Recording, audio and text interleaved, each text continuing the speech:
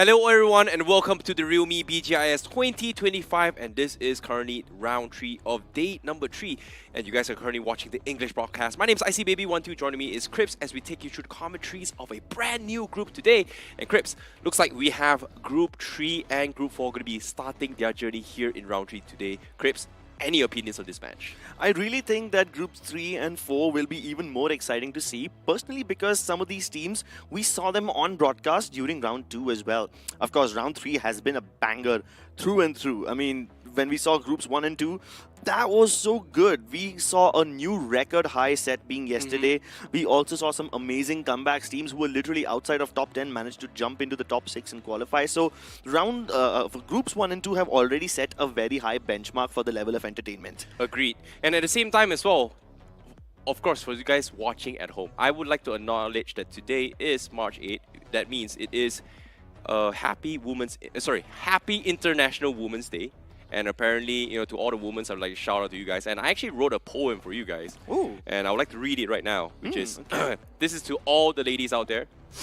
To women everywhere, bold and true. So many stories to be told by you. You work so hard, you care and you fight. You turn the darkness into light. Mothers, sisters, friends and leaders too. The world is better because of you. Your kindness heals, your courage grows. You help us learn, you help us know. So here's to you, the strong, the wise and kind, a force of hope for all mankind. Your stories to be told, your hearts of gold. We celebrate you, the brave and the bold. Happy International Women's Day. Wow, dude, that was heartwarming. I wish I was a woman because it made me feel so special. Damn, are you like a real ladies man? Like, this sounds like you're very charming. We shall see, if my followers increase or not. More followers from the women's side. But anyways, let's talk about the Realme BGIS 2025 journey here. Shout out to you guys, ladies. But guess what? The players that are competing here today do have a prize pool, which they are going to be competing for. Yep, it's a massive prize pool of 2 crore rupees plus, which means more than 2 crores rupees will be added. Soon the esports rate will be introduced and all the money from that will also be added to this prize pool. The team that wins this entire tournament gets 60 lakhs, team that comes in second gets 30, and so on and so forth, all the way to the 15th and 16th position. Basically, if you make it to the LAN, you're guaranteed to get some payout. And on top of that, we have individual awards as well, such as the Realme MVP, the fan favorite team, best IGL, best clutch, emerging star, and the MVP of the finals as well. So this is going to be quite a big opportunity for all these teams. Plenty of money up for grabs. Exactly. Making it to the LAN finals is going to be where every single team is going to be eyeing for here. And in order for them to do that, they have to compete for points. And of course, getting the chicken dinner means they will get themselves 10 points, and each finish they will get 1 point. Yep. 10 points for the chicken dinner, but after that the points start falling off. If you make it outside of the top 8, if you're not in the top half, you will not get any placement points at all. But a lot of these teams have just been going finish hungry. They've just been getting a lot of finishes because that seems to be the only way to guarantee everything that you are working for. But before we jump into the action, let's take a look at all the teams that will be participating today. To start things off, we have Gujarat Tigers, Dragon Esports, PSH Esports Karnataka, Oblivion Knights, Rider Esports, Wild Tempest, DSR, and RNB. Exactly, and of course this group here is going to be a little bit of a tough spot here because we know for a fact that Gujarat Tigers has been appearing themselves during the grind stages. We know how they narrowly made it their way into the upper echelon. So that was something that I was a little bit worried about, but they still made it happen out of all 24 matches. Meanwhile, towards the second half, there is going to be joining them here. We have Mastermind Mavericks, Team Evos, Headhunters, Burnex Officials, Team Zoo, Decent Official, Only Gods, and Race X Esports. Yep, and this is just the first group of the day. That was Group 3. Now let's take a look at all the teams in Group 4. We have Troy Tamilian Esports, Soldier Esports, Royal Emperor. We've seen plenty of action from them. We saw Universe 7, Virgo Esports, Team Lords, Bodoland Rising, and Tapatap. Now, speaking of this half here, it seems like Group 4, we have caught them on stream a couple of times here from round 2 as well. And this is going to be a little bit of an interesting one here. Whether or not will they be able to make it even further is going to be the question, because they are also stacked along with these 8 teams, which is Enfilier, Arch Knight, Number 1 Squad, Eternals Official, Atlantean Esports, team ruling since 80s, Esports Zone, and also BO7. So this is going to be a little bit of a tough lobby just because you know, we know for a fact that there are a lot of experienced players and teams in this particular group. And to start things off here, we have the first match of the day, starting things off with Group 3. Yep, Group 3 will start off on Erangel, then go to Miramar and Sanhok, and then we'll be switching to the matches of Group 4, which again start with Sanhok, Miramar and then Erangel. In total, these groups will play 6 matches each, 3 on each day, today and tomorrow. Yes, and of course, when we talk about this team in particular, it is a new group. And it is a new match. We have to talk about the predictions of who is going to be making the top 6 here in round 3. And of course, who better to ask than all the casters on screen right now. We have a mixture here with GT, Dragon Esports. We have also only have Maisie with RNB Esports for this group. Seems to me, most of the casters are very lenient, or in this case, favoring onto Gujarat Tigers and Dragon Esports. Yeah, I mean, Gujarat Tigers seem to be an obvious choice. They are a tier 1 team. We've seen them on plenty of occasions. And Dragon Esports, on the other hand, these guys came from round 2, having scored 86 total points in their respective group. Yeah, and interesting enough, Dragon Esports actually came in from round 2 with a total of 60 finish points and also 24 position points. So that is pretty impressive as well, considering the fact that they've gotten themselves 2 chicken dinners. But before we get into Dragon Esports, let's talk about the Gujarat Tigers. Overall, they've played themselves during the grind stages. And obviously, they do have a little bit more experience from the rest of the pack, especially in this stage. They've played a total of 24 matches with 101 finishes, dealing up to a total of 22,795 damage overall in general. So their average survival time isn't that high compared to the other grind teams, but they were the teams that had a very, very good run in terms of qualifying into the upper echelons to qualify into round number 3. Let's take a look at the teams that will be competing against them as well. We have Headhunters and PSH Karnataka.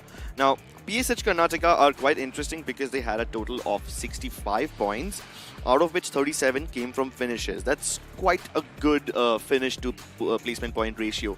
But I cannot really say the same for Headhunters. They only had 20 finishes, 41 points in total, which means only 50% of their points came from finishes. Whereas for PSH, that ratio is higher. And it's interesting enough as well because both these teams, each gotten themselves a single chicken dinner. And the disparity between these two teams is just a little bit immense. And it also kind of shows the overall play styles on these two teams, right? Whether or not are they finish hungry or are they very tactical in terms of position. So would it be luck, would it be skill? We have to find out, because eventually every single team that is competing from round 1 all the way to quarterfinals and semifinals, the journey goes on. Like, if you're saying that some teams got it a little bit by lucky, the circle favored them, blah blah blah, yada yada, yes, you can make it past round 1. But once you go round 2, can you make it past round 3? Oh, it's luck. Can you make it past round 4? Can you make it past the quarterfinals? At that point, it's semifinals? At that point, I don't think it's just luck anymore. Yeah, at that point, it's skill. And you have to be really consistently lucky if you really want to make it to such a far stage. And I don't think any of these teams have relied on luck so far. If they have, then they won't make it past it. But guess what? There is something that you can get in order to guarantee your success in these high-tier lobbies. What is it? I think these guys will tell you. Temperatures high, but it make way. We came here to slay.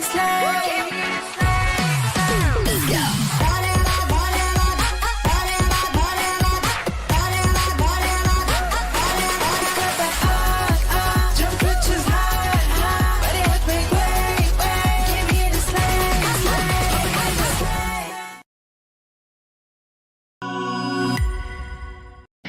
Yes! Let's go! P3 Pro takes mobile gaming to the next level. So first was the AI motion control. आपके movements को game के साथ sink कर देता है.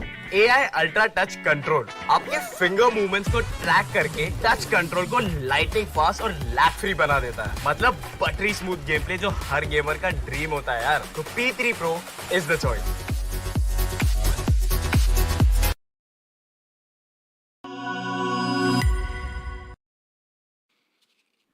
Hey man, you might not believe it when I say this, but you can definitely believe it when Jonathan says it. It's the truth. It's the Realme P3 Pro 5G, the best phone in the segment. boasting a lovely screen refresh rate of 90 FPS, and it also has a very impressive instantaneous sampling rate of 2500 Hz. It is the best phone in its current segment. Agreed. And of course, for these guys who do not know, today is International Women's Day. What a better way than to show appreciation to the woman by getting yourself a brand new Realme P3 Pro 5G, which is currently priced at 21,999. Search it out on Flipkart with, of course, the GT Boost, which is optimized smartphone performance scheduling to enhance screen touch response rate, which pretty much gives you that interaction. And of course, the ladies, if you're a gamer, you gotta have this. Yeah, whether or not you're a lady or if you're a man, you need to have this. This is the phone that will guarantee your success. It's the best in the segment, and it's very affordable as well. So go check it out on Flipkart. Now, speaking of the match here, we did catch a little bit of glimpse here on. We've talked about Gujarat Tigers. We've also talked about Headhunters as well. I'm curious to see what kind of lobby this is, because a majority of the casters did predict not just Gujarat Tigers, but also Dragon Esports. What are your thoughts on Dragon Esports? My thoughts on Dragon Esports are pretty okay. So their finish points are nice. I'm very impressed by that. Okay, 60 finish points. Happy. But then only 24 position points, which kind of tells me that in their previous group, they were able to just throw caution to the wind, go around slaying everybody, but because of that, they were probably one of the first teams to be eliminated. See, I heard a rumor as well that Dragon Esports is the team that did made wonders and made their mark here in BGMI in general 2 years ago, where they actually had an incident where they had a 1 versus 7 situation that came up on top, which made them super popular. But ever since then, we haven't really heard too much about them. So do you think this could be the bounce back coming from them? I really hope it is the bounce back coming from them. I don't know if it will be. I haven't seen this team enough to talk about them. But based on their stats, they were able to dominate their previous group purely on the basis of finish points. I don't know if they can do it again in round 3, because the level of the lobby over here is going to be much tougher. Okay, considering that the level of the lobby is a little bit tougher here, we do know that there is Gujarat Tigers also going to be in this lobby. We do also know that there are a couple of teams such as PSH Esports Karnataka, which is something that I think we didn't really touch upon as well. This is a very unique team just because of the fact that based on their overall stats coming from round 2, they were in the table toppers alongside Dragon Esports. So do you think that building in from the momentums coming from round 2, will they be able to carry on towards round 3, or is this going to be a complete reset coming from them? I think they can carry on the momentum, but they're not the only ones who can carry it forward. That's a good point you brought up, PSH Esports Karnataka, but I would also like to draw your attention towards another team who we've seen in round 2, like with our own eyes. It's Wild Tempest. Okay. They kind of impressed me, not gonna lie. Of course, their start was a little shaky, but after that, the way they recovered, the way they bolstered themselves, got chicken dinner, and plenty of games where they were in the top 5, I have high hopes from them as well. Okay, when it comes to Wild Tempest, what I do recall was that they were not the super flashy kinds. No. They They were kind of flew always- under the radar. Yeah, they were always prioritizing position points and also gatekeeping other people's from a lot of vicinities, and they were able to somehow find finishes but just couldn't close out the game. They couldn't close out the game. Will they be able to do it this time, ladies and gentlemen? We will find out in just a few seconds. Erangel coming up on your screens now.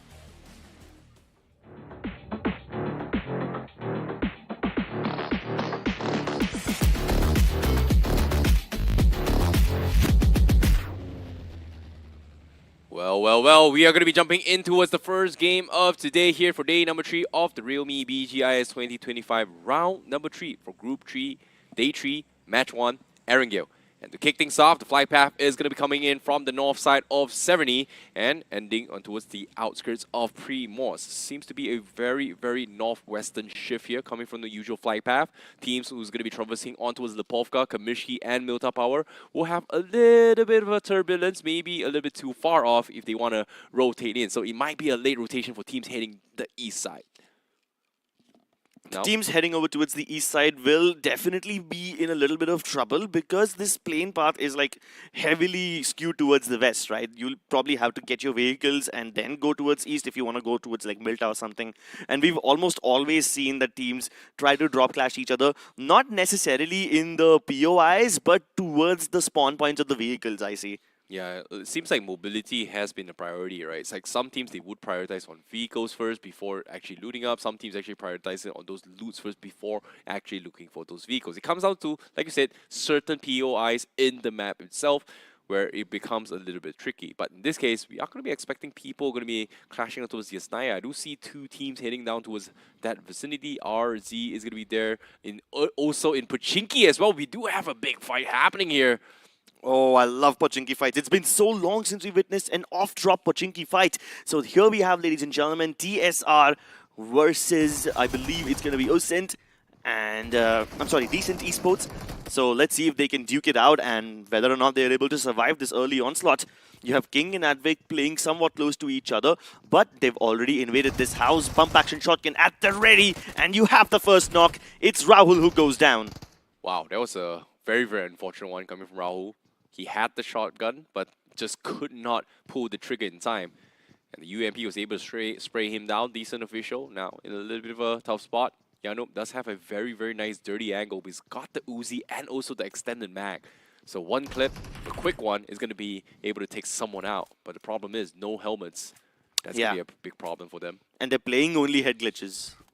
Oof. Unfortunately, to say head glitch or not, any random stray headshot on with some ARs means they're pretty much going to be knocked, especially with the AK.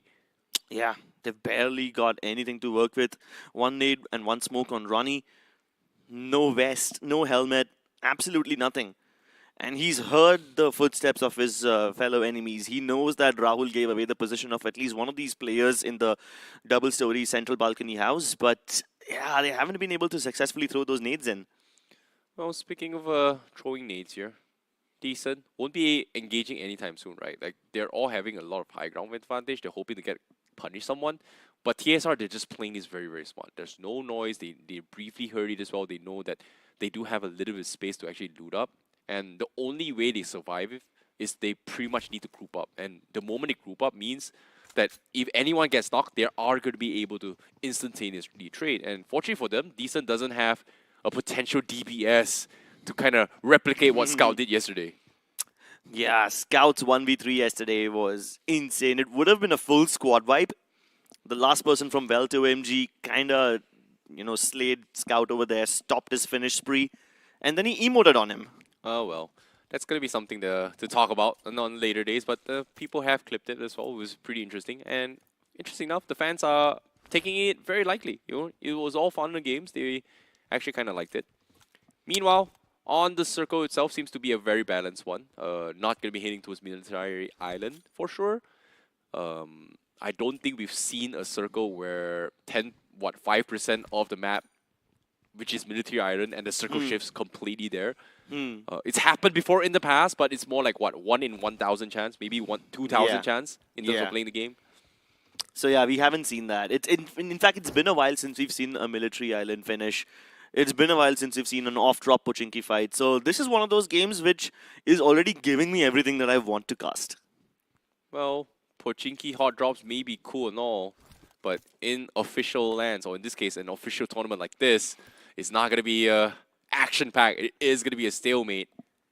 And speaking of which, we do hear a couple of smokes being deployed here from the side team. TSR, Genji, now has a very decent off angle. He's got the ARs, but he just doesn't have the scope. It's only a red dot on the side of him. So he won't even be able to catch those pixel-perfect moments.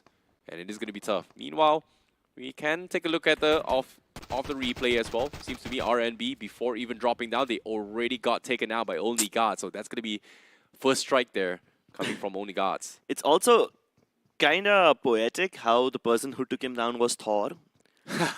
Mythologically, the Lord of Thunder. And the person who got taken down is 007.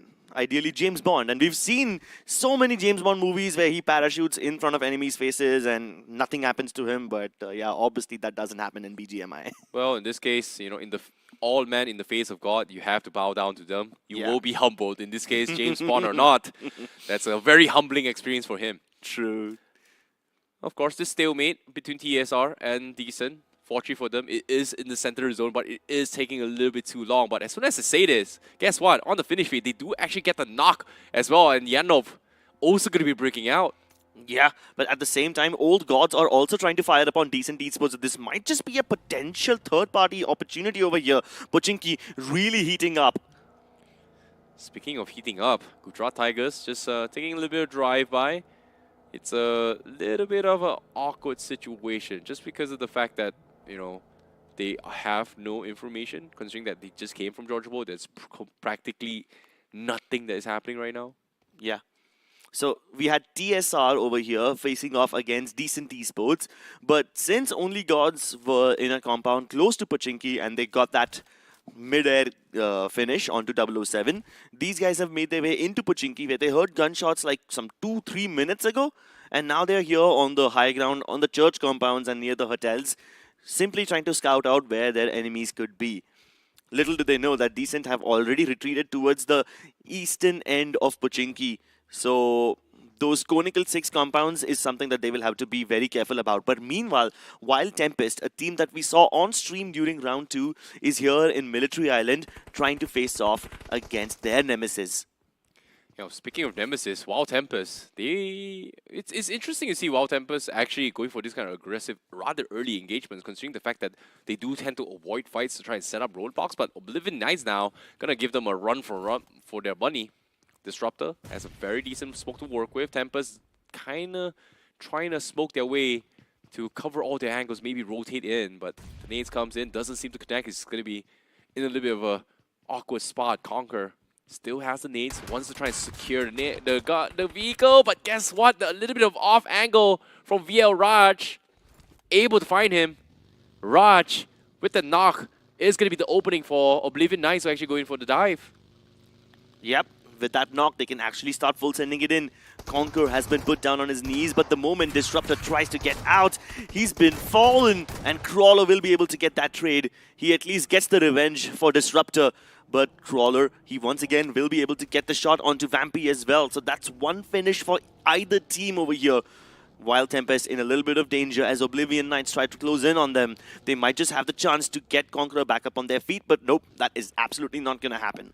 Oh, speaking of the fights here, seems like both teams outside the zone, taking a little bit of a stroll here. Wild Tempest not in position to actually fight this as well. They've lost pretty much their only vehicle to kind of rotate in. Rex has 5 grenades, but I don't think he's going to be able to do too much, considering the fact that they are split off and they need to get out. And Oblivion Knights obviously has the better advantage of choosing their fights. But seems to me Rex says, you know what, let's give up, let's back off, let's sail to the seas here and live to fight another day with 2 players left. He's completely deeped out of the fight. But the Circle, look at the direction it's going. Circle is actually heading towards West Fight. Yeah, the Circle is heading towards the western side of this overall main island. Pochinki is still in the center of it. There's a tiny part of the farm, Shepherd's Pass area inside the Circle. You also have the Gatka compounds available inside the trenches, or rather the chopsticks as some people like to call them. They are also available in the zone.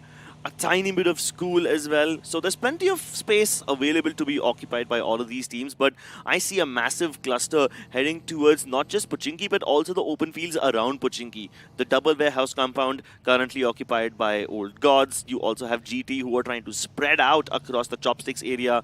You have Raise X Esports currently in vehicles trying to find a compound for themselves. But I'm not sure if they'll be able to find a place to call home. Feels a little bit safe here from all the teams. Everybody's playing a little bit passive and tactical now, which we do see a little bit of drop clash at skirmishes. But aside of those scrapping fights that's happening between all these teams, a lot of these teams, they are playing for those position points. And currently, because the zone is still favoring onto Pochinki, it feels very difficult to actually tackle it, considering the fact that there are so many houses to kind of hide in. Yeah. But if you've got the Realme P3 Pro 5G, you don't need to hide from anyone. You can go ahead and pick fights boldly because this has the segment's most stable 90 FPS performance, and it also has an instantaneous sampling rate of 2500 Hz. Armed with the Snapdragon 7S Gen 3 5G chipset, you do not need to bow out of any fight. Oh, speaking of fights here, seems like Pochinki is getting a little bit too heated now. Initially, we started off with 2 teams going head-to-head, and that was TSR. And TSR seems to be the victors in this situation. Decent losing 2 players himself. They pretty much backed out, but expecting a lot of heat is going to be inside Pochinki. We do have approximately 3, maybe even 5 teams here, 3 to 5 teams in that vicinity.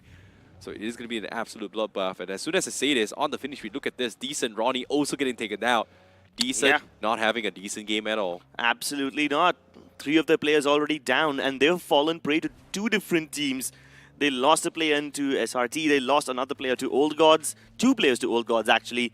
And Old Gods have been having a jolly good time. Currently sitting at 3 finishes. They got all 3 of those finishes in different parts of the map. Well, speaking of different parts of the map, guess what? The map is going to say, hey, everyone in Pochinki, you got to get out, because it's not going to be inside Pochinki. It is going to be on the southern approach as well. We are going to be expecting the 12 houses along the shoreline is going to be one of the heavily contested spots. We have GT right in the middle as well, and everyone is circling around Pochinki to dodge Pochinki fights, whereas teams in Pochinki are too afraid to get out. Oy, this is a tough circle to play. Meanwhile, you can hear gunshots from across the map. Rider Esports also going to be riding to the west, looking for a decent spot to work with. But guess what? This small little hiccup might be in a little bit of awkward spot, because they do expect a little bit of company here. TMM going to be here taking a couple shots in. Unfortunately, will not get any kind of knocks. Yeah, Mastermind Mavericks had an opportunity over there to get a couple of knocks onto Rider Esports, but Rider sailed right past them. Tiny bit of damage onto Fragger. He almost goes down, but just over the hill, and he rides off into the sunset. Well, he's stopping to put up some bandages, which could be dangerous because there's 2 teams shooting at them currently. Well, it's a little bit tough as well, but at the same time, on the screen as well, we do have Evos having a little bit of run in with Dragon Esports. Spray God getting a couple shots in, but Dragon Esports expecting so much attention. Initially, they had a great start, but they are down to 2 players. Spray God may have gotten a couple of knocks in, but Evos, they do want to reset this fight. Spray God says, you know what, let's smoke up and back the heck out. And he's going to make a run for it. Guess what? While he's running, his teammate actually got caught off as well. He's going to be all by himself. Spray God has to run for his dear life, and Evos is going to try and catch him off guard. Yeah, but Abhijot wasn't able to connect anything onto Spray God. In fact, he's now distracted by yet another team on the periphery. Meanwhile, Rider Esports versus Mastermind Mavericks, this fight has been brewing on the horizon for a very long time, and it finally begins. Fame gets yet another knock. Even Maxar is on his knees. Fame will be able to get his teammate to fully heal up. Fragger also ready to jump into the fray. The nade goes through. The little bunker made of cars might just blow up anytime soon. And once again, Exist dropping right out of his vehicle to get the confirmations, but he then gets shot from the back lines. It's Fragger who's trying to help his team out.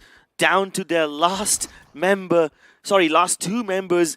These guys have done a bit of a mistake. They burnt Exist down. That's a bit of a team finish. Okay, Fragger used another one? Okay. There's no way they finish off 2 of their teammates on purpose, right? Well, they finished them off, but at the same time, then Molotov actually destroyed everyone. No resets, no finish, denials all the way through. Seems to me, Rider Esports, they may have made a little bit of a small hiccup. But all in all, they still come up on top. They've got 3 finishes, so it's not a complete loss. Yeah. And fortunately for them, it is a small little bunker, which gives them a lot of loots.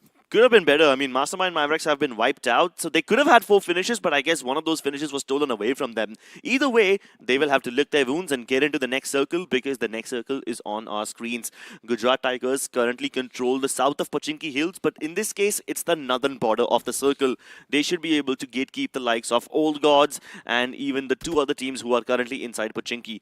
On the eastern periphery, you have EVOS, who just about finished a fight against Dragon Esports.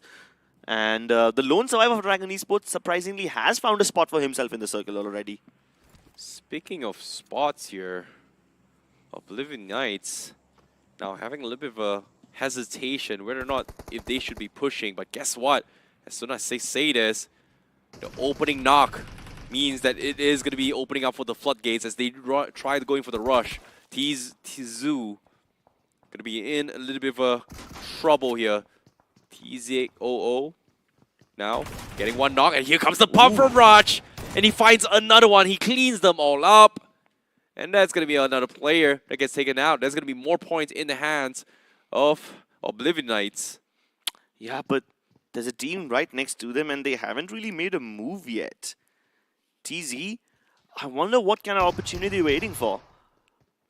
It's a 3v2 for now because only 2 members of TZ are present over here. King Skull takes a bit of damage, throws a nade just to repel them away for the time being. I don't think he'll have the time to heal, so he just goes for the pre-fire with the AKM. Connects his shot onto Viraj, and that will equalize it back to a 2v2. One more knock acquired by King Skull, but Crawler from the window finds the angle, finds the flank, and Oblivion Knights, they are up at 6 finishes. There was such a scuff fight between both teams here. Oblivion Knights needed to clear this place as quickly as they can, but unfortunately, Team Zoo had a little bit more angles to work with, so they will have to pay the price coming from Oblivion Knights. But unfortunately for Team Zoo, they will be eliminated right here, right now. So they are the 15th place that gets taken out. Meanwhile, Oblivion Knights only has 2 players. Oblivion Knights, 2 players, but 6 finishes. I think that's a good enough way to go down in the game. But if you want even more finishes, you should get your hands on the Realme P3 Pro 5G. Priced at only 21,999. This has an amazing, amazing Snapdragon 7S Gen 3 5G chipset. And armed with that, you should not be bowing down from any of those fights. Oh, speaking of a fight about to happen, Gujarat Tigers, the favorites coming in. The teams from the grind with the most mountain experience, Clutch God, hasn't made his debut into the land for a very, very long time. And in this case, will he be able to make it all the way, considering the performance that he's had? Does he still have it? Seems to me, based on grind, he did. Yeah, Clutch God was one of those only players who was retained by the team. The rest of the members of Gujarat Tigers right now were actually ex-WSB. And guess what? The current lineup of WSB, we just saw them a few days ago in this broadcast. And they did not really have that good of a performance. Yeah, a little bit unfortunate though. Meanwhile, on the screen, we do see teams somehow scrambling to get out of Pachinki. And you can see they're looking to get every nook and cranny to kind of get out. But Gujarat Tigers is going to completely pin them at the sides. Zaref opens up with the knock. With the nades as well. God's getting knocked off. Zaref wants to continue with the flanks, but unfortunately to say, the zone is not favoring them. He's going to use that nade to actually back off. And Burn Esports, these guys have managed to finally finish off Old Gods. I guess Old Gods were trying to rotate in the middle of nowhere and they just ran into Burn. And yeah, they've been burned alive in the middle of their vehicles. But Burn official have plenty of time to go into the zone. Of course, on the horizon, you can also see RazeX Esports. They are also in their vehicles. So these guys could have a vehicle-vehicle battle while they're trying to get inside the zone. Well, you don't even need for them to get into the vehicles. Beast opens fires and gets the knock onto Rishabh. Well, RazeX Esports scouts on the member coming from Burn X, but with that not being said, Danger wants to actually clean up, but as soon as I say clean up, guess what? He gets cleaned up instead, because now Raze is in a little bit of a scuffle. Danger Jot pretty much getting finished off. Demon here looking for the bomb, and he gets it done, and that is going to be the cleanup crew coming in from Demon. RazeX Esports finds himself 2 finishes, but they're still not in the clear yet. They're still out in the open. They need to push into the next phase of zone, and there is 12 teams alive, and you can see on the status on the PIP on the sides here, you can see every single team is taking fire. Every single team has pretty much lost a player, at least, except for Evo and also Hunman. Yeah, Headhunters haven't really picked up any fights. That's why they have all 4 of their players alive. Even Gujarat Tigers, they lost Gods for a second. I think he probably fell off a moving vehicle or something because nobody knocked him. So I guess that's the only probable explanation. So yeah, you can't have such unforced errors. But luckily they've recovered, so Gujarat Tigers will be able to make it into the zone, although they're in the open. So yeah, odds not really looking that good for them. Meanwhile, one of the best compounds are right now available for Team Headhunters. These guys have the entirety of that village under their control. It's not even like they're sharing it with one team or something. Nope. Speaking of sharing, Headhunters, seems like they do have a lot of decent amount of elevation, and the only one that's going to be stopping them here is going to be PSH Esports Karnataka, who's currently in the forest, and they are getting pinned in that rock because of Hitman's crosshairs. Can't seem to get out, but they are still inside the zone, so they are going to be momentarily fine, whereas Headhunters is just wasting the bullets right now. Headhunters wasting their bullets, and yeah, in this kind of an open circle, ammo conservation becomes very important. But you don't need to conserve anything if people can't even see you. I am not a player. I am not Spray God. I am a bush. And in this case, Spray God somehow miraculously somehow survives this. He's all by himself, and he's going to be expecting company from the north side. And that's going to be a little bit of a trouble here from SprayGuard. The west side out in the opens, GT, they're going to be keeping their vehicles as hot as possible, trying to keep things a little bit nimble. As the zone is about to close in for 8 seconds, they want to be the first one to capitalize on the spot later on. As you can see, with the smokes, it's going to buy a little more time. But immediately, 3, 2, 1, the zone appears, and they are going to lift off. But it seems like they just can't lift off. They know for a fact the spot they want to take does have enemies. And that's going to be RZ right in front of GT. Yeah, with Gujarat Tigers, for them, a team like RazeX Esports should be an easy target. RazeX Esports did not really have the best points in their particular group, so both GT and Gujarat Tigers will be vying for the same little spot inside the circle. Although it's not exactly a great spot, it's just like one hay bale and everybody else in the open. Meanwhile, Headhunters, who had a lovely compound, will be forced to abandon that spot. And here comes Junaid, a little too close to danger. And of course, that's the price for flirting with danger. You do get knocked in the open. Speaking of knock, what's the game plan here for Gujarat Tigers? Because they have been roaming around here. And as soon as I say this, Burn Axe official is able to find a couple of straggler picks. And that's going to be Gods. And guess what? They're going to be scrambling. Everyone's just taking shots. Gujarat Tigers are losing members. And RZ also going to be losing members. And guess what? They got wiped right there and then. Yeah, you have Arman as well as Zarev both in two different angles from the team. They got into their vehicles, basically pinched RazeX Esports over there from two different angles and managed to eliminate them. Meanwhile, we now take a look at Oblivion Knights. These guys lost 2 of their members in the military base island, and now they're facing EVOS Esports. EVOS having one of us dominating performance here. They've got 4 men alive, and guess what? Shots coming from Gujarat Tigers, who's also taking hit. Not exactly sure what they're thinking, but it is applying some sort of pressure onto his EVOS, who's currently, again, in a stalemate with Oblivion Knights, who needs to push into the next phase zone, but wow, they're even creeping up. Look at Crawler. They're the ones that is pressuring Gujarat Tigers from across the other side of the map. Yeah, and guess who's above them? It's Crawler from Oblivion Knights, really living up to his name. Speaking of Frost, he finds the opening pick, and then here he comes, EVOS. Getting completely jumped, and the smokes are not helping them at all. Pixel Perfect Moments comes in, but the nade will clean him up, and that's going to be Oblivion Knights losing out on 5th place. 6 finishes for Team EVOS. 4 teams left, and EVOS has the high ground, and they can see everything and everyone in this next phase of the zone. 4 teams alive, 12 players remaining. Gujarat Tigers are the only ones who have all 4 of their players on their feet. How? That's insane. Like, how did Gujarat Tigers actually pull it off? Considering the fact that they had so many teams, they were all out in the open. They had a run-in with Raze Esports, they had a run-in with Burnax officials, but they somehow still retain all 4 players. That is insane coming from Gujarat Tigers. Yeah, the conservation on these guys is absolutely nuts. I mean, they were fighting RazeX Esports in the open, and there were plenty of teams shooting at them as well, but still they're able to keep everyone alive. R&B, these guys have a decent amount of cover, but they might have to abandon it as the zone closes in 5 seconds. Well, fortunately for them, there is a lot of space. There's only 12 players remaining, so technically, if they can get themselves and stock those vehicles from the garage, they are going to be able to push out and hunker themselves a little bit of a bunker. The question here is going to be who's going to be the ones to take the mark, because as of yet, EVOS, they're sending one guy inside the zone while the tree trying to take advantage of this high ground, and that tree is currently going to be in contention here as RNB Esports looking to trying to push up to that and try and go for that flank. And oh my god, it's actually finding loots. They don't have mats. They're actually looting for this as well, but the shots comes in. Guess what? They're getting shot. Yeah.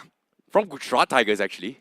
Interesting enough, they don't even know where it came from. It's actually from the other side of the map, from Gujarat Tigers. Yeah, I mean... That's insane. They don't even know if it's Gujarat Tigers or EVOS. I mean, in their perspective, they're just getting shot from the eastern side.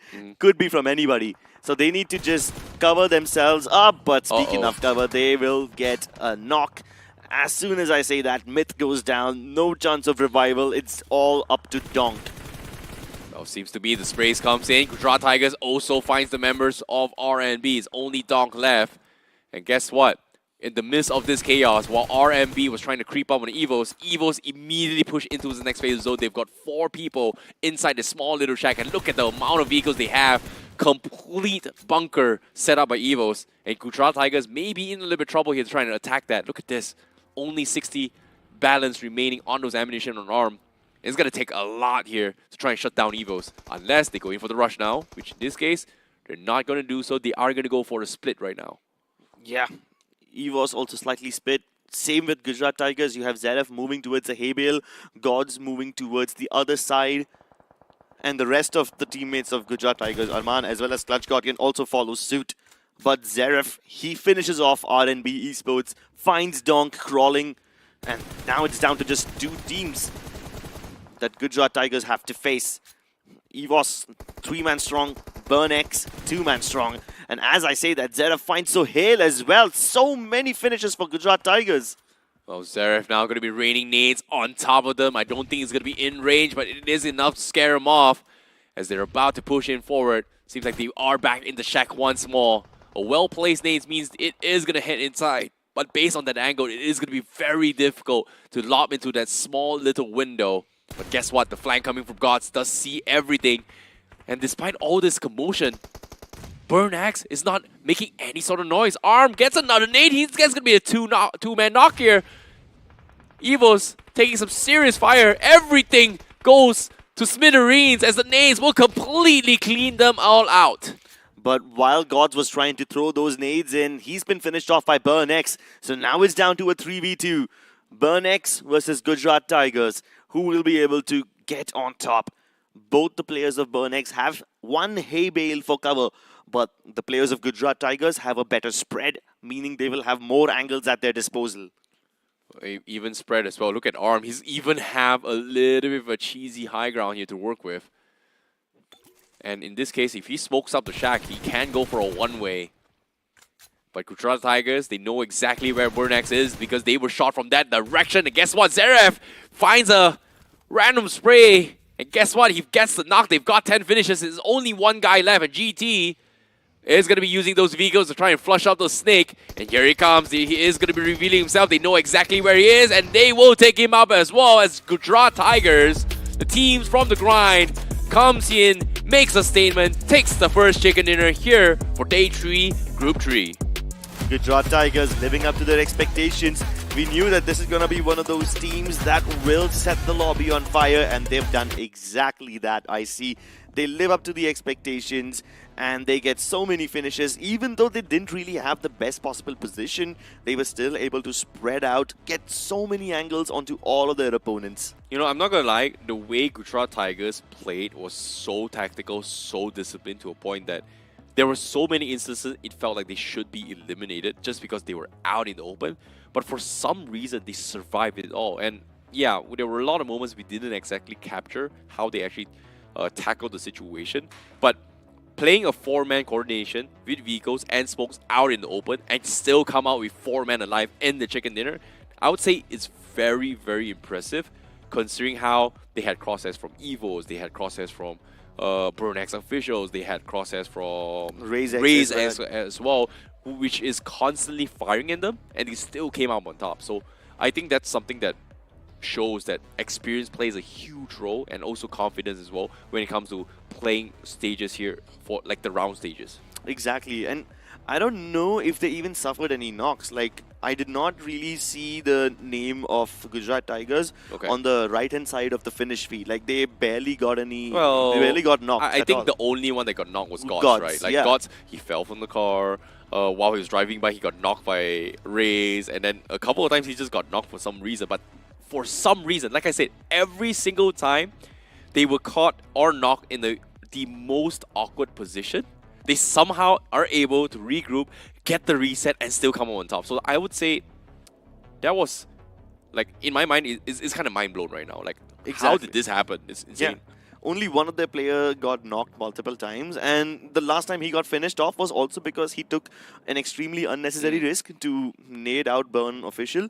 And even that was fine because someone had to go in and start the fight. Someone had to go in and initiate. So that was a worthy risk in my opinion.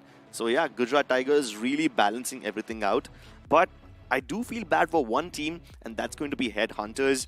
They had a lovely spot for themselves, but after they were forced to abandon it, they fell like a pack of cards in a tornado. Yeah, it's just a little bit of uneasiness, right? Like compared to day one, where we saw some of the teams like Group 1, Group 2, you can see a lot of confidence coming from the grind teams, in particular like Wildfangs. We also saw Welt OMG with so much confidence and just dominating its way through. This game, it felt like Gujarat Tigers was doing that, but besides Gujarat Tigers, we do see a lot of individual teams doing their own things, you know? Like drop clashes seems to be an issue. It seems like everybody is not exactly in a state where they were eased up into the game. There was so much tension that nobody is doing anything. And the ones that drive off this tension came out on top. There was one team who was doing quite a lot of things, and that was Old Gods. Like, the moment they dropped, they got a finish mid-air onto 007, one of the first finishes of the game. Then they went to Pochinki, got a couple of shots onto SRT, I believe, and then they drove towards the South Pochinki Hills. Over there also, they were trying to pick up fights against Mastermind Mavericks. They stole a couple of finishes. So they were actively participating in a lot of these fights. Of course, by virtue of participating in all those fights, they lost 2 of the members very early on, and they were promptly finished off later on. I think teams that had one of the best stats coming from round 2, such as PSH Esports Karnataka, Olivian Knights, and also Dragon Esports had a little bit of a run-in just because, yes, they have those individuals to clutch out in 2v2 situations, but every single time they clash, they actually lost members. And because of them losing members, which resulted in them not being able to play the late game, which is very, very unfortunate, right? Like even on the screen as well, we saw how PSH Esports was in this situation where they only had 2 players. Yeah, PSH, they kept losing their players early on. As you said, I see all of these teams who we saw in the highlights of the pre-game segment, the ones that we spoke about, they actually suffered quite a lot of early losses, and they were just crumbling every now and then, losing one of their players and just gradually getting weaker and weaker and weaker. So this was, like you see, one of the only times where Gujarat Tigers suffered a casualty. Apart from that, these guys were in control of this entire playing field, and this is a very difficult field to play on, by the way. Yeah. Right? It's not easy to find cover over here, but they made it look so easy. They barely suffered any casualties, and it's almost like these guys are the masterminds. They know exactly how to handle this kind of pressure and play with a lack of positions.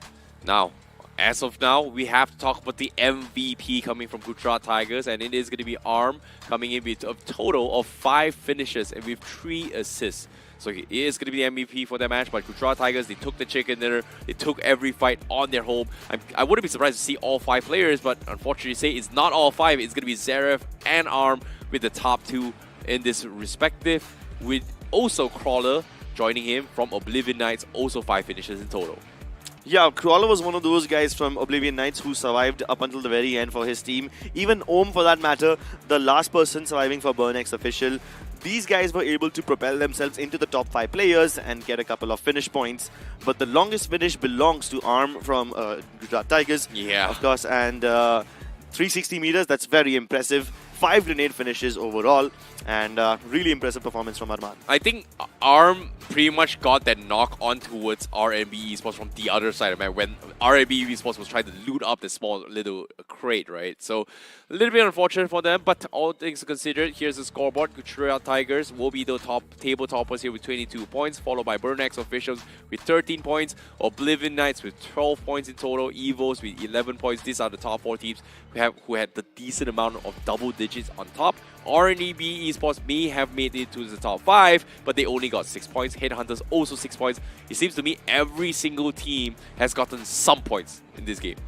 Yeah, not a single team with 0 points. That's actually somewhat impressive. Even the teams towards the bottom, Wild Tempest, Decent Official, Team Zoo, they were able to get at least 1 point each. So this was not a dry game for any of these teams. They were at least able to get a foot in the door at the very least. I think it came down to a situation where it kind of proves that once you get into a Pochinki and the circle shifts out and you have like 5 teams around Pochinki, inside, it's so difficult to get out. You are going to be losing bodies just because of the fact that the moment you get out, oh, you don't know where this angle is going to be happening. Even you smoke it up, you're driving. The moment you drive up, there is going to be obstacles outside waiting for you. And one of those biggest obstacles was Gujarat Tigers, which is from the south side, right? They were one of the first teams that realized that, hey, Zone is not a Pochinki. They rotate away, and then they set up his top to kind of punish every team's coming out from Pochinki.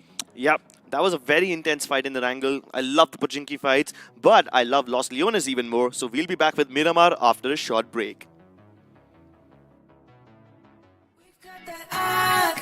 Temperatures high, but it make way. We came here to slay. Came here to slay.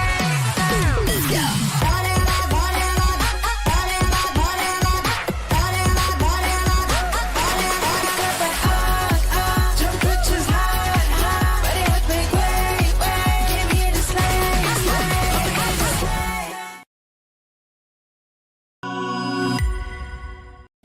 Yes!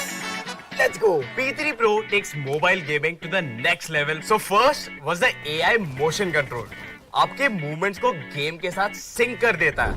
AI ultra touch control आपके finger movements को track करके touch control को lighting fast और lag free बना देता है. मतलब buttery smooth game play जो हर गेमर का ड्रीम होता है यार. तो P3 Pro is the choice.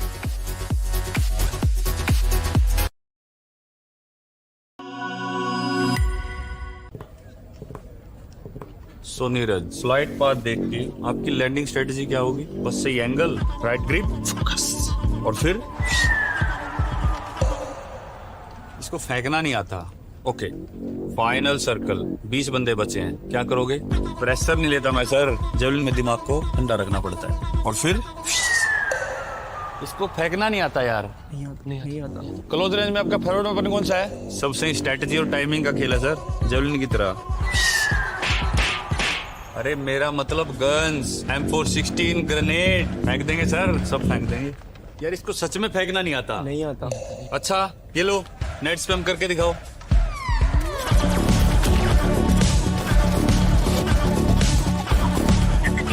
Wow, इसको फेंकना नहीं आता, मगर इसको नेट फेंकना आता है यार. आता है. नीरज तो फेंकने में पास हो गया. आप भी BGMI खेलो और रश करो और chicken dinner.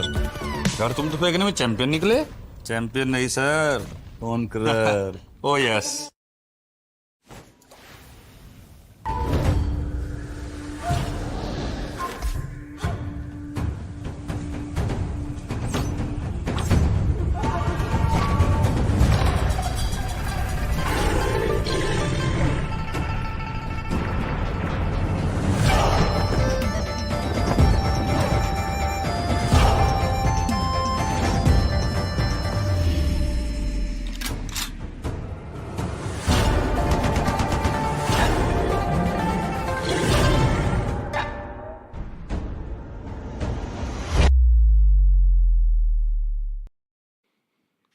Welcome back to Realme BGIS 2025. You guys are watching round 3 and we have just witnessed the first game for group 3. My name is Crips. Joining me for the next match is going to be my boy Fixes. How are you doing? Well, I was on the sidelines watching this first game and there was so much happening inside of Erangel.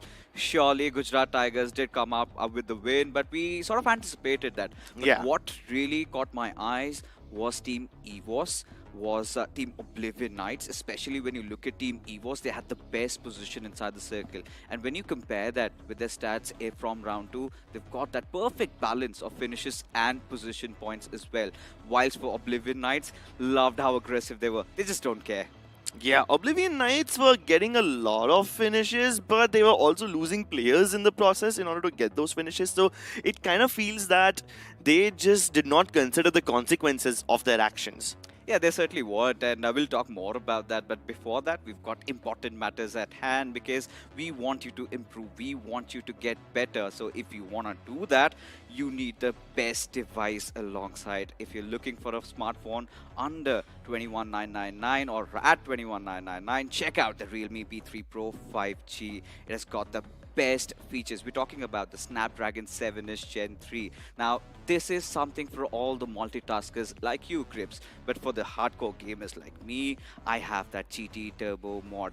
Optimizes my esports performance, no lags, no hiccups, absolutely pristine. Yeah, and it's super smooth. Like, it Yeah. feels very buttery when you're playing on it, right?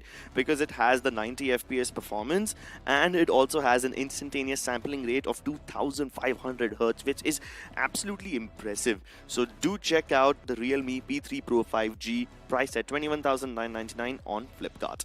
Now, getting back to the conversation, I was talking about Oblivion Knights. I feel like they're on the same trajectory as Wildfangs because if you look at their performance in round 2, they've got a lot of finishes and they do not really care about position points. If they want to go that way, it's absolutely fine because I can see that confidence even during the latter phases of the circle when they creeped up behind of Team EVOS. That was also amazing. Of course, Crawler let loose of those shots, but had he played a little bit of a more of a sneakier role, he could have done so much better. He actually could have done so much better, but I was just amused by the fact that Crawler was crawling and he's just like sneaking behind. And Yeah. I love it when players live up to their names, when their actions justify what their name is. Correct. But yeah, that being said, given the element of surprise he had, I expected a lot more from him. I expected like a triple spray down, bam, bam, bam, and the entire squad vibe. In my mind, I was building it up to be something much better. Of course, as commentators, we would love to, see all that action, but maybe in the next game, we don't know. I was still impressed with Burnix officials, considering Yes. they've had a little bit of a revamp. Despite that, still getting a second position finish. It's still a-okay. A little bit disappointed with that decent at least because again when you look at their roster they've had those changes but decent they've always been in these official events and I think it has always been round 4 that has been their true testing grounds but they've been struggling a lot from round 2 also. Yeah, I mean, they did not really have the best performance in Yeah. round 2. Like, Decent Official only had 23 finishes and 14 placement points, which is like the bare minimum. Yeah, Correct. 37 total points in your group is like just qualifying. So yeah, Decent Official, I really hope that they can outperform themselves in this next game. Same goes for Burnex, as we're going to be hopping into the second match for the day. That's going to be Erangel on your screen now.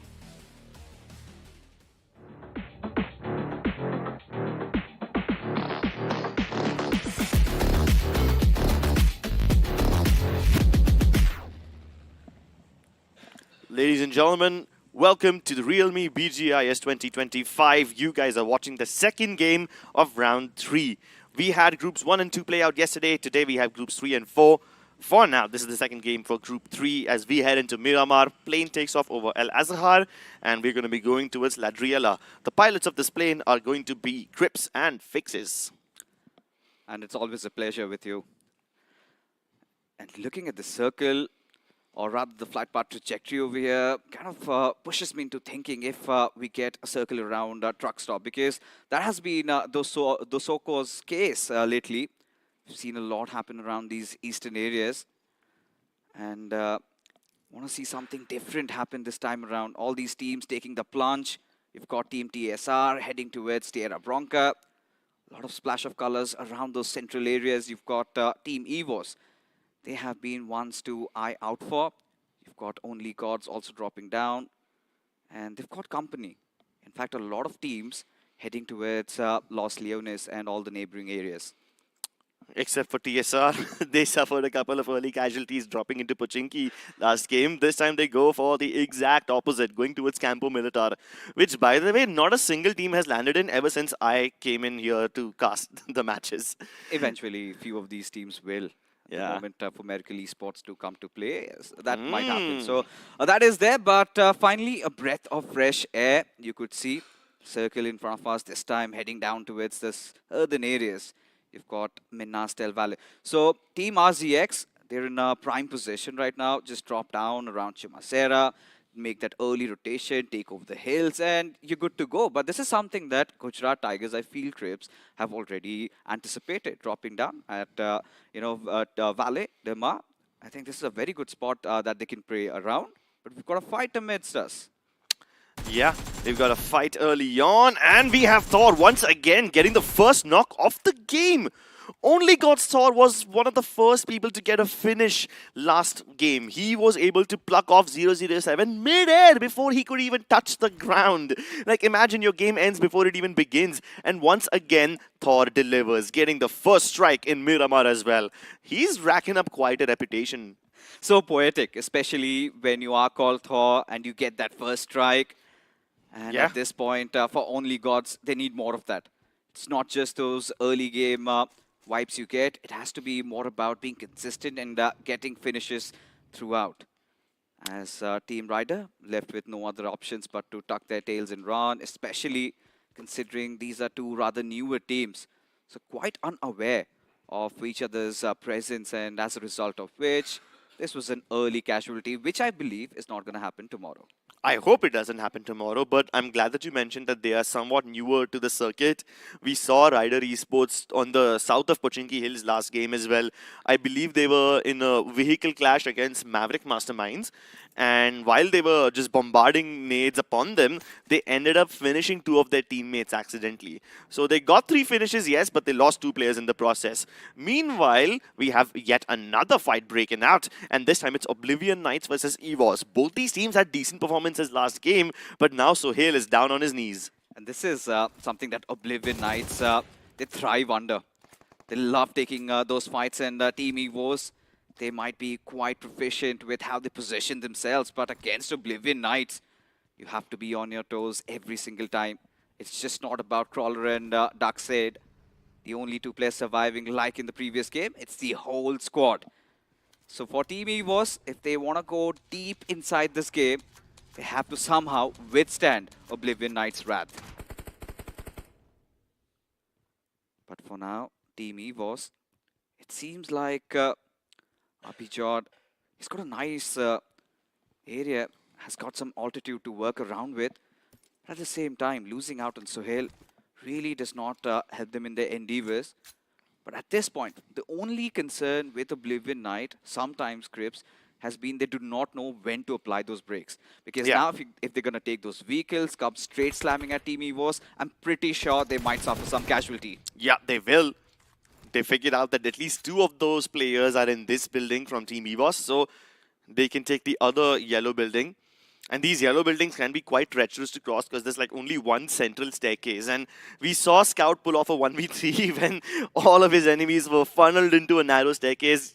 I hope it doesn't happen again. I hope Oblivion Knights don't fall victim to the same strategy.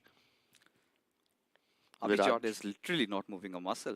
Yeah, sitting in the balcony, waiting for an opportunity. He's seen 2 players in a vehicle crash into the other yellow building. Where are the other 2? They need that information before they can make a move. Otherwise, EVOS won't be able to exit the building. It's basically a siege. Oblivion Knights have set up a siege against EVOS. And the breach might be coming in pretty soon. Oblivion Knights, they do not have a lot of resources to play around. No grenades, nothing at all, just a few smokes here and there. So Oblivion Knights, they have to take the harder route at this point, deciding to get their numbers up and push in tandem. But Tony, OP and Suk, they've got a perfect cover fire almost set up. Yeah. And it's all about finding that first opener. So Crawler does have a grenade. So he's going to launch that, and after which a push shall follow. Suk with the micro UMP, and then you have the micro Uzi, and then Tony with the S12K.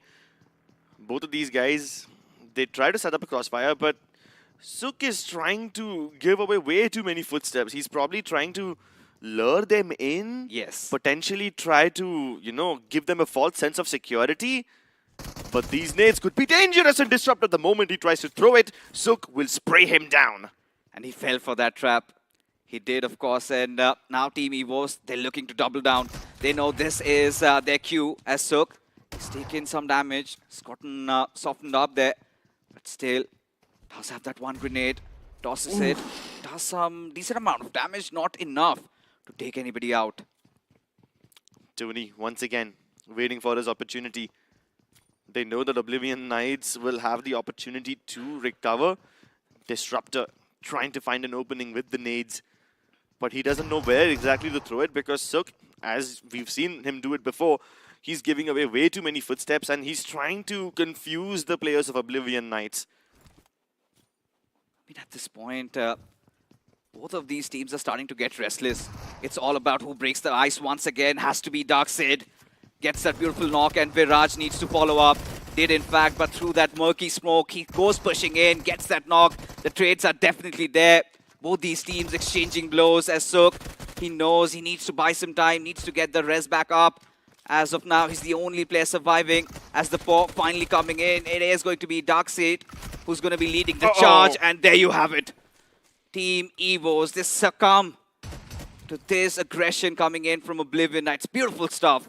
Yeah, and even though Viraj was knocked, that was the only casualty that Oblivion Knights suffered.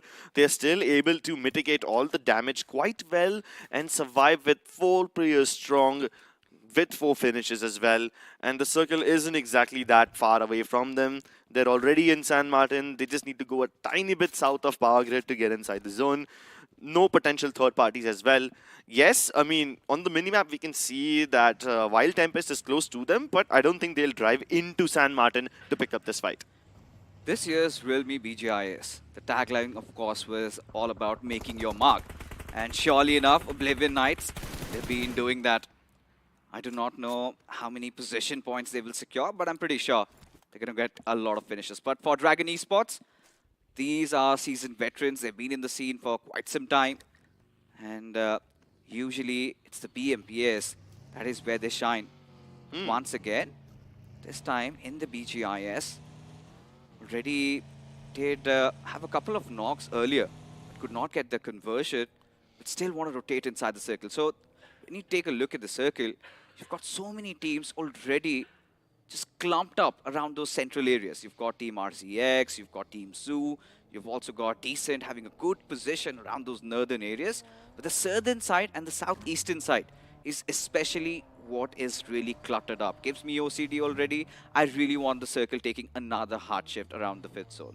What I'm really surprised by is the fact that not a single team is around Picado. Even in Los Leones, there's only gods. So those urban areas are being avoided like the plague. The only urban areas up for grabs are the ones in Chumacera. But speaking of up for grabs, the best phone in the segment right now, Realme P3 Pro, is up for grabs on Flipkart, priced at only 21,999. It has the segment's most stable 90 FPS performance, and it has a very powerful Snapdragon 7S Gen 3 5G chipset. Armed with that, nothing can stop you. Simply put, if you want to play like Oblivion Knights, want to be aggressive, might as well try this one out. Especially if you're on a budget, if you're in school and colleges, that is the perfect weapon you need in your arsenal. But for Gujarat Tigers, they have been quite methodical. They are using all that experience to their favor. And they've been doing everything right. But it was all about having a little bit of a slow start now that they've got the chicken dinner. And if in Miramar, they can hit a 20 plus points marker and cross over towards maybe 35-40, that is where you would see them unleashing themselves. Dragon Esports fixes. You spoke about how they perform quite well in BMPS. But here in the BGIS, they did not really have a great start. Spray God trying to spray down a player from PSH Karnataka. And they just ride off into the sunset. That's an opportunity missed. Look at PSH. They feel scared to death at this point. Just hunker down. You've got those low sheds. And it could be one of the worst possible positions to really capture, especially, I get the idea. They want to have a good spot inside the circle. They want to survive. But given how the new zones have formed, Cribs, they need to understand that they need to start taking fights. This is a team that has got a lot of potential, especially with Dragon Esports around you. They're not going to make your lives any easier. Correct. But speaking of making lives harder, let's take a look at the next circle. Quite a lot of the Chumacera urban area is still in this zone. Both the lower and the upper areas of the city up for grabs. Gujarat Tigers will make their position marked towards the southern end. You also have Raise X Esports, who are currently towards the hills to the west, I'm sorry, the east of Chumacera. But there's quite a lot of teams who are just on the periphery. You have Rider Esports, RNB Esports, who are about to make their way in. And this is a decent position for them to take, but they have company over here. One lone player from Gujarat Tiger is in the vicinity of this compound. And as he sees all these vehicles land into this compound, he's going to relay the information to his team. So now, Gujarat Tigers, while they have a decent spread, they have all their eyes set on RNB Esports. Gujarat Tigers, they've been maintaining such a nice spread, like you said. And they've got all their angles covered and do not have a lot to worry about. And now, they can decide to also unload a lot of bullets as PSH Esports Karnataka feeling a little bit threatened. Felt like this position might be under siege, and that is exactly what is happening. And unfortunately, they will have to relinquish the spot as Rider Esports, they come chiming in. And you've got RZX right in front of you. And Rider Esports, they're like loose cannons. They don't care, do they? Yeah, but they should start caring, man. I mean, their loss exists for literally no reason. Fame, Zyro, and Fragger, I'm sure that Fragger can live up to his name and perform quite well. But this is the nice thing I see them do, you know. They park their vehicles inside the garage. Not because that's where cars are canonically supposed to be, but because they don't want anybody to shoot the tires out of their vehicles, so they have some escape options for later on. And given the fact that we've got so many new additions, you've got the welding guns, you've got the smoke grenades, in fact, the smoke guns, all these competitive players are making such good use of that. The big question is if they do have it in their bags. Yeah.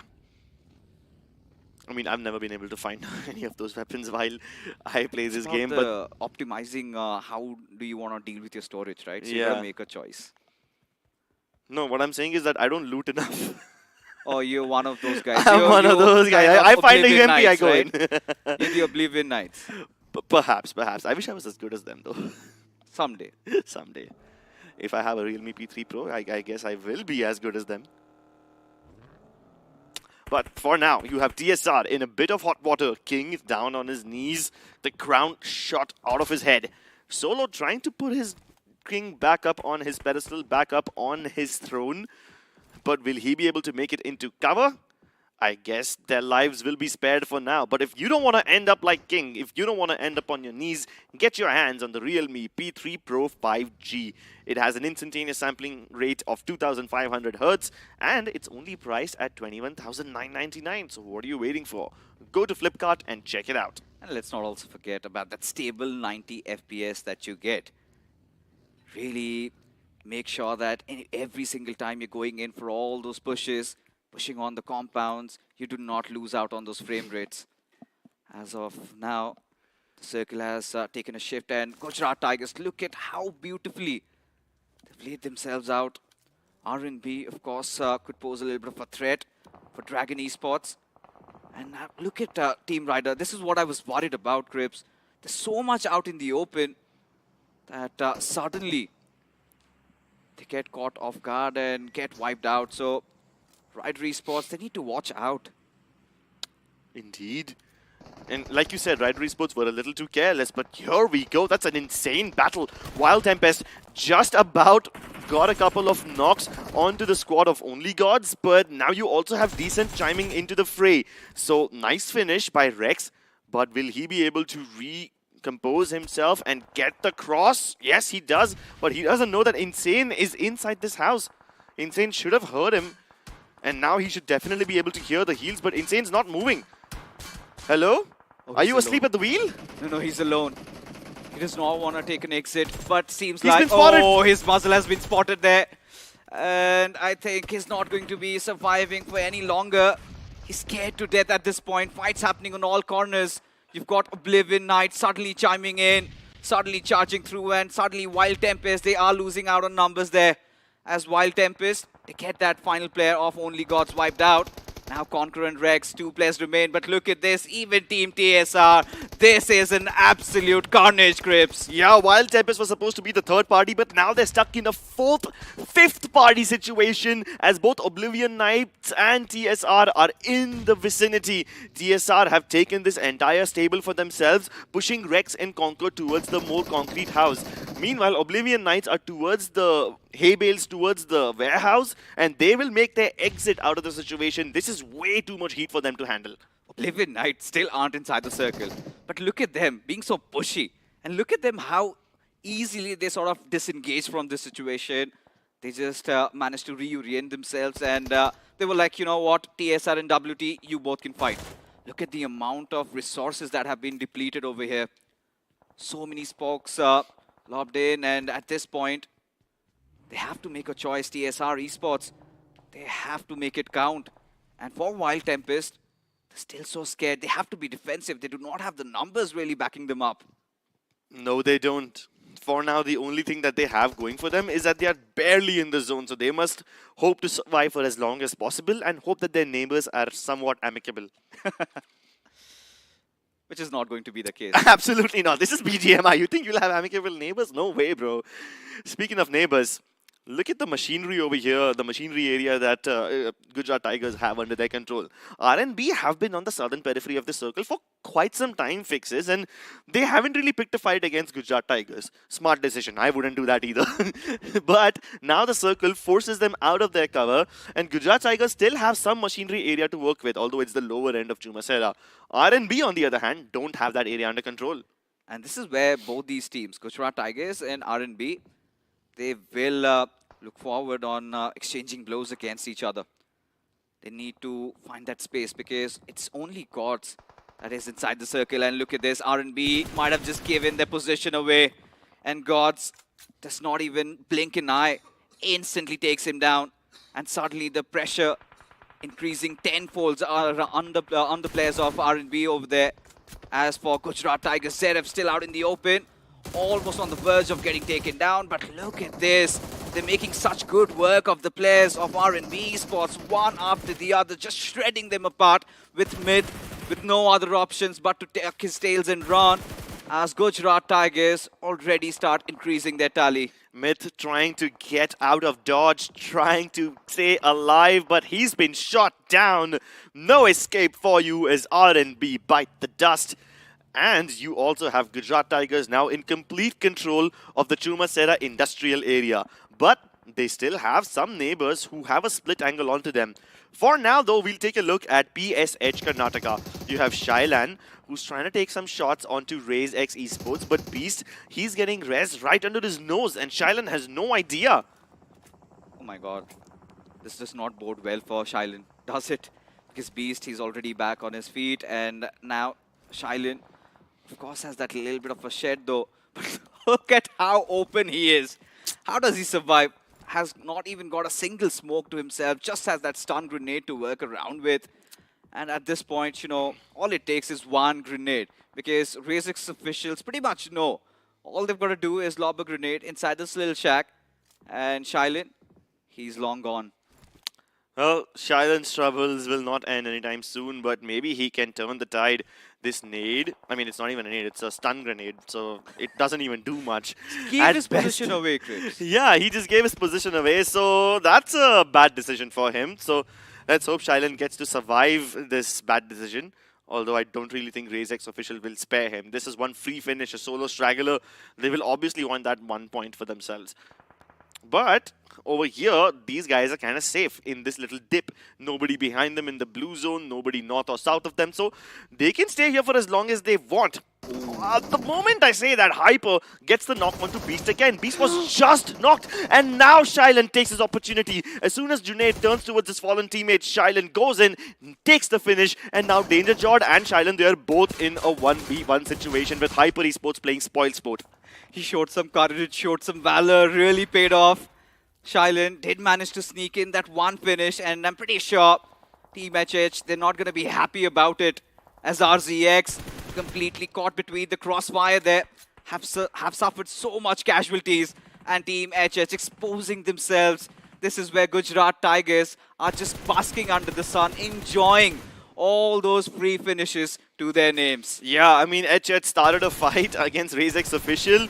Somehow they have kicked the hornet's nest. 4 teams became involved in that battle all of a sudden, and Team HH are now realizing that they might have bitten off a bit more than they can chew. This is crazy affairs. I mean, initially it was quite silent, and suddenly it's all lit up. Yeah, fights happening left, right, and center, but Danger Jord barely was even surviving, but Godspeed ensures that he's done for. As RazeX officials, they wiped out as PSH Esports Karnataka Shailan. He still lives. But Headhunters know that there's one more guy over here. Their finish was stolen away, and Headhunters were like, who's this damn thief? Let's catch the criminal. Let's apprehend him. And they take 2 cars to go hunt him down, but then they realize, wait a second, we had a nice position, let's not abandon it. Meanwhile, Gujarat Tigers, they were up on that high ground trying to take pot shots at everybody. Now they realize that we'll have to come down eventually, and this compound is available for us. Let's exterminate Riders from here and get this place for ourselves. Riders go down with 0 finishes. They're just mopping the floor with bodies. Look at this golden sand just turning into crimson red. Pretty soon enough, as Headhunters Again, in a predicament there, Asta and Godspeed along with Hyper pretty much out in the open. You've got Dragon Esports on the backlines. They're waiting for TMM and Headhunters to fight it out, whilst they'll be the ones salvaging whatever remains. Yeah, Team Mastermind Mavericks, they're doing the double vehicle strat again. 2 of their players in vehicles. Meanwhile, Maxmer on his foot. But here, look at this. Oblivion Knight once again knocking on the doors of TSR. Viraj and Crawler disembark from their vehicles. Shotgun battle against Solo, and Viraj comes out on top. Nice way to isolate and exterminate. Manya takes just a tiny bit of damage, and he gets stormed in. Instant wipe for TSR. Are they even undergods? Because the way they're playing, it sort of gets me excited, gets me stoked up. But for now, we've got Team Headhunters. After all, going after the players of TMM. One of them already taken down as Filter. He will again land another exchange there, gets the trade, gets the finish. As Asta and Hitman, they have to come out in the open. Whilst Filter, he gets taken down. This is what we were talking about. Dragon Esports from the back lines. They come knocking in. Yeah, Dragon Esports wants a piece of the spy, and Mastermind Mavericks might have to just lick their wounds and somehow get their teammates back up. Their lives have been spared for now because Dragon Esports have got all the attention of the other team. But Dragon Esports have a much bigger dragon who can breathe fire upon them. The Tigers are in the vicinity. It's the Crouching Tigers versus the Hidden Dragons. Usually, Tigers like to hunt solo, but you have to get scared when a pack comes in. Gujarat Tigers, 8 finishes strong already, and for the Dragons, it's going to be such a beastie battle. As Gods is sneaking through like a rattlesnake in a desert. As he just marches in, it's all about Dragon Esports making the right calls at this point, Trips. One bad move, and they might suffer a lot. We spoke about rattlesnakes, tigers, dragons, all these animals are in the vicinity, and guess who comes knocking? It's Team Zoo, just on the edge of this ridge. Although I don't think they will participate in this battle anytime soon. Team Zoo, if you take a look at the minimap, have a very good position. They should not abandon that post. They pretty much have been blessed right at the smack center. Do not even have to move. Let all the other teams fight it out, because Team Zoo did not have a great start to the day. So a good time to get some points back and be back in the race of this top 6 as TMM. Oh, this could be going bad in multiple proportions for Dragon Esports if they do not be careful about their surroundings. At this point, Team Zoo, look at them, they've got a nice spread to work with. And for Oblivion Knights, they've been such a constant threat. As Dragon Esports, they do thread the needle. Sparsh getting the better out of Arman. As Gujarat Tigers, they're losing out on numbers. Gujarat Tigers finally suffering some casualties, and it's about time that somebody proves that the gods also can bleed. Meanwhile, Oblivion Knights, they're still sitting hunky-dory in their compound. They had some danger, but the moment I say that, Darkside gets a knock onto Rusher OG. Where are the rest of the members of Team Zoo? They're still sitting inside their warehouses, nice and split. But on the periphery, you also have a third party, Burn X, coming into this. It seems like everybody has realized that this central position is the place to be, and that nade from Om will be the one that puts Disruptor down on his knees. It's up to Viraj now to hold off the rushing members of Team Zoo. Meanwhile, it's up to Crawler to somehow get the res onto Disruptor. Hell has literally broken loose as another grenade comes sailing in. And Om, he connects, getting frags after frags. Burnix officials, they've got another chance at life. They want to go pushing in. And all that lies between them and success is Viraj. We know Oblivion Knights, they've done their bidding, but can Viraj somehow redeem himself in this one? Yeah, Viraj already getting peppered and he's been dispatched by Om.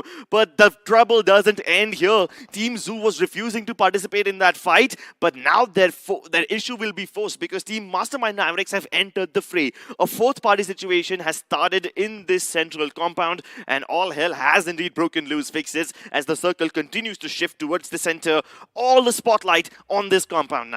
At this point, Team Zoo, they literally just relinquished that big compound. They're like, you take it, we're fine. And look at the Mavs. They've got the best position. The only thing that's missing is the numbers. But Dragon Esports, seems like Crips, they're caught in a pinch. All these players will have to come out in the open. And Gujarat Tigers, they're already wounded. And you know, Tigers really strike when the situations are dire. As of now, just laying down all those smoke grenades, ensuring that they do not get shot from the sidelines as now Sparsh and Fury, somebody has to make that move.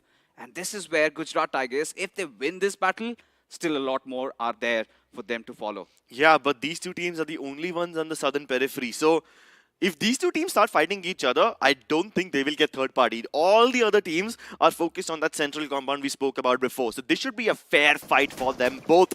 3v3. Zeref in a little bit of danger, taking way too much damage from the blue. Dips back in cover behind the smoke, but another nade goes sailing towards him. His life spared for now. Tickles, and he survives by 1 HP, manages to heal back up. Gujarat Tigers have reset for this battle, and these dragons, I don't know about breathing fire, but they're definitely raining a lot of shrapnel upon Gujarat Tigers. I don't know what kind of armor Gujarat Tigers are wearing, guys. I mean, they're barely taking any damage from these nades, even though they're landing right under their feet. And at this point, the tables have been flipped. When we really thought that Gujarat Tigers had the upper edge, suddenly Dragon Esports make their move, and Zeref, unable to find that opener, did tank in so much damage. Like you said, they refused to bow down, but at this point, it's going to be such a tough entry inside the zone. Seems like they've somehow kept themselves alive. 5 teams in contention, 15 players still alive. Dragon Esports, a very important game, given the fact that they did not have the best of starts. As now Gods and Zeref just teaming up, they somehow have to get inside, and now they're drawing so much of that unwanted attention. Yeah, I mean, up until now, only Dragon Esports were focusing on them, but as Gujarat Tigers start to move, everybody will start taking spot shots at them. You have Burnex officials, not quite in the compound, but they're like, yep, we can pad up our stats, we can get a couple of finishes. Mastermind Mavericks have also started shooting at Dragon Esports. So both these teams who are on the southern periphery in quite a lot of danger now. Gods and Zeref have found a peaceful spot for themselves. Surprisingly, in the middle of hell, they find a cold spot to call home. Got their blankets on, they need to roll over. As the floor is lava, Zeref taking so much damage. Clutch got from the backlines, has been taken down as Burnex officials. Gods? 3 players, all raining down death and destruction upon the odds, and somehow he still manages to live, still manages to survive until the maps come in out of nowhere. As Rixin, he already has 6 finishes to his names, as Adi will launch that grenade. Does he find some success? The answer is going to be no. But still, it's going to be Adi who gets the better out of GT, whilst Dragon Esports, they're still breathing. Dragon Esports, down to their last breath, down to their last member, will still continue to rain down hellfire. Fury is furious. He gets the finish onto Rixin, takes a couple of pot shots onto Burnex official as well. He doesn't care. He doesn't have anything to lose. He's going to prove why dragons are to be feared, why you should cower under their fire. Milind barely surviving, and Zeus makes the mistake of getting out of his open.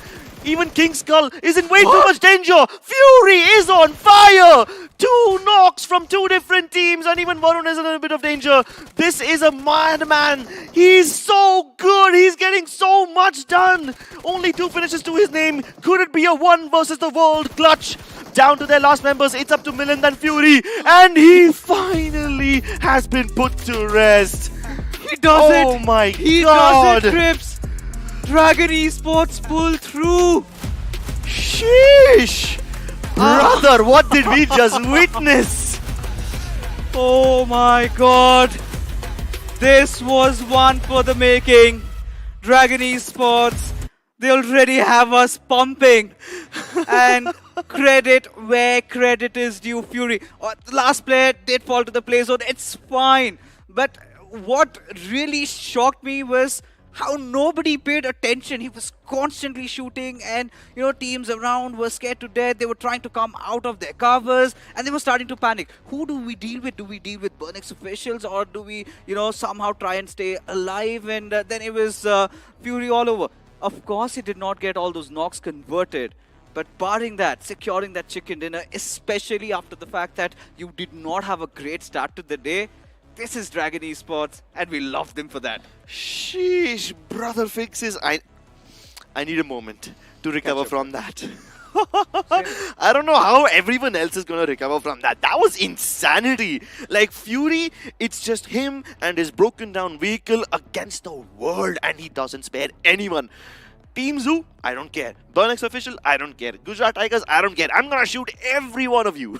And, it's just not about Dragon Esports in those final circles. It's about how they made their way inside of it. Where whilst they had to deal with Gujarat Tigers, they at least had to deal with 4 to 5 odd teams in that situation, and to still come out swinging. He was applying so much pressure because ideally this should have been Burnix officials' game because Yeah. they had that perfect spot, they had their backlines Yeah. cleared, they dealt with the players of GT, and TZ, they were kind of clueless when they came out. They did not know where to go next. Yeah. But it was Fury just spitting fire throughout the lobby.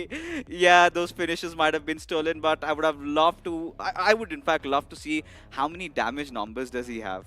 Bro, that is him alone. I think he has more than 2k damage. No, that would be 2K? an Too overshot. much? I think around 1,000. At least 1,000? 800 to 900 because we did not see him have a lot of finishes, right? He had just 2 or 3, but at least he had taken down But 4 or 5 players. Dragon Esports Yeah. were kind of silent throughout. He had like some 3 knocks before that final fight even began. So I think that's already some 300-400-ish damage.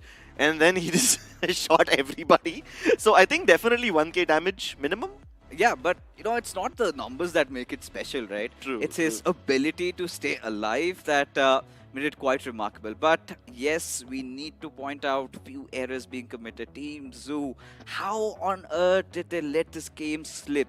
This is where cold hands really take effect because they were not prepared for those fights. Imagine 2 players of TMM, they just come charging in and they give their spot away. They're like, you have the best spot, we're gonna go into a corner, we're gonna hide till everybody fights it out. And the moment they came out, they had nothing really left. All that happened was they just got hunted down.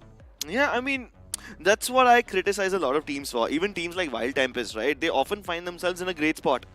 Never able to capitalize on it, never able to get a lot of finishes. Correct. Team Zoo, they were in the smack center. I agree that everybody's focusing on you. You have 3 teams slamming into you, so you need to stay alive. But the whole point of having that best position is that even if you don't get the chicken, you should at least be in a position to steal all of those finishes away from the other teams. At least participate in the fights. They didn't even peek. They didn't even fire a single shot until it was too late. Don't forget participation. I want you to defend. I want Yeah. you to show some grit. I want you to fight back.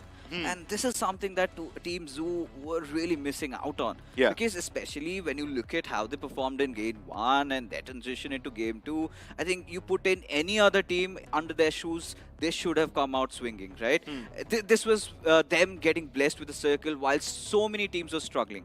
There's another team, however, I want to talk about, and I know you know which team I'm talking about, Oblivion Knights. They have been such a delight to witness. Of course, they got taken down a little bit earlier, but still, they're making up for all those lost points with so many of those finishes. Yeah, and I don't know what the formula for Oblivion Knights is because they just go slamming in.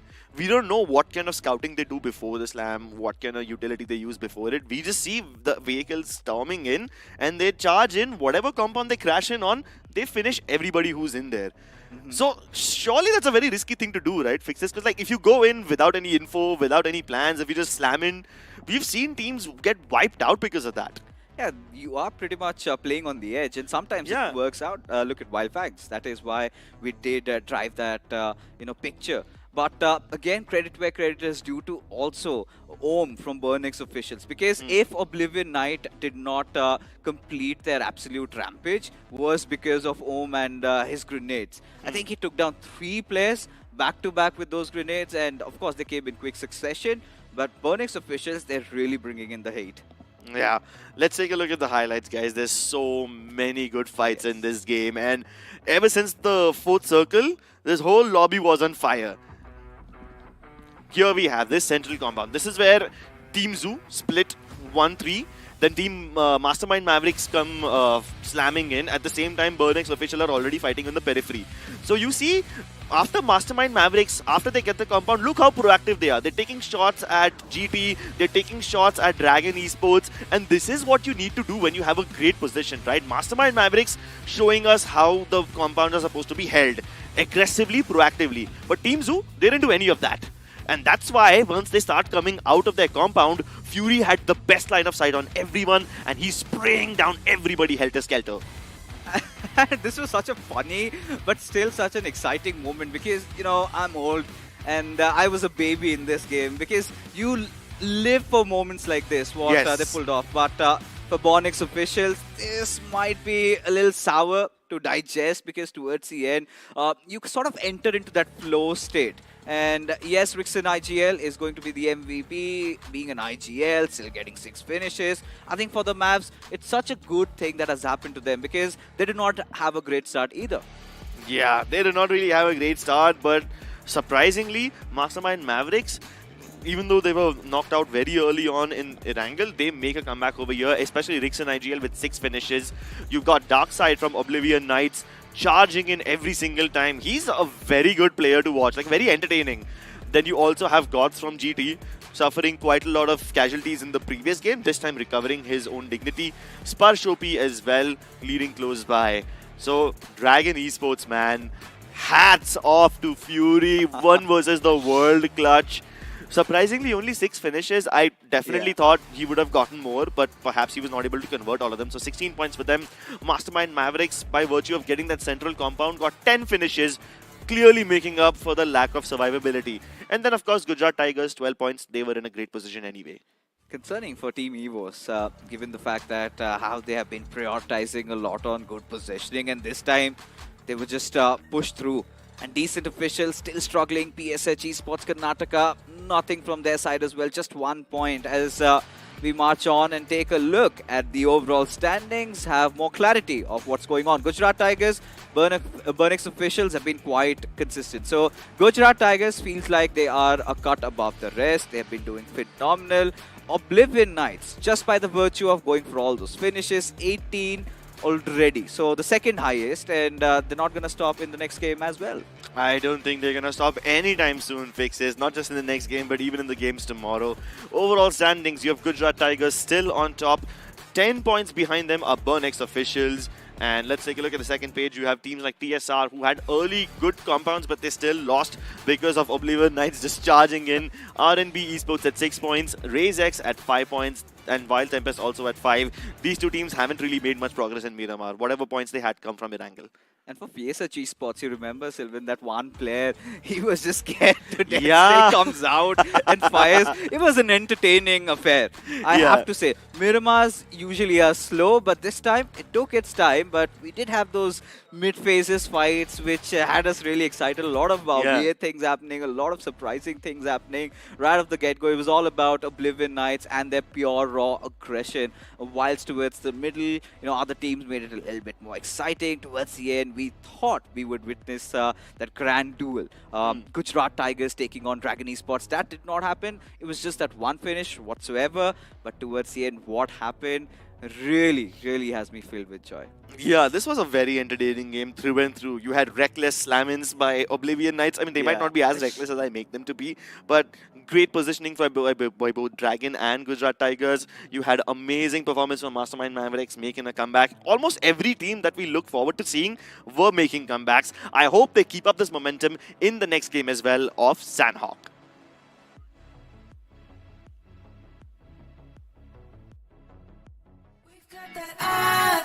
Temperatures high, but it make way. We came here to slay,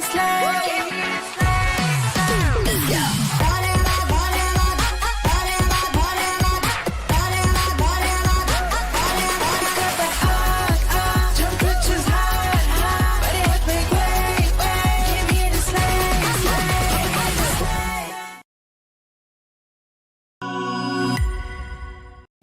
Yes! Let's go! P3 Pro takes mobile gaming to the next level. So first was the AI motion control. आपके movements को game के साथ sink कर देता है. AI ultra touch control आपके finger movements को track करके टच कंट्रोल को लाइटिंग फास्ट और लैग फ्री बना देता है. मतलब बटरी स्मूथ गेम प्ले जो हर गेमर का ड्रीम होता है यार. तो P3 Pro is the choice.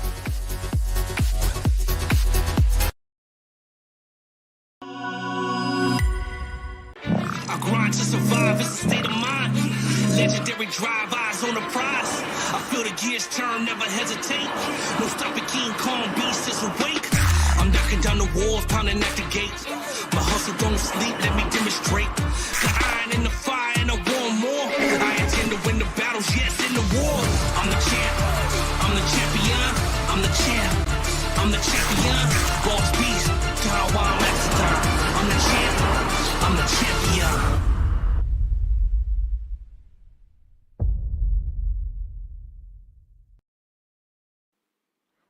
2 games done and dusted already. Once again, welcome back, folks. You're watching Realme BGIS. We do have the matches of Group 3 going on. And now it is time for Sanhok. And in the rainforest, I have my boy with me, IC Baby. So, IC, it felt like we witnessed Sanhok in Miramar. Well, it all came down towards a very slow start, right? Like because of how tactical it kind of went as well. Especially when we kind of saw it during Erangel in particular. Most of the teams were playing it very slow, very tactical. But it all completely collapsed in the final zones where nobody knows who's going to come up on top because it's just absolute pandemonium. It was absolute pandemonium all through the map, in the last circles especially. But, you know, all of that happened because all these players are geared up. They love this device in front of us, the Realme P3 Pro 5G. Because when you're playing BGMI, you need that stable 90 FPS mode. When you are inside the esports lobby, you need that GT Turbo optimization. And of course, for the long gaming hours, you've got that 6000 mAh Titan battery. Charge once and forget to charge for the next 2 days. Exactly, and of course, it does have the Snapdragon 7S Gen 3 5G chipset for effortless gaming and seamless multitaskers. If you guys are not gaming on your free time, you can actually use it. Brother, you know, a lot of these players, they love editing and uploading, clipping, yeah. recording. So Snapdragon 7S Gen 3 ensures that there's no delay, there's no lag. It's done seamlessly. So, of course, you want to check those out. And yeah, the glow-in-the-dark edition colorway. That is something for all the Gen Z kids.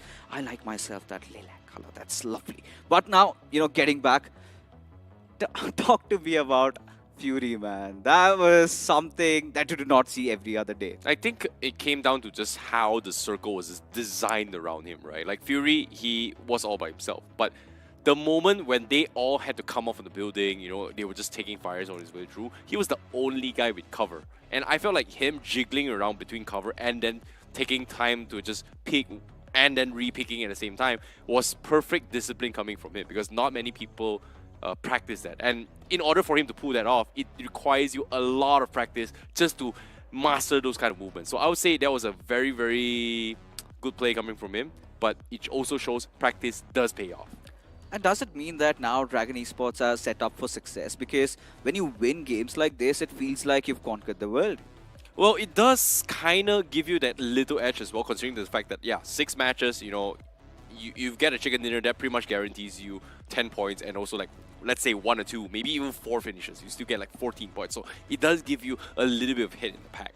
We were talking about how Dragon Esports was doing game number 1 before even the show as well. Like they were the teams that you have to watch out for coming from round number 2. They had a decent amount of stats, but game 1 felt a little bit short for them. You know, they made mistakes. You can see everyone was still trying to gather their footings. But in Miramar, it's a little bit disciplined just because there was more space to work with, right? So yes, there was drop clashes, or unfortunately say, if it's the first time for every single one playing the same lobby, there is going to be drop clashes.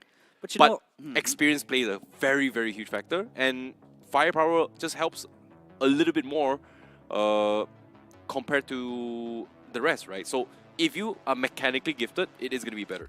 it was certainly a chicken dinner that Dragon Esports had to fight through hell in heaven, and they got it. But Team Zoo, they had it served on a silver platter, I see. I think Team Zoo is... well, they're always in the zoo, they're always trapped in cages, and they always like to be caught. I'm just gonna leave it there because it's happening in Erangel, it's happening in Miramar. Hopefully, in the map of Sanhok, where they're a little bit more freer, into the jungle, into the wild. Okay. It is gonna be a little bit better. I mean, animals in the zoo, suddenly out in the wild, sometimes it's quite a fearsome sight to witness, but you feel scared. At the same time, I think we were also impressed with TMM, the way they took over that compound and still did rack up a lot of finishes, weren't they? I think TMM was playing a very, very smart role. It's just that it came down to situations of how well you hold the compounds, right? So I think when it comes to Erangel and Miramar, it comes down to how well you take advantage of those compounds. But in Sanhok, it's going to be a completely different question. So I'm curious to see whether or not how well they do in Sanhok. We all are, and it is going to be hellfire in Sanhok just about now.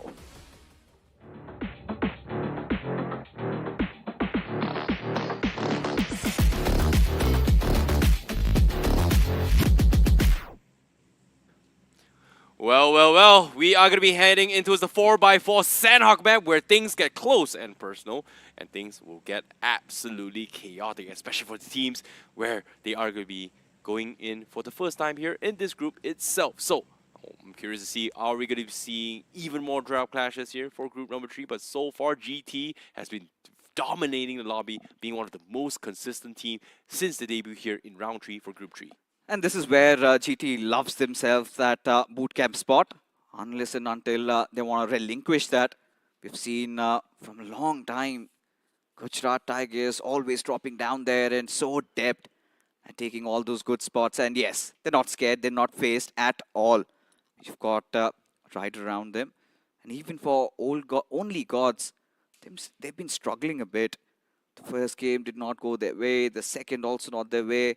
And this being their last for the evening, they surely have to bounce back. Agreed. And I'm curious to see how Ryder is going to be taking this approach. Oh, it's a drop clash, I see. Because it feels like they are drop clashing, but they are a little bit split off to actually loot up the overall northern section of the regions, right? Just because they want to deny those mobility away. And they're pretty much in the 2-1-2 split, but little did they know, Paradise is kind of empty, to be honest. It certainly is. But look at this. This is what I wanted to talk about. Only gods against Bornex officials. And Thor too much out in the open. He's exposed himself too much, and I'm pretty sure only gods aren't really aware of the whereabouts of the others.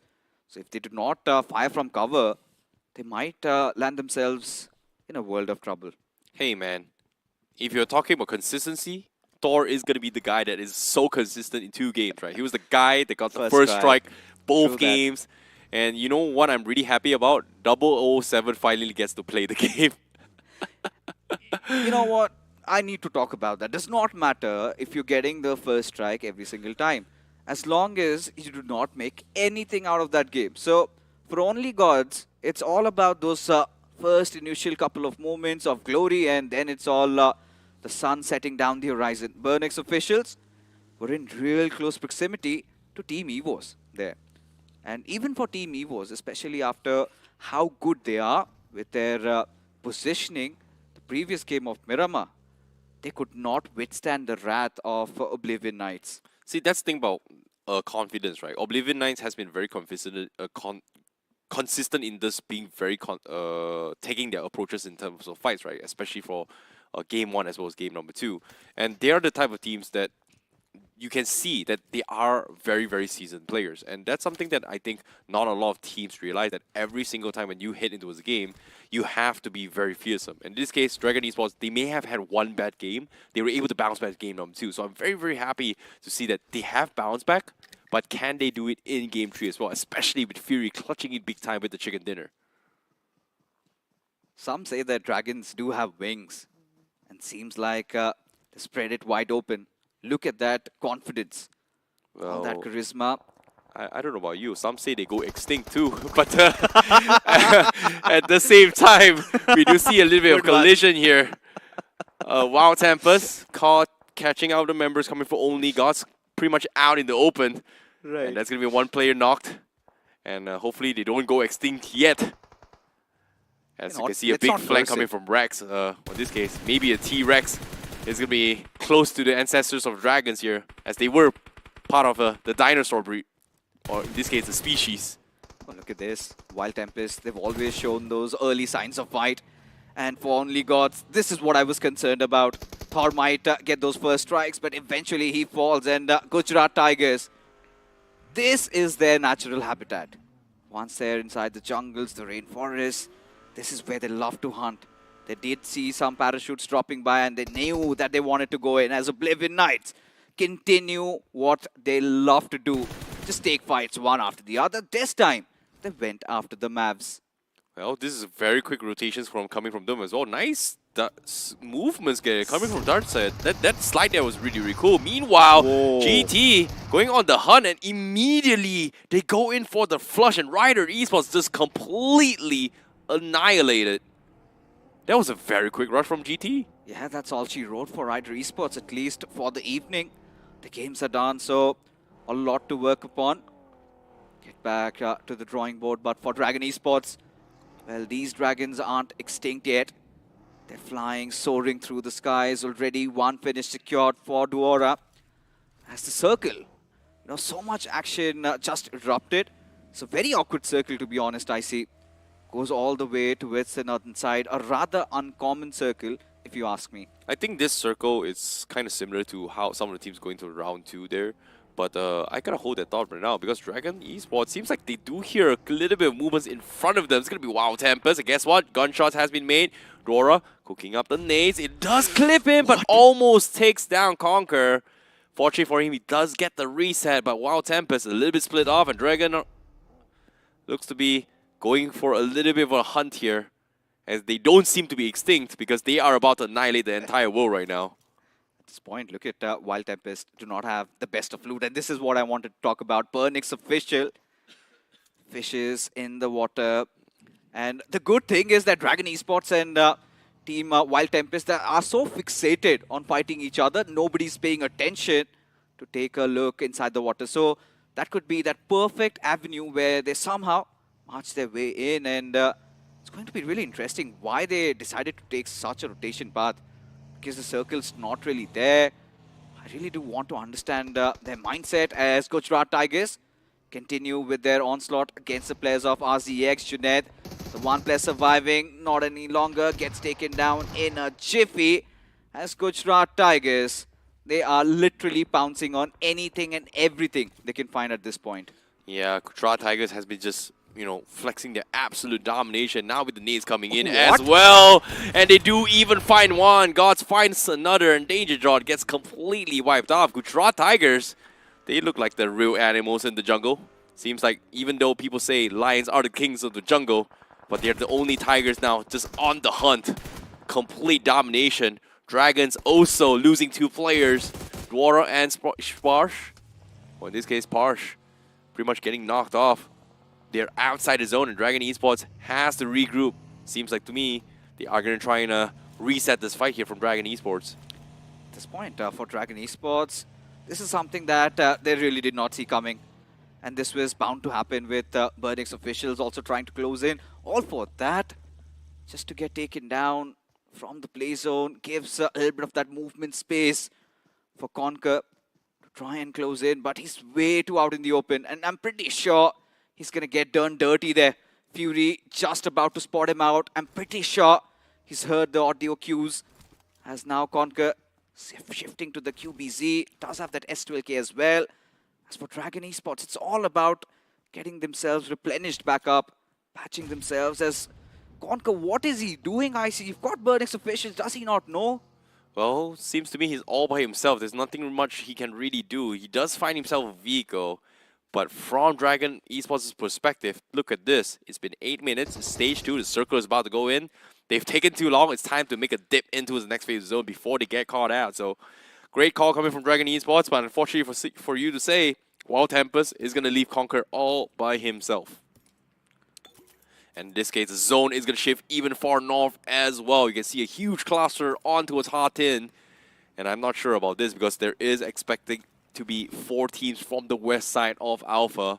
There's going to be a huge fight in Hatin very, very soon as well. Still trying to wrap my heads around why Burnix officials would take the waterways there. It's a good thing that they found some vehicles. They want to enter inside the circle, and that's a good choice. They know that the western side is completely cluttered up. Might as well move from the bootcamp region. And you still have one player, Filter OP, surviving from around there. But when you take a look at the ones occupying the center, you've got Gujarat Tigers. Right next to them are going to be the players of Team R&B. And Gujarat Tigers seems like Donk just managed to donk one of those players of GT. One already down. But if you do want to avoid all of that, you need the best. And this is where Realme P3 Pro 5G comes into play. 6000 mAh Titan battery and that instant sampling rate of 2500 Hz ensures that there's no lags and no hiccups. There's that delivery there. But now Oblivion Knights, again, just rampaging through. Well, they have to wrap this up as well. Only God's gonna get flushed in. Insane drops the Molotov. Unfortunately, the pump comes in and Oblivion Knight says, I don't care. I'm gonna clean up the entire town for myself. Oblivion. Ouch. Just extremely oblivious when he's just going for those rushes. Crawler, well, what happened to him, man? Did he just burn himself? Down, yeah. Or maybe it was just a drop molly by the opponent and he walked into it. It's all okay. All good in their herd. It's now only gods.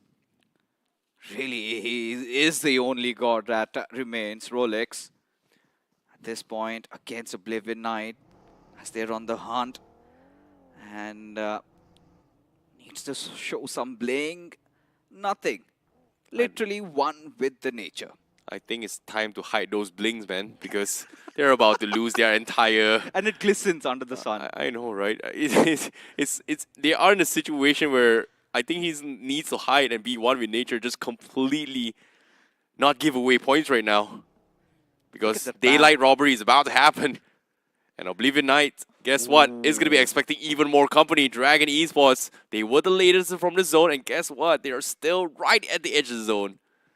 And unfortunately to say, they are going to be in a awkward spot predicament because the zone is going to push them across, and they have to wrap out the fight in alpha before they actually push in. And guess what? The fight happens as well. Dragon Esports, they find a pump. Fury finds the knock, but he gets traded off. Yeah, he certainly does. And this is where even for Sparsh and Spray God, they kind of caught a little back. They did not anticipate Team Oblivion Knights to be in front of them, and Sparsh, his position still uncompromised, I see. And this is the perfect cue for Rolex to make a run inside the circle. At this point, Oblivion Knights need to understand that Sparsh, he's got all that vision, but seems like he's just going to let them walk away and would want to survive. Because for Dragon Esports, I think it's very important that they try and cross past 30. And considering they do not have enough numbers, it's the right way. Let's let them pass. Yeah, but as of yet, Dragon Esports, they're also in a little bit of scuffle. They need to cross the bridge. They do not know if there's anyone camping them. But fortunately for them, they do scout out a couple of members. Guess what? They're going to be taking a little bit pit stop. And it is members coming in from RNB. And also, I think that's actually Decent Official who's going to be gatekeeping those houses. But seems to be Decent, not in preparation yet. They are going to cross. And unfortunately to say, Decent won't be able to find any of them, as Oblivion Knights actually mixing across.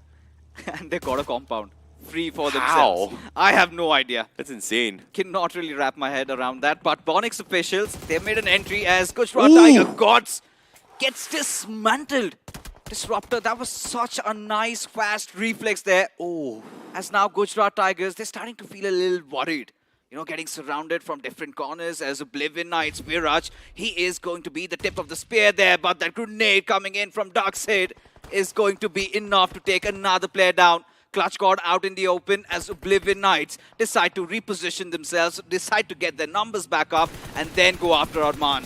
What a shot as well. Raj, they know exactly where GT is, and now Arman in a little bit of trouble as well. He's got the S12K, but guess what? They're in a little bit of trouble themselves as well. Oblivion Knights are going to be taking shots from another team. And that's going to be Burnax Official is going to be joining the third party this as well. Arman finally gets down, but the damage has been done. Here comes Burnax. They're just creeping by, just getting a couple shots in. Clutch got getting a couple trades, but that's all he can do right now. Bodies are literally falling down like flies at this point. The way all that action has just erupted, and Clutch God still alive, still kicking, and he's enraged at this point. For Oblivion Knights, yeah, Viraj just shouldering his teammate there, but almost on the cusp of getting taken down, won't be spared from the backline's Millen. Catches him off, and now Burnix officials, they are enjoying themselves. My goodness, Burnax Official just saw so many opportunities to actually third-party this, and they just reap the rewards.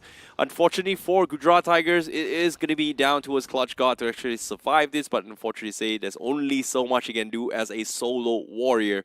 Yeah. Burnax going to be the conquerors from the south side. On the east, southeast is going to be Decent, but from the northeast we have TMM and also PSH Esports Karnataka. How do you pronounce that? That's so long. It's PSH Karnataka. It's a state you get amazing food out there. Okay. I'm a foodie, maybe would love to take you there. Someday. Try some piping hot dosas, some dhanna biryani and all of that. So, but now you're making us all hungry. Yeah, it's all right? Considering how the actions are, it always leaves us wanting for more. It's fine, we'll order you some. But Team TS up. They've got... Lumberjack plays to themselves, and TSR, they also need to make an impact. But this is what are the ideal conditions for Team EVOS. They always are quite position-oriented, they steer off from fights, and when the moment is right, they go knocking in some doors and get a lot of finishes to themselves. Well, as of yet, before the dust settles, guess what? The segment's smoothest 90 FPS gameplay is currently up here with the Realme P3 Pro 5G, currently priced at 21,999 rupees.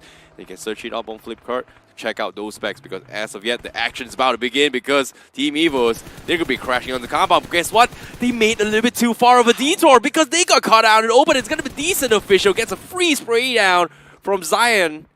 That's going to be an easy pickoff. Yan OP, Zion, so happy with that finish. And EVO's now going to be stuck in a rock and hard place with Sook being the last man standing. The nade comes through. Looks good, but he's all by himself. No teammates, no backup, no whatsoever.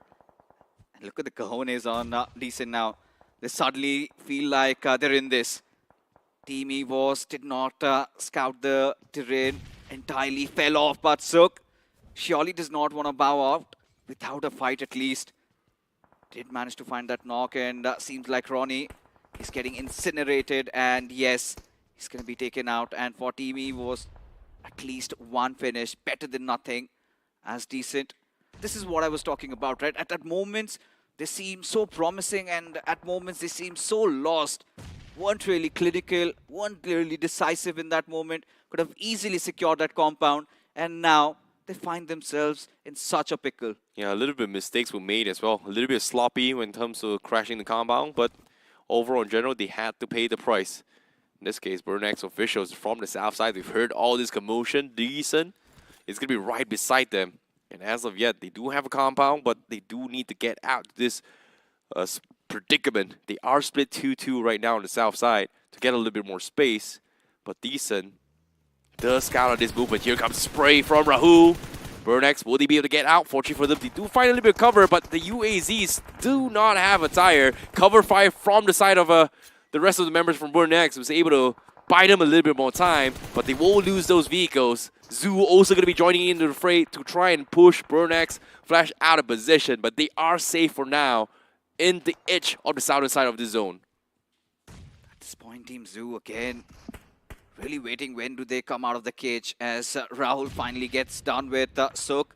Gets that wipe out as PSH finally go in for the breach, as King does have a little bit of that angle. Look at Advik already cooking up that grenade, as Solo is trying to draw in a lot of attention. Wanted to reorient himself, but Shri instantly takes him down as PSH marched through the fort. As now Advik, he's got another grenade cooked up.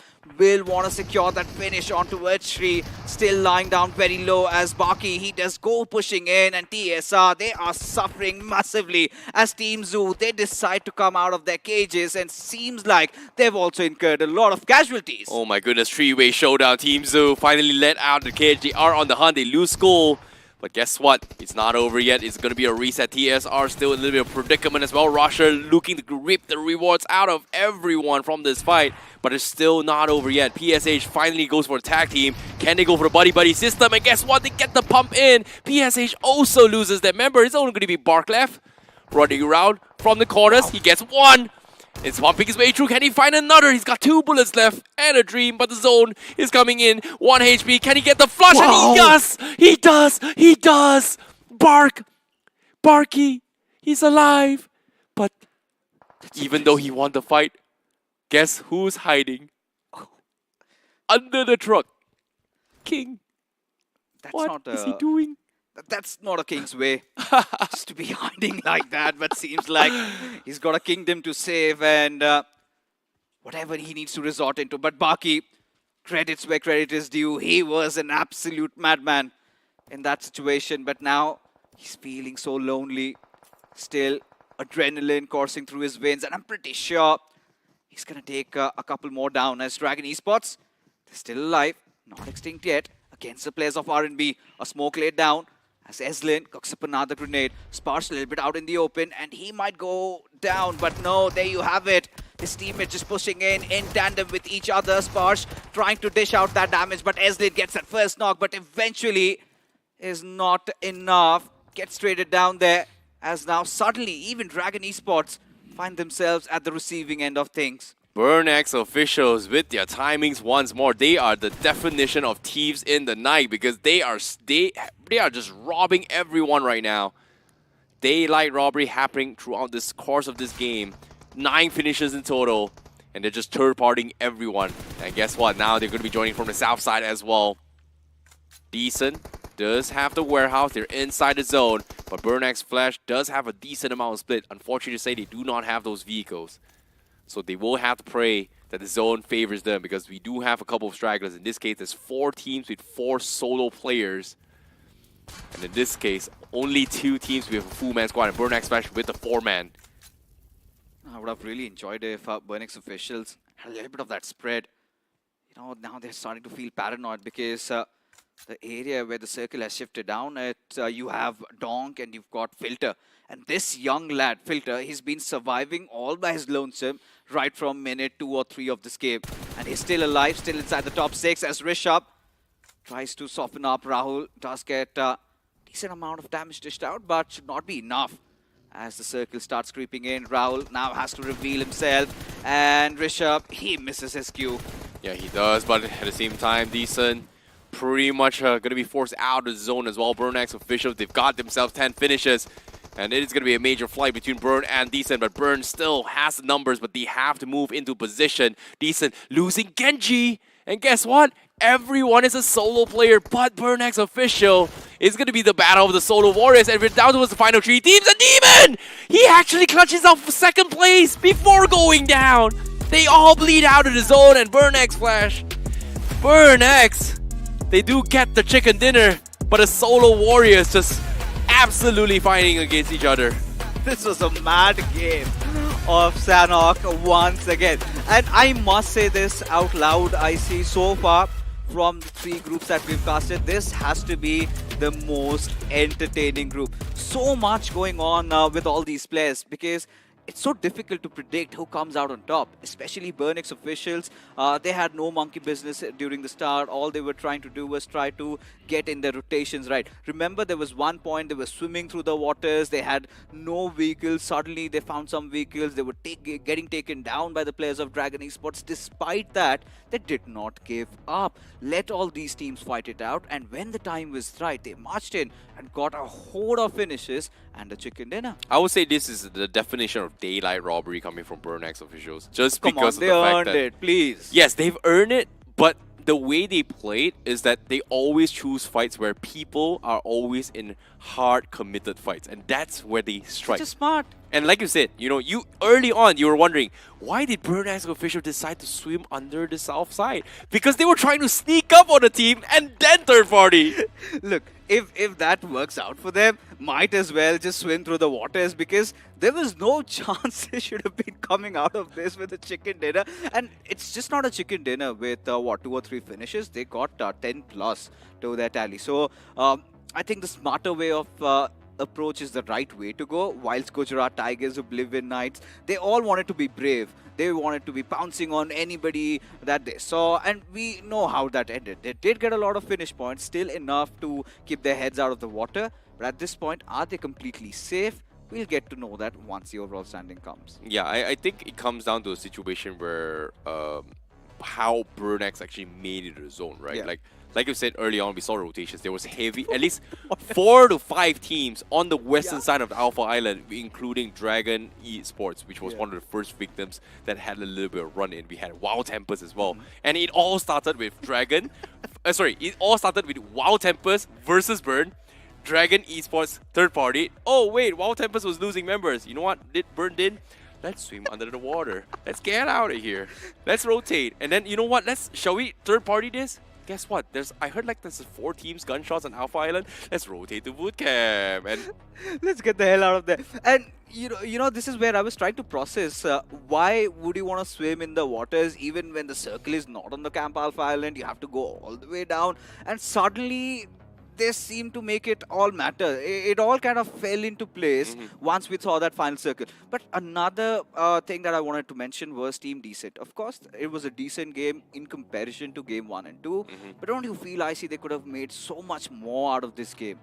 I think it came down to just positioning in general, right? Like how well you actually hold down the fort. Decent was trying to replicate what Burnex was actually doing. But the difference between Burnex and Decent is that they were kind of grouped up together. Whereas Burnex, they do have a decent split with more angles to work with. So especially in Sanhok, where a lot of covers are very, very thin. Yeah. And yes, you can only block one angle, not necessarily 45 degrees away from a different angle, which way shoot you in the leg. So in this case, I would say it's still a bit win coming from Burnex. But what was really, really sick was this entire three-way showdown in this warehouse on the northeast corner. And just that icing on the top of the cake was Baki's clutch out of nowhere. And this is where Varun, I loved his positioning. He just kind of kept everybody trying to flush in from this side, whilst Baki, he was so smart there. And look at how he went in for that swing, a slap on the face, and then he follows up. And he just had 2 bullets, and he made every single one of them count. And even there, credits to Eslin, he made the most of the situation, right? He could have, all he could have done was this, but Burnex officials, they were so opportunistic. And there was Rahul, he got taken down from elsewhere, but Burnex official there stole that finish. And then you had Zayan, all of them, and this is where you had the numbers. They did not even lose a single player, I see. But at the same That's time, incredible. Demon, you know, he pretty much got outlasted, right? Like, at that final zone, there was like 6 teams alive. There was 4 solo warriors, 4 men coming from Burnex, and then 3 men in the house itself. But with that being said, the MVP for this match is going to be Chokeboy from the side of Burnex officials. I'm pretty sure once the overall standings do come up, they will be at the TBD top. But the top 5 players, we've got some new entrants. Of course, Gods, he's been a usual suspect, but Zayan OP stepping things up. You've got King, almost managed to save his kingdom, but Burnex officials, Chokeboy and Millen. This duo is looking quite interesting. And I think Burnex officials are the only team that have been throughout consistent in all these 3 matches. Yeah, they are one of those teams that are very, very consistent overall in general, where how they've placed themselves and take those fights, right? So they have always prioritized placement very, very well. But I'm hoping to see more of this. But as of yet, I don't think it is going to be enough to topple the leaderboards, but they are close towards the top 3, 100%. I'm pretty sure they'll be on the top. 22 Number points 1? out of... Yes. Okay. No chance there's anybody above them because, you know, they've got podium in all 3 games. This time Chicken Dinner, 12 points of finishes. That's amazing. But Decent Official did manage to redeem themselves. Oblivion Knight, they just don't care about position points, do they? 9 finishes. Still, I'm pretty sure they will be in the top 4. Hey, 3 games in a row, they have been going on an absolute manhunt. And another team that actually went on a hunt was actually GT as well, who got themselves a decent amount of points here. But seems to me after Sanhok itself, a majority of these teams have been struggling to actually find position. They all have been going onto those 50-50 coin flips in trades, which resulted in them just prioritizing more on finish points. But like you said, the top of the standings is going to be Burnex officials on the number 1 board with 46 points in total. And at this point, it's safe to say that Burnex officials and Gujarat Tigers might breathe a huge sigh of relief. They've already qualified. And Oblivion Knights, Dragon Esports, so much masala still remains. Because, again, a gentle reminder for the viewers, the top 6 are the only ones who will be qualifying into the next round. There is that other overall 16 once all those groups are done. We'll get a clear idea. But for these teams also, it feels like till PSH Esports, even for RNB Esports, if they make a beautiful comeback tomorrow, they can still make it through. I think this is by far one of the closer groups here in round number 3, right? Like Group 1, Group 2, there was a significant gap between the bottom 8 as well as top 8. But in today's game, especially Group 3, it seems like there is at least 7 to 9 teams that may contest for the top 6 in general. So there is still a lot of room to work with, especially for tomorrow's last 3 games. It kind of reminds you of Group 2, doesn't it? Somebody needs to pull off a VST or even an MD. Any sports, the way these teams staged the comeback was absolutely lovely yesterday. No, but actually, I have to disagree. Like, VST's gap was way bigger than this. This was pretty close. No way, man. VST was struggling in the first 3 games. It was that Erangel Chicken Dinner where they pulled through. Okay, so before the day ended, they were still in a very bad position. So the gap for them, VST, all the way to top 6 was at least 20 to 30 points in order to gap. This gap was like 10 points, so I think it's doable. No, VST just had, what, 11 or 12 points by the end of the first day. So that Erangel Chicken Dinner was really instrumental. But taking a look at our predictions, seems like, I mean, GT, Dragon, a lot of that, and it's fair to say that Everybody's got their bidding except Maisie. Okay, a little bit unfortunate for them, but yeah, seems to me most of us still got it as well, but we did not expect Burnx official to be on top. So none of us got it right for the #1 spot, but in terms of top 6, we do have a majority of us still predicting them to do well. So I would say Dragon Esports and also GT did really, really well. I'm curious to see whether or not if this is going to be the same momentum for tomorrow, especially coming from Group 3, considering the fact that we saw moments of brilliance coming from Fury from Dragon Esports in particular, and that clutch in Miramar was just super sick. That was super sexy as well. But there was one team that I was slightly disappointed with was EVOS. I really want to see them bouncing back. But 3 games done and dusted already for Group 3. And I'm so excited today because another group is also going to come into play. It's going to be Group 4. We've got some big names there. We've got Team Droid the Millions really eyeing out for them. And all that will happen, once we head over. But this was such a lovely affair, folks. Right now, we'll be heading for a short little break. We will be back with Group 4.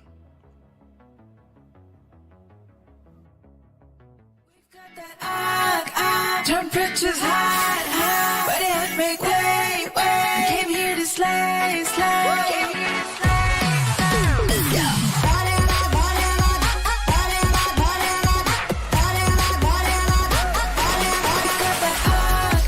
Temperatures high, but it make way.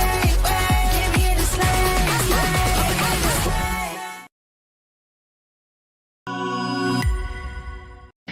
Yes! Let's go! P3 Pro takes mobile gaming to the next level. So first was the AI motion control. आपके movements को game के साथ sink कर देता है.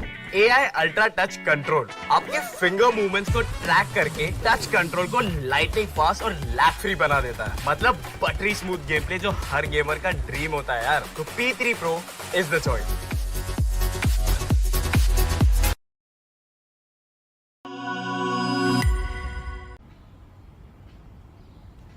भाई ये देख नया फोन. इसका पंप देख रहा है, पंप. उसके कट्स देख, एकदम प्लेटिनियम प्रो मैक्स. बकवास है. अरे वो छोड़, इसकी बैटरी लाइफ इतनी लंबी है ना कि तू चार्जर भी भूल जाएगा. क्या फेंकता है तू? बकवास है. ओ प्लीज, इसके कैमरा में ना इनबिल्ट स्नैप फिल्टर्स है. क्या ग्लो अप आने वाला है यार. ग्लो आने वाला है. Drama queen. बकवास है. अच्छा, तुम लोग के फोन में BGMI है क्या? फोन में नहीं है BGMI, तो फोन नहीं डब्बा है ये. जल्दी से BGMI डाउनलोड करो और अपने फोन को अपग्रेड करो. अब तो इसको भी अपग्रेड करना पड़ेगा.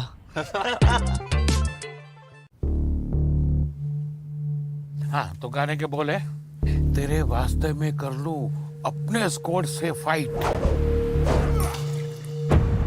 कब तक हम ऐसे डिफेंसिव खेलते रहेंगे?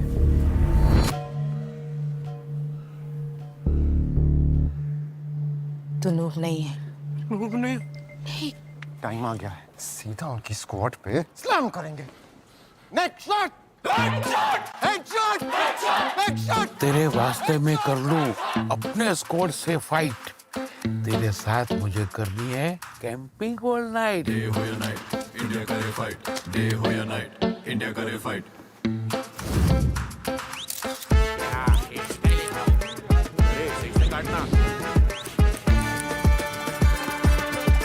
मैं नूब नहीं हूँ. मैं नूब नहीं हूँ पापा. मैं नूब नहीं हूँ. मेरा बेटा नूब नहीं है. तेरी आंखें M416 ग्लेशियर का हथियार बेबी. हो गया दिल के आर पार बेबी. TPP पे जा. FPP. TPP. FPP. मैं नूब नहीं हूँ.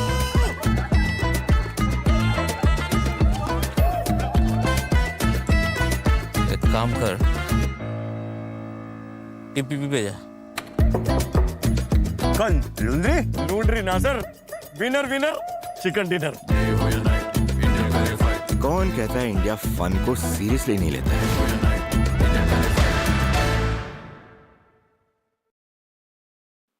Hello everyone and welcome back to the Realme BGIS 2025, and you guys are currently watching round number 3, day number 3, and of course the English broadcast. Of course, my name is ICBaby12, joining me in Scriptcast as we talk you through the commentaries for today.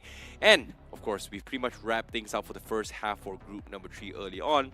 Now in group 4, we have fresh new faces. Now, Troy Diamond Esports is going to be one of those notable teams from the fans and also from us during the grind stages as well. And another team is going to be Royal Emperor that kind of stood out during round 2s as well. Crips, make some sense for group 4. Yeah, for Royal Emperors, I am really excited to see them again because they were one of those finish-hungry teams who were giving Wild Fangs a run for their money. So that's how you know they're an extremely proficient team to look out for. On the polar opposite end, a team that focuses more on the placement points, we have Team Borderland Rising. We saw their performance on the broadcast on round 2 as well, and I would say they're quite promising. Their decisions net them quite a lot of good placement points during round 2, but do they have the firepower to stay alive in this group? That's the question I have. Well, speaking of firepower, the first map for group 4 is going to be in the map of Sanhok, so that's going to be something that they do need to worry about as well. And of course, in order to pull off those firepower, or in case of insane spots or insane reactions, you have to take into consideration the segment's smoothest 90 FPS gameplay with the Realme P3 Pro 5G, which is currently priced at 21,999, which you can search it up on Flipkart with Realme P3 Pro 5G, which is the segment's best 1.5K quad curve display, outstanding gaming hand feel, and also immersive visuals here, Crips. Now, speaking of this, Sanhok, we saw a little bit of glimpse on how Group 3 think. Will we see the same here for Group 4? Actually, no. I kind of feel like while Sanhok started off on a nice high note, towards the end, we had like one team or Burnex officials have quite a lot of their players alive, whereas everyone else was reduced down to solos. If we take a look at all the teams that are playing today, I don't think there will be a lot of solos left. Okay? Let's take a look at all the teams that are participating over here. We have Troy the Millions official, we have Soldier Esports, Royal Emperor, really excited to see them, Universe 7, Virgo Esports, we also have Team Lawns, Team Borderland Rising, and Team Tapatap. Yep, and on the second half, we also have Enfilier, Arc-Knight, Number 1 Squad, Eternals officials, Atlantean Esports, team ruling since 80s, Esports Zone, and BO7S. And that's going to be a little bit interesting one as well, because I do know players coming from BO7S and they are pretty wild in their communications. Their comms when they're playing in games are pretty insane. But we have to talk about the fan favorites as well. Team Lows, who, well, in this case, are going to be some of the favorites here between the casters in terms of prediction. Yeah, TTRXD and Raider, our boys on the Hindi desk going for Team LOLs, whereas Royal Emperor predicted by almost everybody except for Maisie. Maisie's putting his money on Troy Tamila's Esports. Fair pick, I think. Troy Tamilas have performed decently in the grind. 132 points for them across 24 games, whereas all of us were enchanted by Royal Emperor. We saw them in round 2. We saw how finish hungry they were. So yeah, I wouldn't exactly blame all of us for I think it comes down to just all three of, like, all the casters so far in round number 3 here has pretty much has a very unified decision where we agree that all these teams have performed to a certain expectation, or in this case, a certain standards here based off round 2 as well as the grind. So it makes a lot of sense why we pick some of this team. So it's a little bit difficult for us to pinpoint who is going to be the best of the best, but eventually it comes down to just discipline and also consistency. Troy Diamond Esports, they do, like you said as well, they've played 24 matches, they've only gotten 2 chicken dinners in general, whereas Royal Emperors has gotten 2 chicken dinners almost every single round. Yeah, and all of those chicken dinners, these guys are going to start racking up. Troy the Millions, yes, they have 2 chicken dinners, but there are certain teams who are able to get into all of these high ranks without getting a single chicken dinner at all, right? And one of those teams is Universe 7. They've got like 14 position points only, but 47 finishes. So I'm kind of excited to see what kind of performance they put up. Based on the stats, they're kind of giving me Oblivion Knight vibes.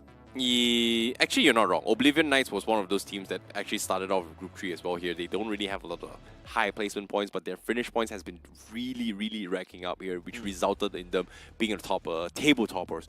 And I would say the closest to them would be Wildfangs as well. Obviously, Wildfangs is going to be top of the leaderboard when it comes to grind stages. Round 2, round 3, their entire performance was just no chicken dinners, high finish points, but top two every single round. So even yesterday, we saw that coming from Wildfangs. Unfortunately, no chicken for them, but still high finish points. But yesterday's story is yesterday. Today's stories now comes down to Sanhok in general. Will we see some of these teams, or in this case, Troy Tamilin Esports, reap the same playstyles and just completely snowball everyone? I don't know if Troy Tamilins will be able to snowball everybody. I do believe that they struggled a little in grind, even though they were not the top. They were decent enough. They should be able to wipe out a couple of teams who drop clash them, but towards the end of the circle, I think they'll have a little bit of trouble. Well, enough theory crafting. Let's head into Sanhok ourselves and see what happens.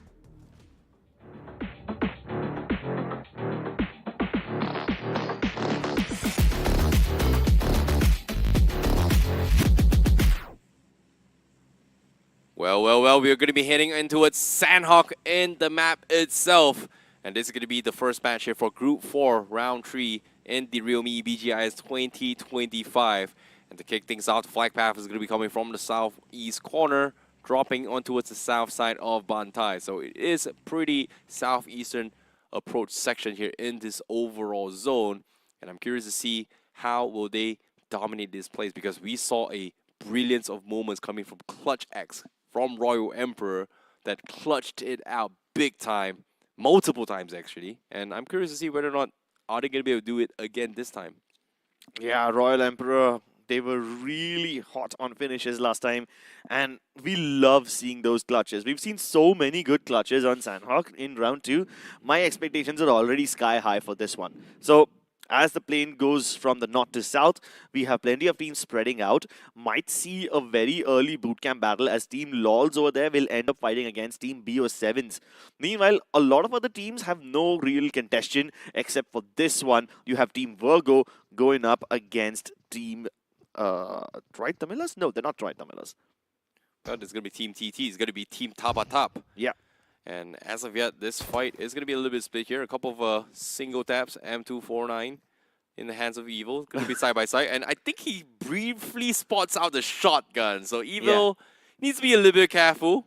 He knows for a fact he's going to be losing out. Long range, right? He misses the shot though. Recoil and a little bit off, but the iron sights did block his vision. So Evil now going to be losing out the trades, going to reset for this fight. Meanwhile, Yash is able to find a knock on towards Kaylan. Tap, losing one player.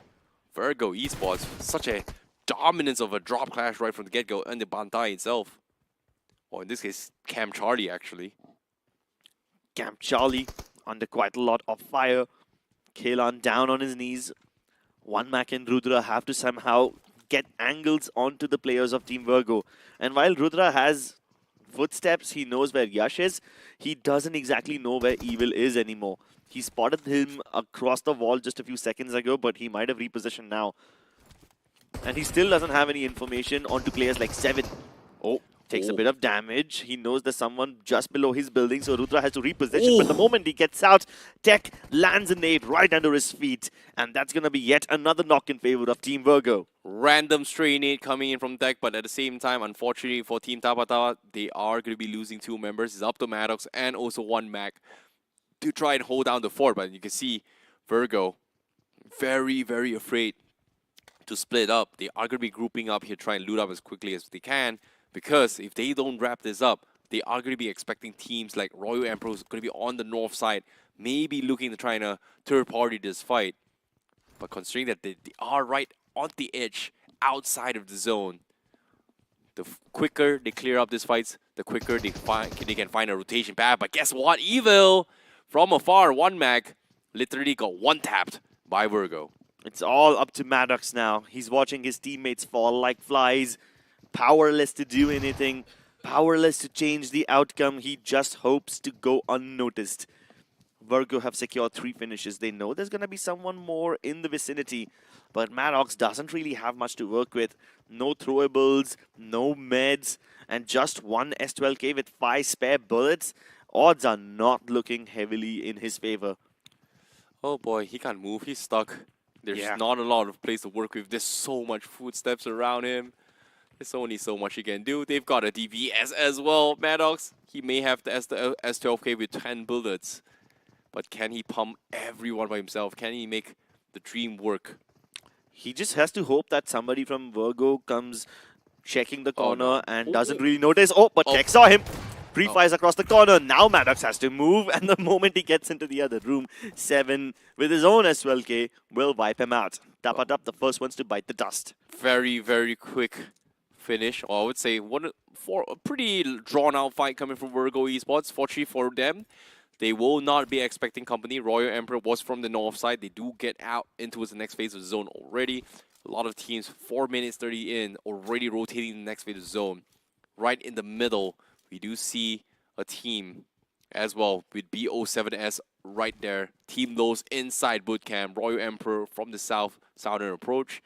West side on Paina, we have Borderland going to be in there, but Troy Tamila is going to be all the way from Ruins, so they are going to be expecting a little bit of a company from the south side, especially against Atlantean Esports, who is still in Tambang after 4 minutes, actually 5 minutes of game time, actually.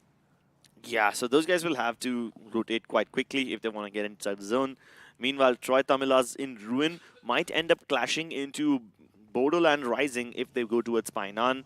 They might also run into Team Atlanteans, as both of them will be on the similar trajectory, leaving Tambang and Ruins respectively. And we haven't even considered what would happen if Virgo decide to go up on the same island rather than going towards Cave. So that's a big question as well. Arc Knight, on the other hand, in front of our screens, these guys are currently positioned slightly towards the southeast of bootcamp, so they are not in much danger. And if you don't want to be in any danger of getting eliminated, you need to get your hands on the Realme P3 Pro 5G. It's got a 6000 mAh Titan battery, instantaneous sampling rate of 2500 Hz, and the segment's most stable 90 FPS performance. Power pack device, priced at only 21,999. This is a must-buy.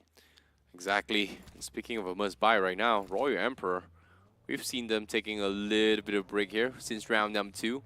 Hopefully they still have that juice in them, considering the fact that Clutch X was able to clutch out a lot of things for Royal Emperor. This is going to be the player to watch coming from Royal Emperor. But with a different new lobby, seems like they have slowed down their aggression. Going to be playing a little bit more patient compared to when they were playing during round number 2. Yeah, I mean, it's just the first 6 minutes of the first game of this group. I see Royal Emperor are just starting to wake up. They're about to put on their Emperor costume, about to show everyone why they are kings. And so far, they've got Quarry under their control. Not too many teams around them. They've got number 1 on north of them. You have Arc Knight towards their east. So there's plenty of space between them and all the other teams. And I don't think anybody will even come towards them, considering the circle won't really force their matter. So yeah, Royal Emperor safe for now. And they don't need to make a move until the next circle closes in, which should be any moment now.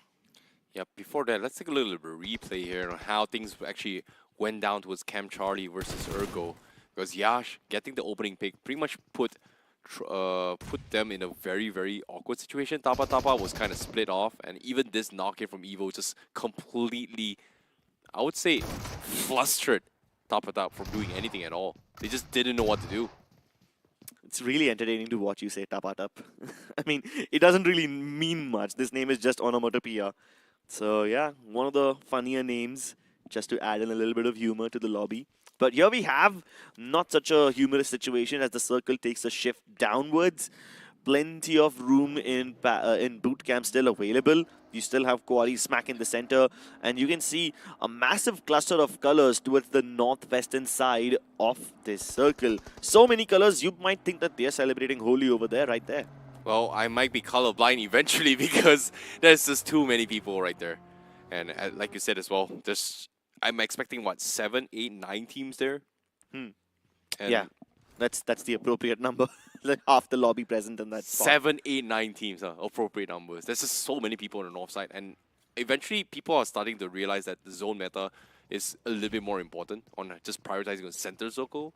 But guess what? Dusty from BO7S is going to be expecting company. He's going to be Team Lowe's that is going to be flushing his way through. He's going to be blinded. He dropped a couple of stun grenades, hoping to punish someone. But Siam going to be going for a couple knocks here. He needs to regroup. The rest of BO7S wants to get him out, but Team Lowe's, they want to get this finish. Yeah, Dusty's kind of trapped in there. The best that he can hope for is to stay in a room where his teammates can give him some cover.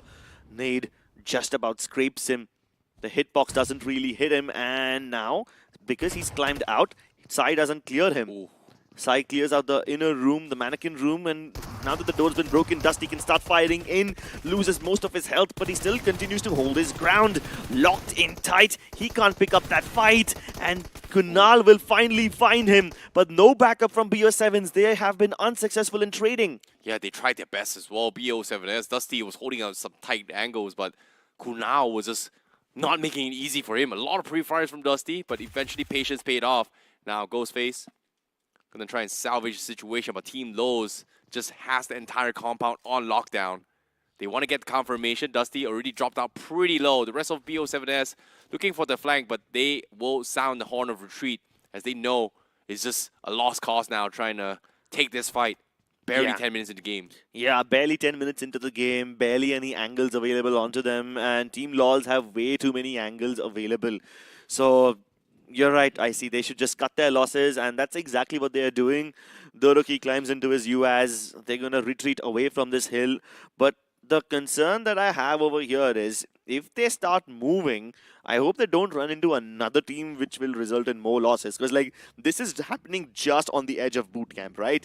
They continue to go down south where Royal Emperor are also prowling. They might also run into Troy Tamilas. These are all dangerous teams to go near. I think when it comes to going near, you have to be quick on your feet, especially now in Stage 2, especially in the new zone meta and in all the maps in general. Stage 2, Stage 3, the moment the big shrink comes in, you need to have those very, very good compounds to secure those vehicles, secure those positions, or even advantage to try and punish people. Yeah. So not everyone is going to have that advantage. But as soon as I say this, where will this circle be? It is going to be Quarry. We will have our first Quarry circle. Let's go.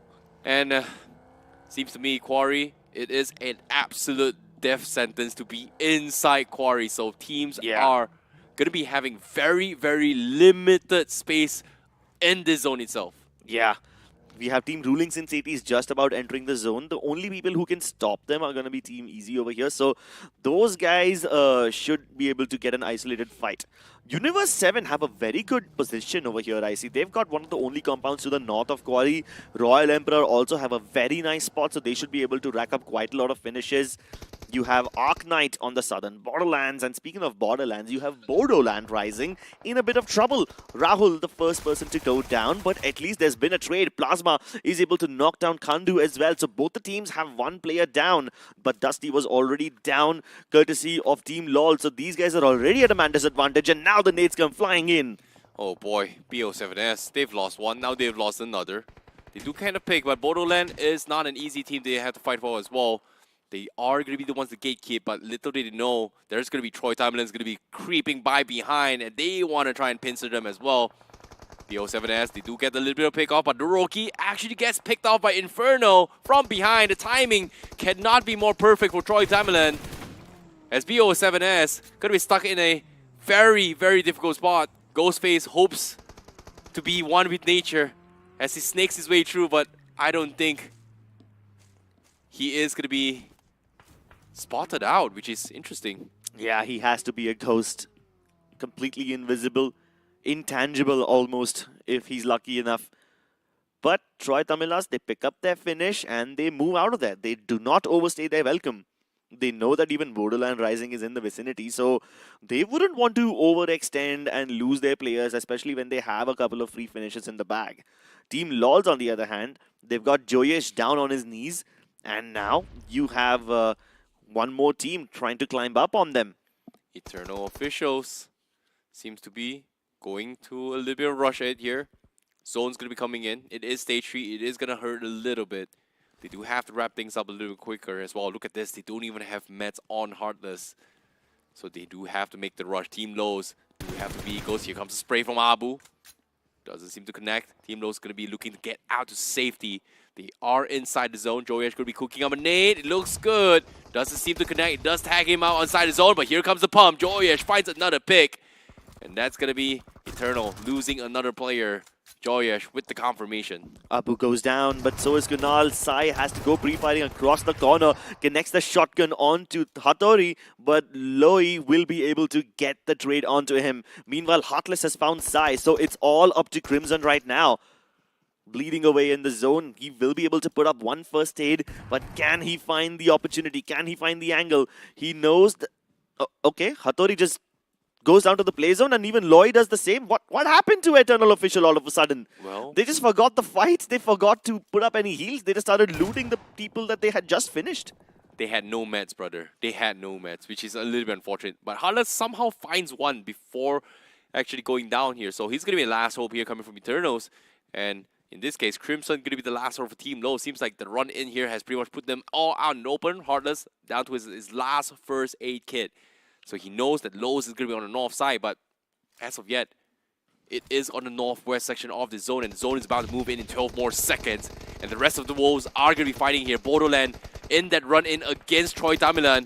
And guess what? Troy Tamilan did not scout out Ghostface at all. Yeah, Ghostface indeed went undetected, and now these teams who earlier avoided the fight will end up fighting each other nonetheless. Hydro gets a nice spray onto Jodley. That's a very fast finish, and that's going to be the end of Borderland Rising. Hops into the car, picks up his teammate on the way, and off they go into the zone. Ghostface following close behind on foot, but the play zone will claim him, even though Hydro tried to get that finish. Well, nothing much he could have done. He's pretty much licked his way through, expended all his resources, and Troy Tamilan reaps their rewards. They are always on the go with 5 finishes looking for the hunt.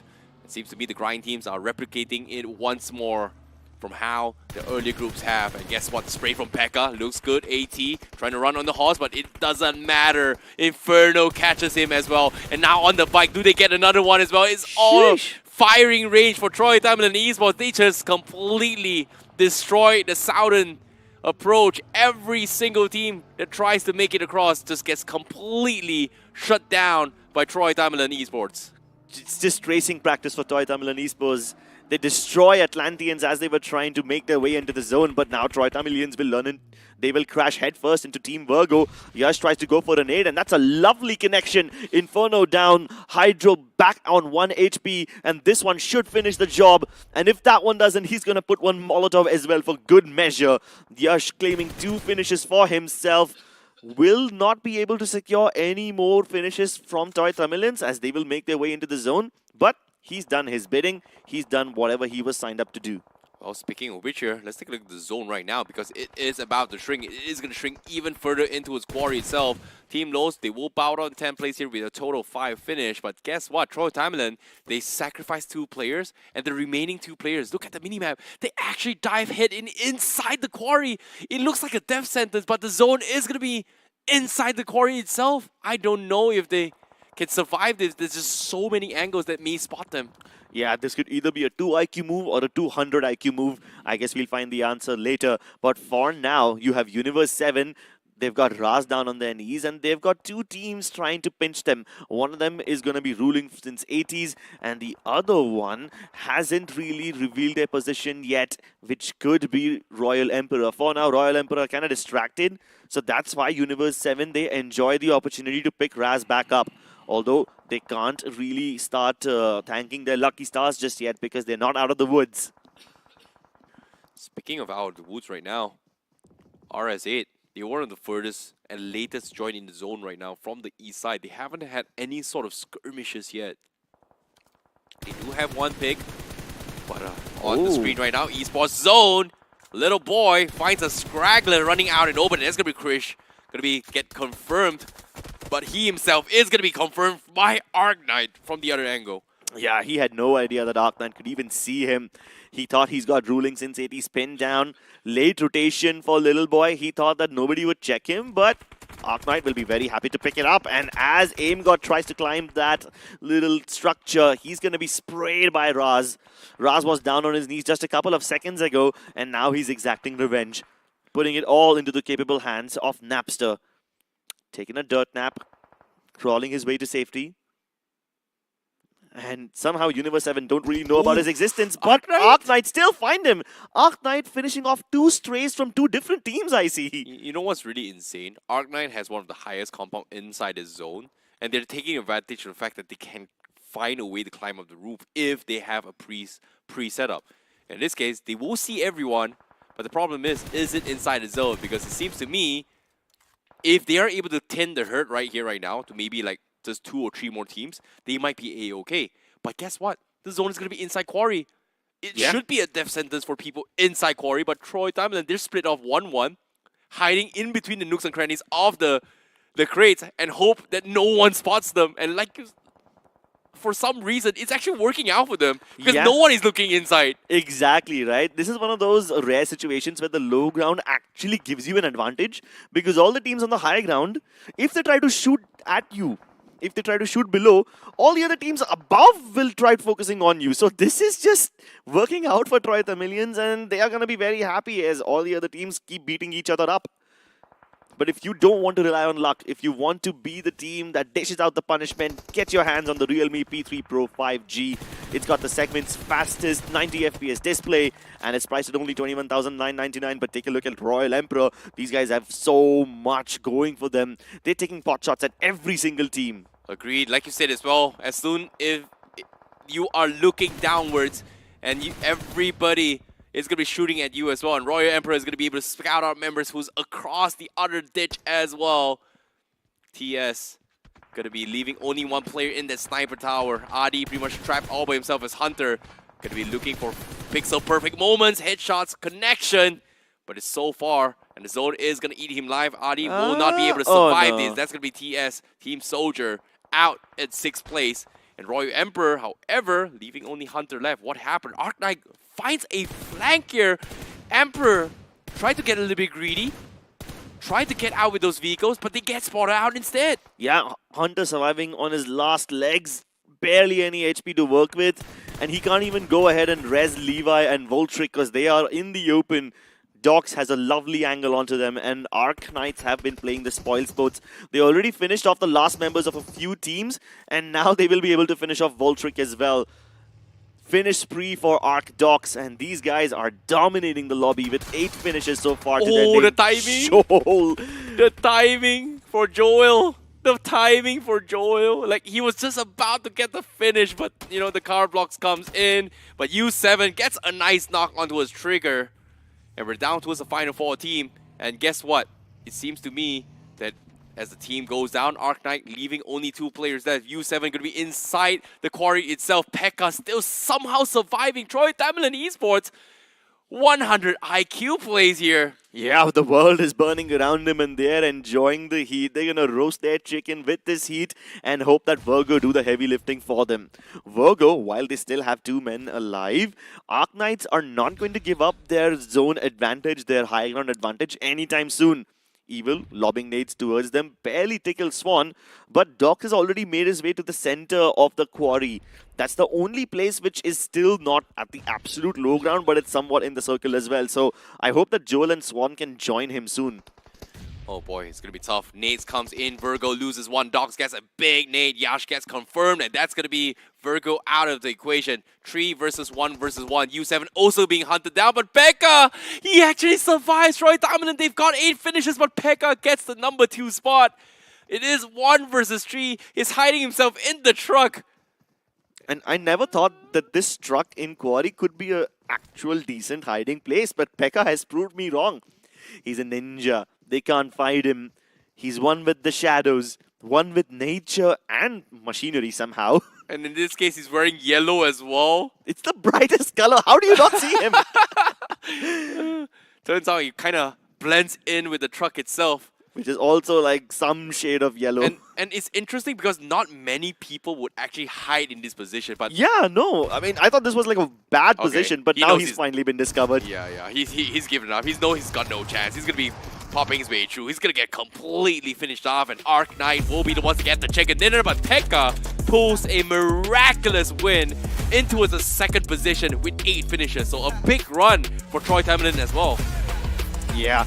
Big game for Arc Knight as well. Troy Tamilians should have bowed out much sooner, you know, but these guys managed to keep their players alive up until the very last second, and they reap the rewards. They should at least be able to get themselves 6 position points. Well, in this case, it is going to be something that we are going to be looking forward to as well, because group number 4, it seems like everyone is just struggling to actually connect into this fight itself, because no one expected the circle to be in Quarry. How often do you see a Quarry circle finish? Because I wouldn't expect it. I played it a lot of times. I've never expected you to hide in that truck from Pekka And what? There was like 11 teams still alive. Troy Tamilin rotated. They lost 2 guys. Immediately rushed inside quarry. Hit there. They lost one of his players. Pekka was somewhat unspotted throughout the entire fights that's happening around them. Yeah. And him just surviving there. What a play. And I don't think they even wanted to go towards the center of quarry, you know. They just dipped in cover because they were getting shot at. This was supposed to be a temporary cover. And then they couldn't get out of there. So they're like, hey, you know what? It's working for us. So Because the circle was just going into them. I was like, how? And I never thought that I would use the words low ground advantage. That doesn't exist. It's not supposed to exist. But this is one of those rare instances where being on the low ground actually works for you. Because all the teams who are on the high ground, if they try to look at you, they get shot by someone else from the high ground. Exactly. So I would say Pekka was, I don't know his big brain IQ or it was intended or not. You know, it's either the most silliest, most ridiculous play, or it is the most genius plays, because us as fools will never understand the minds of a genius. Yeah. Like, us mortals cannot comprehend what's going on in the minds of these gods. It's actually insane. But yeah, speaking of Arc Knight, these guys were very opportunistic. The first 2 finishes they got were on the last members of 2 teams who were just late rotating into the zone, you know. Atlanteans, they were finished off very well by, if I'm not wrong, they were finished off by Royal Emperor.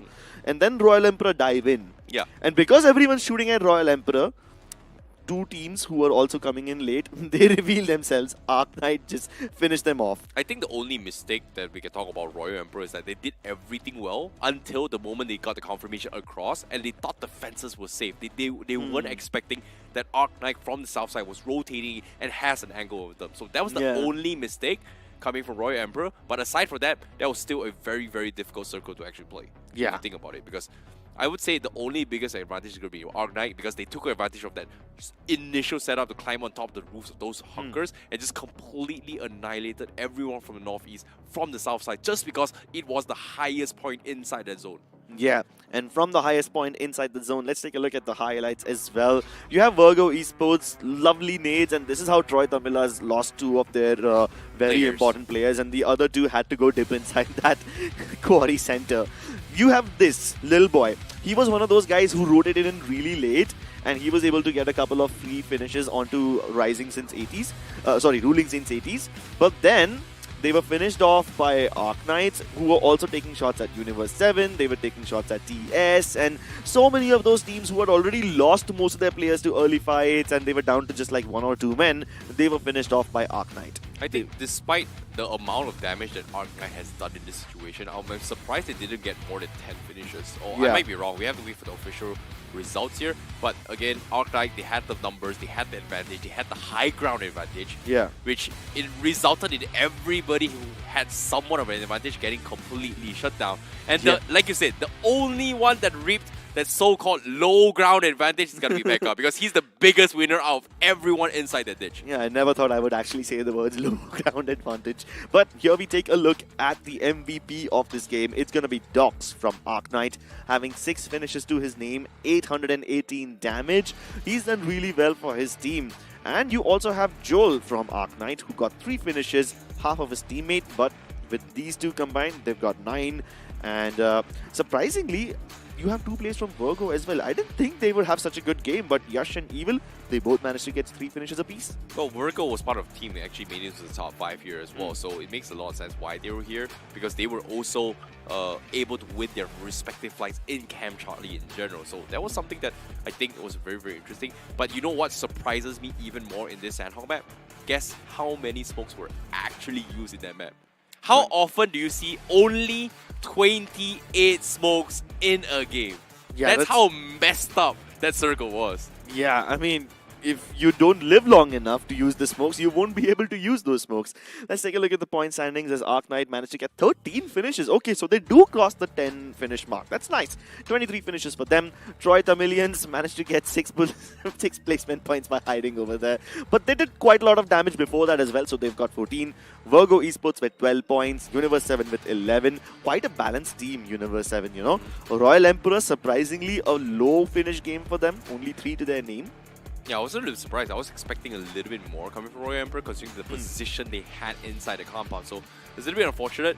But in the second half as well, team rooting since 80s, Eternity officials, esports zone, and Linton esports, everybody got just completely picked off side by sides. And I think the biggest winners, like you said as well, is got to be these two teams, which is Team Tamilas as well as I believe Arknight. Yeah. So those are the two biggest contributors in this farming of finishes, and nobody else had any sort of chance or proof just because of how unpredictable the zone became. Yeah, and even if you can somehow predict that this is going to be a quarry circle, nobody will ever say that I like playing quarry. This is like a difficult zone for everybody, and that's why you saw that every team from like the 9th to the 16th spot had barely 1 or 2 points to themselves. So that was a very difficult circle of Sanhok. I hope that the next circle is somewhat more favorable to them. The next map is going to be Miramar after a short break.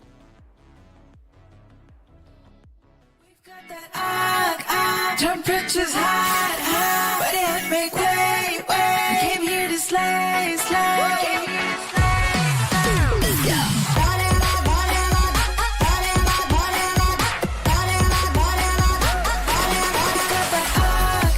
Temperatures high, but it make way. We came here to slay, slay.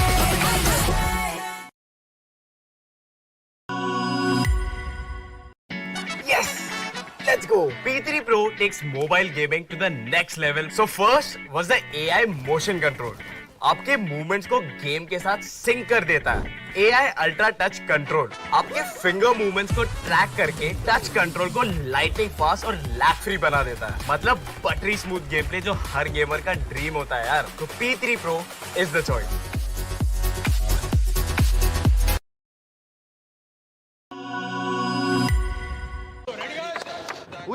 Let's go!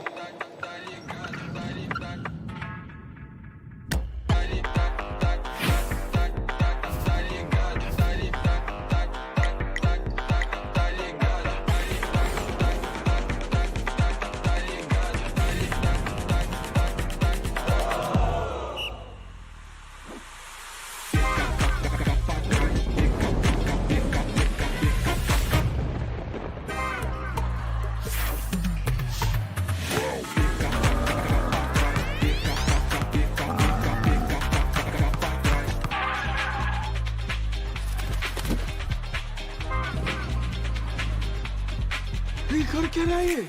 Sir लगता है अपना bro वाव mode में खेल रहा है.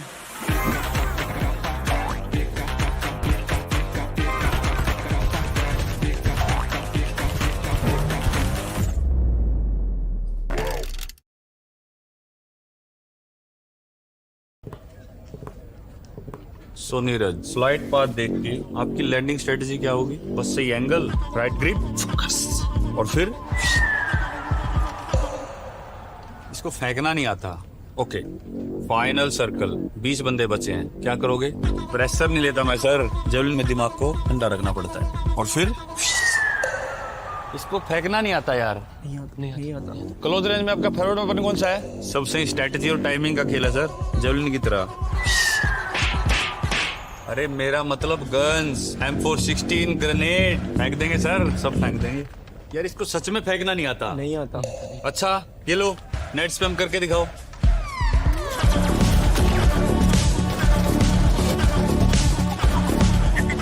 Wow, इसको फेंकना नहीं आता मगर इसको नेट फेंकना आता है यार. आता है. नीरज तो फेंकने में पास हो गया. आप भी BGMI खेलो और रश करो और चिकन डिनर. यार तुम तो फेंकने में चैंपियन निकले. चैंपियन नहीं sir, conqueror. Oh yes. Welcome back after the break to Realme BGIS 2025. We just witnessed the first game of the day for Group 4. Up next, we're going to be going into Miramar, and joining me for that game will be Fixes. Yeah, thank you so much. And it kind of took me back to Hyderabad once again, the BGIS 24 Grand Finals. If you remember, Team Revenant X Spark and their comeback story where they became the champions, this was that exact similar circle. A fight against Team Limra. It was a proper 4v4 with which finally Team X-Pac had gotten that chicken dinner. But enough about them. We'll talk about them later. Nostalgia. But this was very nostalgic because it's a very rare circle, Crips. But now when you talk about how good these teams really approached it. Yeah, Troiter Millions were there and all of that. It was lovely.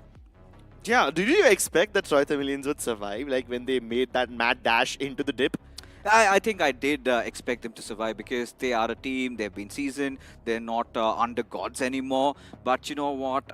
What made them turn into a pro is them also relying on Realme, and this time it is the new launch itself, the Realme P3 Pro 5G. We've been talking endlessly about the features, the stable 90 FPS that you get whilst you're in the battlegrounds. That helps you a lot. You've got that 2500 hertz of instant sampling rate, so that makes sure that while you're trying to peek and fire all those bullets, you get that first registry done. Yeah, and at the heart of this phone is the state-of-the-art Snapdragon 7S Gen 3 5G chipset. Yes. So while we already know that this phone is very smooth for gaming, this chipset also helps you multitask, which is quite useful for people like me who need to just be constantly on their phone. Vlog and all of that. Yeah. Whether you're in editing, whether you're vlogging, whether you're making content, or whether you're working like me, it's applicable to everybody, and it's only priced at 21,999. So go ahead and check it out on Flipkart. But now Fix is coming back. Next map is going to be Miramar. This was a very chaotic circle for everybody. I don't think anybody enjoys playing Quarry. I personally don't enjoy this area. Do you think they will face the same problems in Miramar, or is it easier to deal with? I'm pretty sure it should be better than what we just saw because the Quarry circle is quite rare. The rule of thumb, like I always say, kind of goes away from Quarry. So Royal Emperor were at the sweet spot, but nobody anticipated. Of course, these are the new zones, right? Everybody's still trying to grasp the algorithm. And eventually, I think this could be more of a common occurrence. But when you talk about Miramar so far, we haven't seen any of those really weird circuits. It has been pretty much default. It has either gone towards those truck stop areas or mostly towards the Chumacera region. So maybe something going towards Campo Militar or maybe extreme southern side would kind of get me excited. Other than that, I think all these teams coming into play, Arknight, they were somebody that really impressed me. A perfect balance between how they wanted to approach, and same goes with Verge Esports as well. Yeah, and it's these balanced teams that are often able to get the best of everything, right? You get the best position and then you're able to capitalize on it by getting a lot of finishes. We saw in the previous group how Mastermind Mavericks did the same thing. True. And Arknight kind of remind me of that team as well. So I really hope that teams are able to play in a very balanced way and make the most out of Miramar. It's the second last game of the day. So ladies and gentlemen, without further ado, let's take off over the skies of Miramar.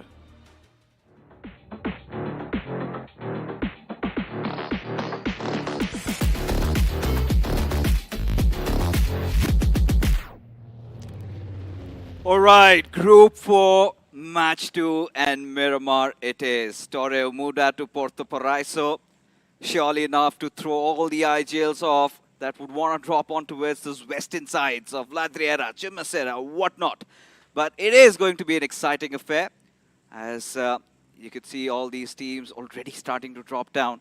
And it's been ages since I actually witnessed an Oasis circle. Now, you must be wondering, what's an Oasis? It's just next to La Cabrera. Little bit of that watery places. So that has been a long time coming. And who knows, with these new zones coming to play, that could actually happen. I mean, it kind of deserves like a POI name of its own, right? I know it wasn't there in the original version of Miramar. It was added like a year or two later. But it's been there for like a good 3-4 years now. So it really should get its own POI. The only problem there was the scarcity of loot that you get. It's like that's what happens when you go towards the edge. Surely. And Oasis used to do a lot of that. So he Oasis, like the player Oasis? Yeah. In Oasis? Yes. Was it poetic on purpose? No, it wasn't. I do not know what the intention was, but whilst his stint with Ash and the boys, he used to go there, and was another measure. I think goes back to the good old days when he used to play with the old boys. But now let's focus on what's at hand. Nothing really out of the ordinary. It's a pretty common circle.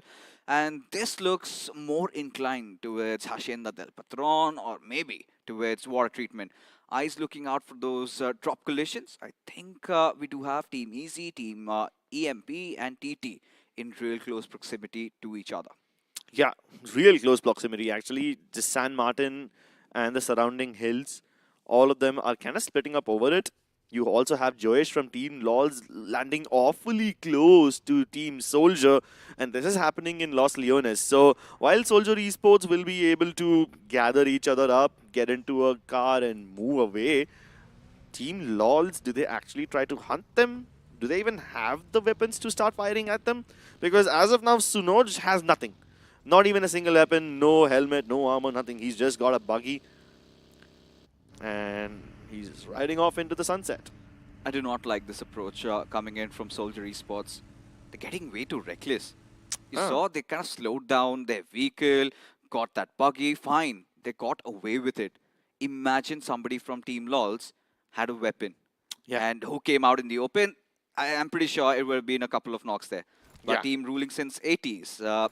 Seems like in the 2000s, it's been such a tough time for them. Especially for our Zoomers trying to understand what's happening, and especially with Arc Knight opposite to you, doesn't make it any easier, does it? Do they actually have like 40-year-old players in their team? They're like Would be lovely, right? Yeah, like if you were born in the 80s, you must be like at least, what, 40-year-olds or something? No? I would love to see like a team of uncles at a LAN competing against the young guns.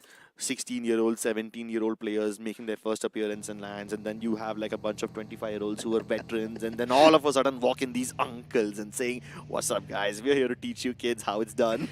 You know, we've been playing esports even before you were born. Yeah, bro. Like they can actually say those lines. I don't know if that's the reason they decided to use the name ruling since 80s. I don't know if they were actually born in the 80s, but if they were, well then hats off to you, man. It kind of proves that BGMI is for everybody. Yeah, till we don't have any confirmation on that, we're going to hold off on our horses, but seems like Royal Emperor, they're getting all that sound cue. They know that there's a vehicle around. The only thing that they do not is how many players exactly are, but it's a good thing. They got some cover, but another vehicle also does come in, which means this fighting is already starting to cook.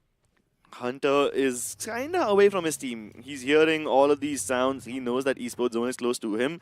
So he's going to call for backup. The rest of the members of Team Royal Emperor will come close to provide some backup, but they are still waiting for Hunter to strike.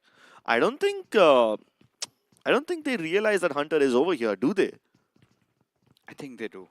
They do? They might have caught a whiff. Haven't really snuffed him out of cover though. So that's going to be really interesting because Wanted, oh my god, did not have his weapons on him, but finally he does. Wanted completely oblivious, and Hunter suddenly goes in for the surprise, whiffs a lot of bullets, but eventually he gets a knock and suddenly it's panic all across as Hunter will get traded out though. But where's the backup? Why did it take it so long for them to really come in as Splash Shot still trying to spray him down with the AKM, and somehow now shifts onto its barrel, completely helpless, gets taken down. Techno Jaw just about to get the first aid kit ready to continue fighting, but Little Doy is down on his knees and Wanted is surviving on his last legs. Clutch X will be able to get the trade, and finally Levi puts the final nail in the coffin. They're able to get the team wipe onto their nemesis, but here comes the third party. One mag awfully close. Do they know that he's over here? Yes, they do now. One mag. He gets the knock onto Voltric, and the rest of EMP, they haven't fully finished healing up. This nade could be everything. Team Tapata somehow, after their fallen glory in Sanhok, want to redeem themselves. Levi, however, decides to fight back as one mag inching in closer, and there you go. Royal Emperors eviscerated from the lobby, and this is something that could have been avoided by massive proportions when you look at how good Royal Emperors were as a team, as how good they were as an aggressive unit. But hold on, seems like there's another fight in the making. Jod Lee going prone over these boxes. He's waiting for someone to come across.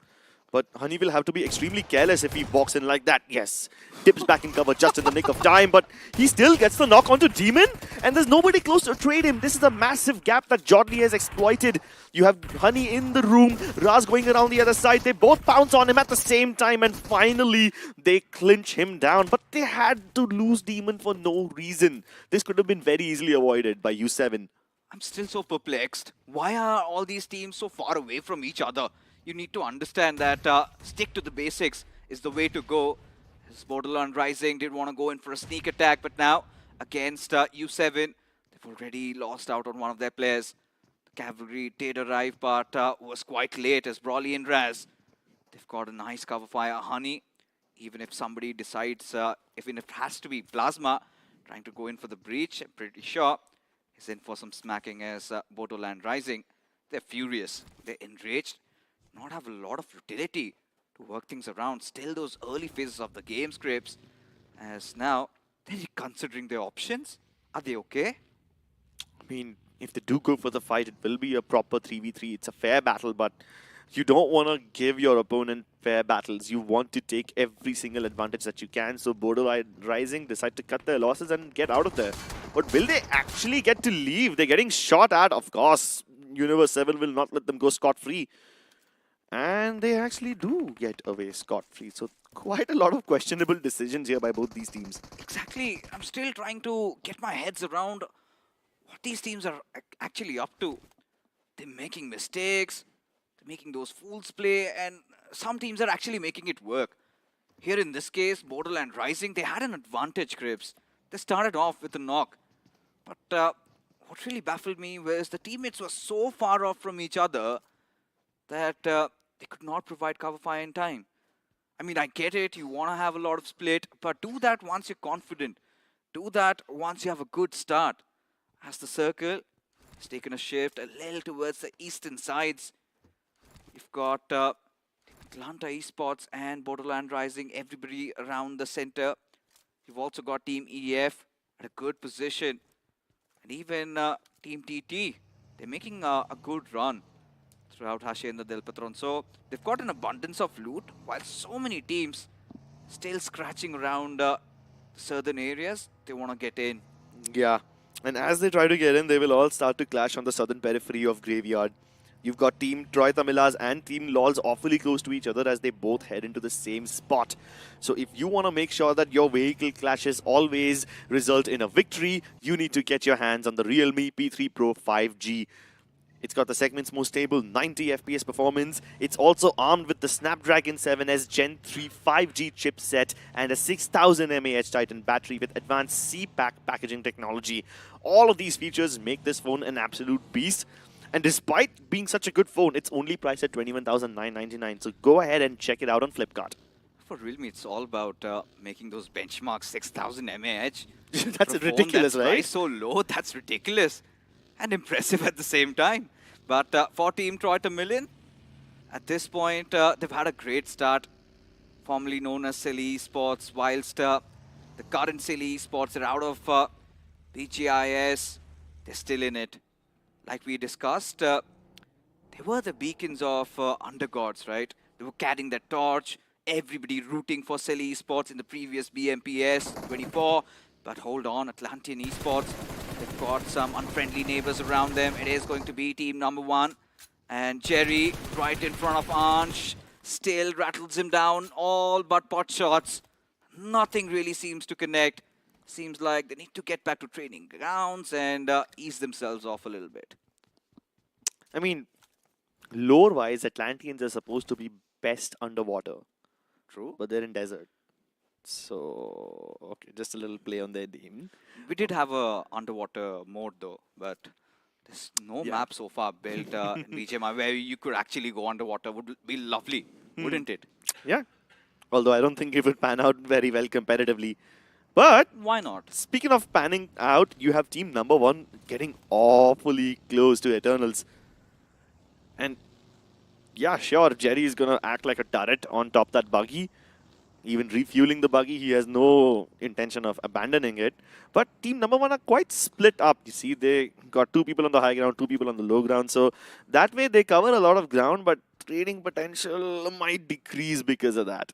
And we've already seen what happens when you don't have trading potential. Best example, Borderland Rising. They lose a player because of that. You made such a key point. You talked about getting those trades, and if you did have time to watch the games yesterday, Wildfangs had their trade games really nice. Always having that cover fire, making sure you get the most out of the situation.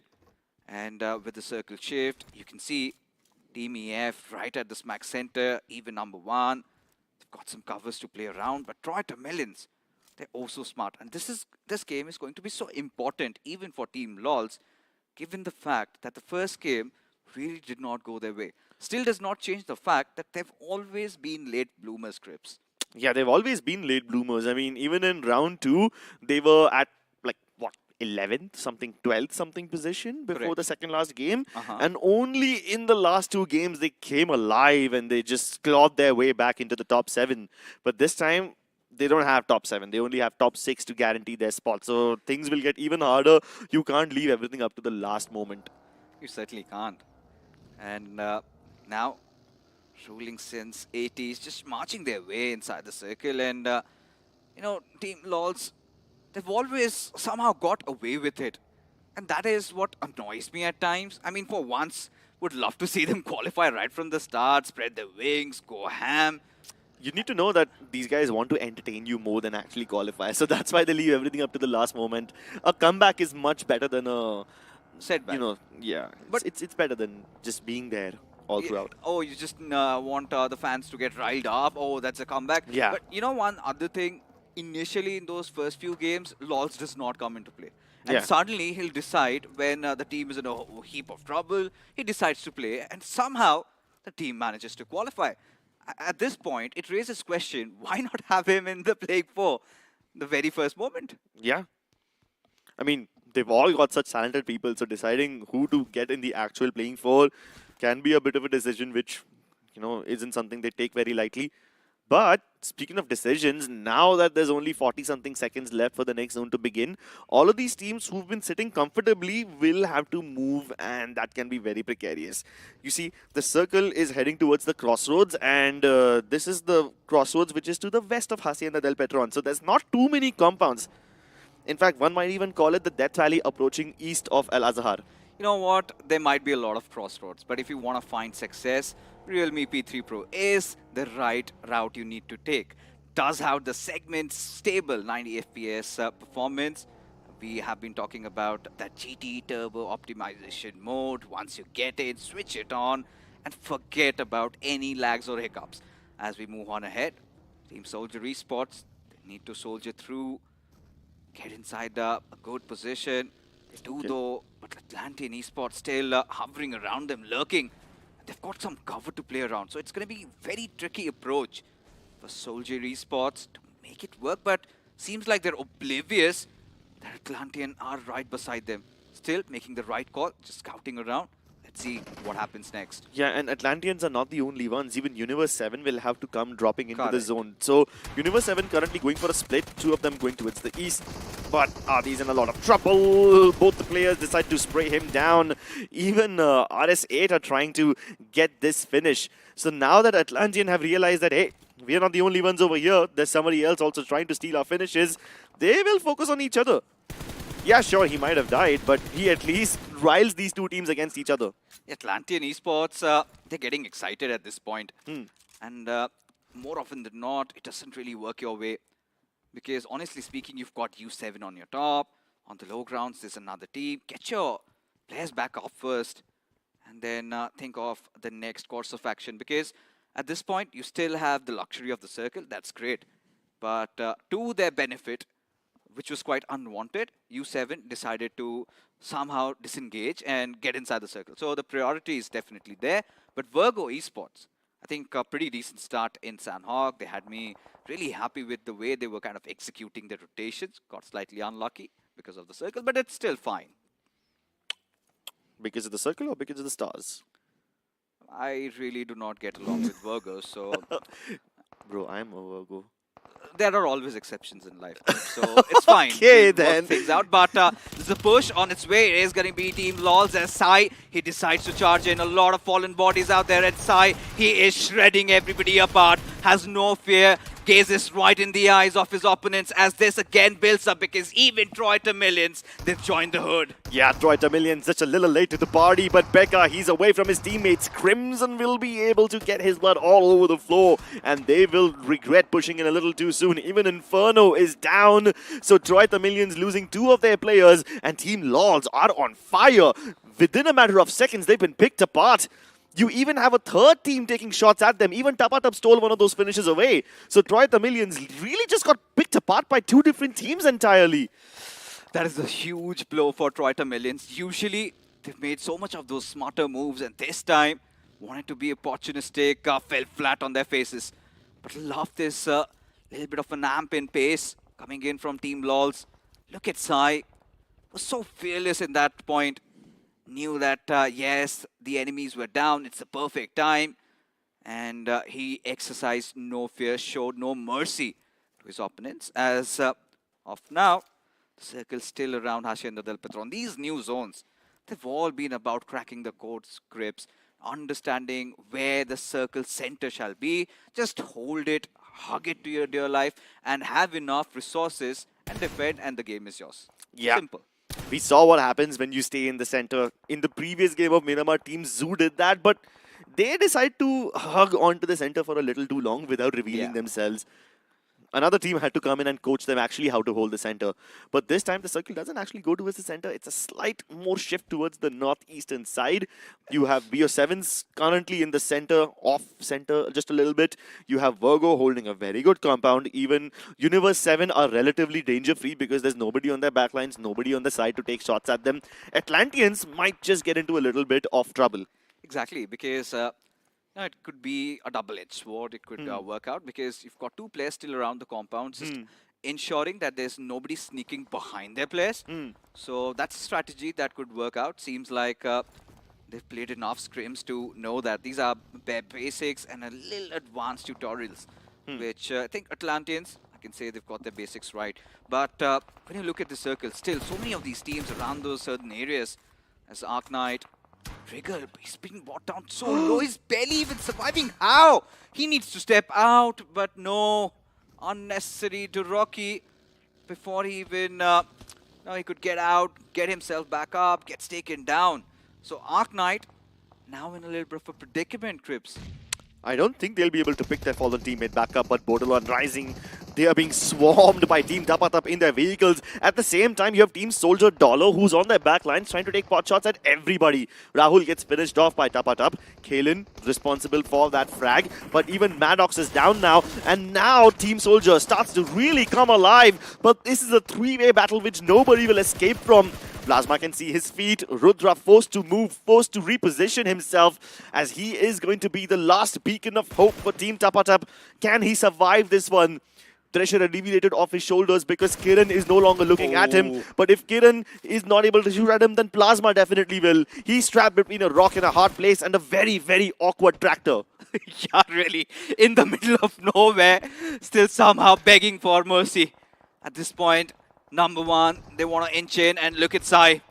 He has been creating a lot of difference. He's been a constant menace. And unfazed once again as number one, the numbers start to dwindle down. And Sai, 5 finishes strong, has got some space to get that revive. But look at this. The stage 5 circle, still 1 more minute to go.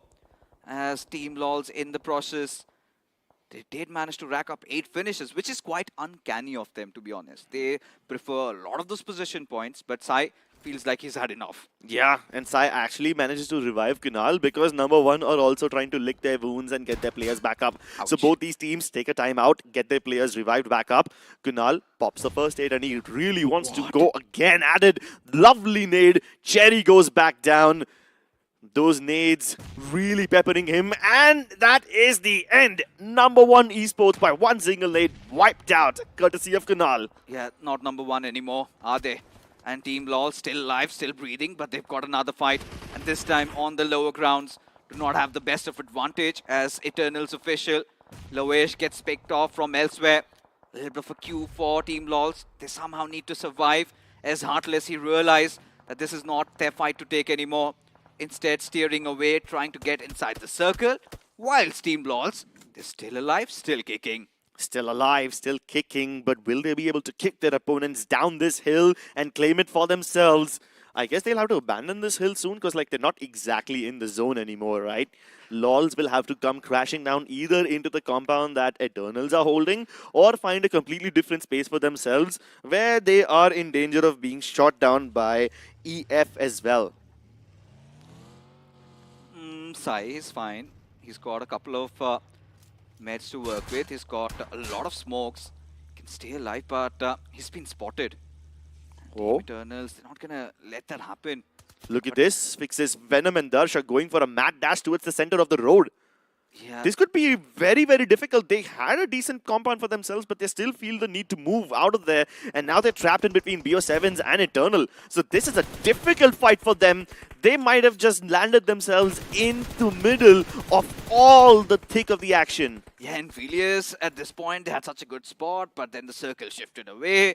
Hence, they had to take this route. But eventually, it's like serving yourself on a silver platter.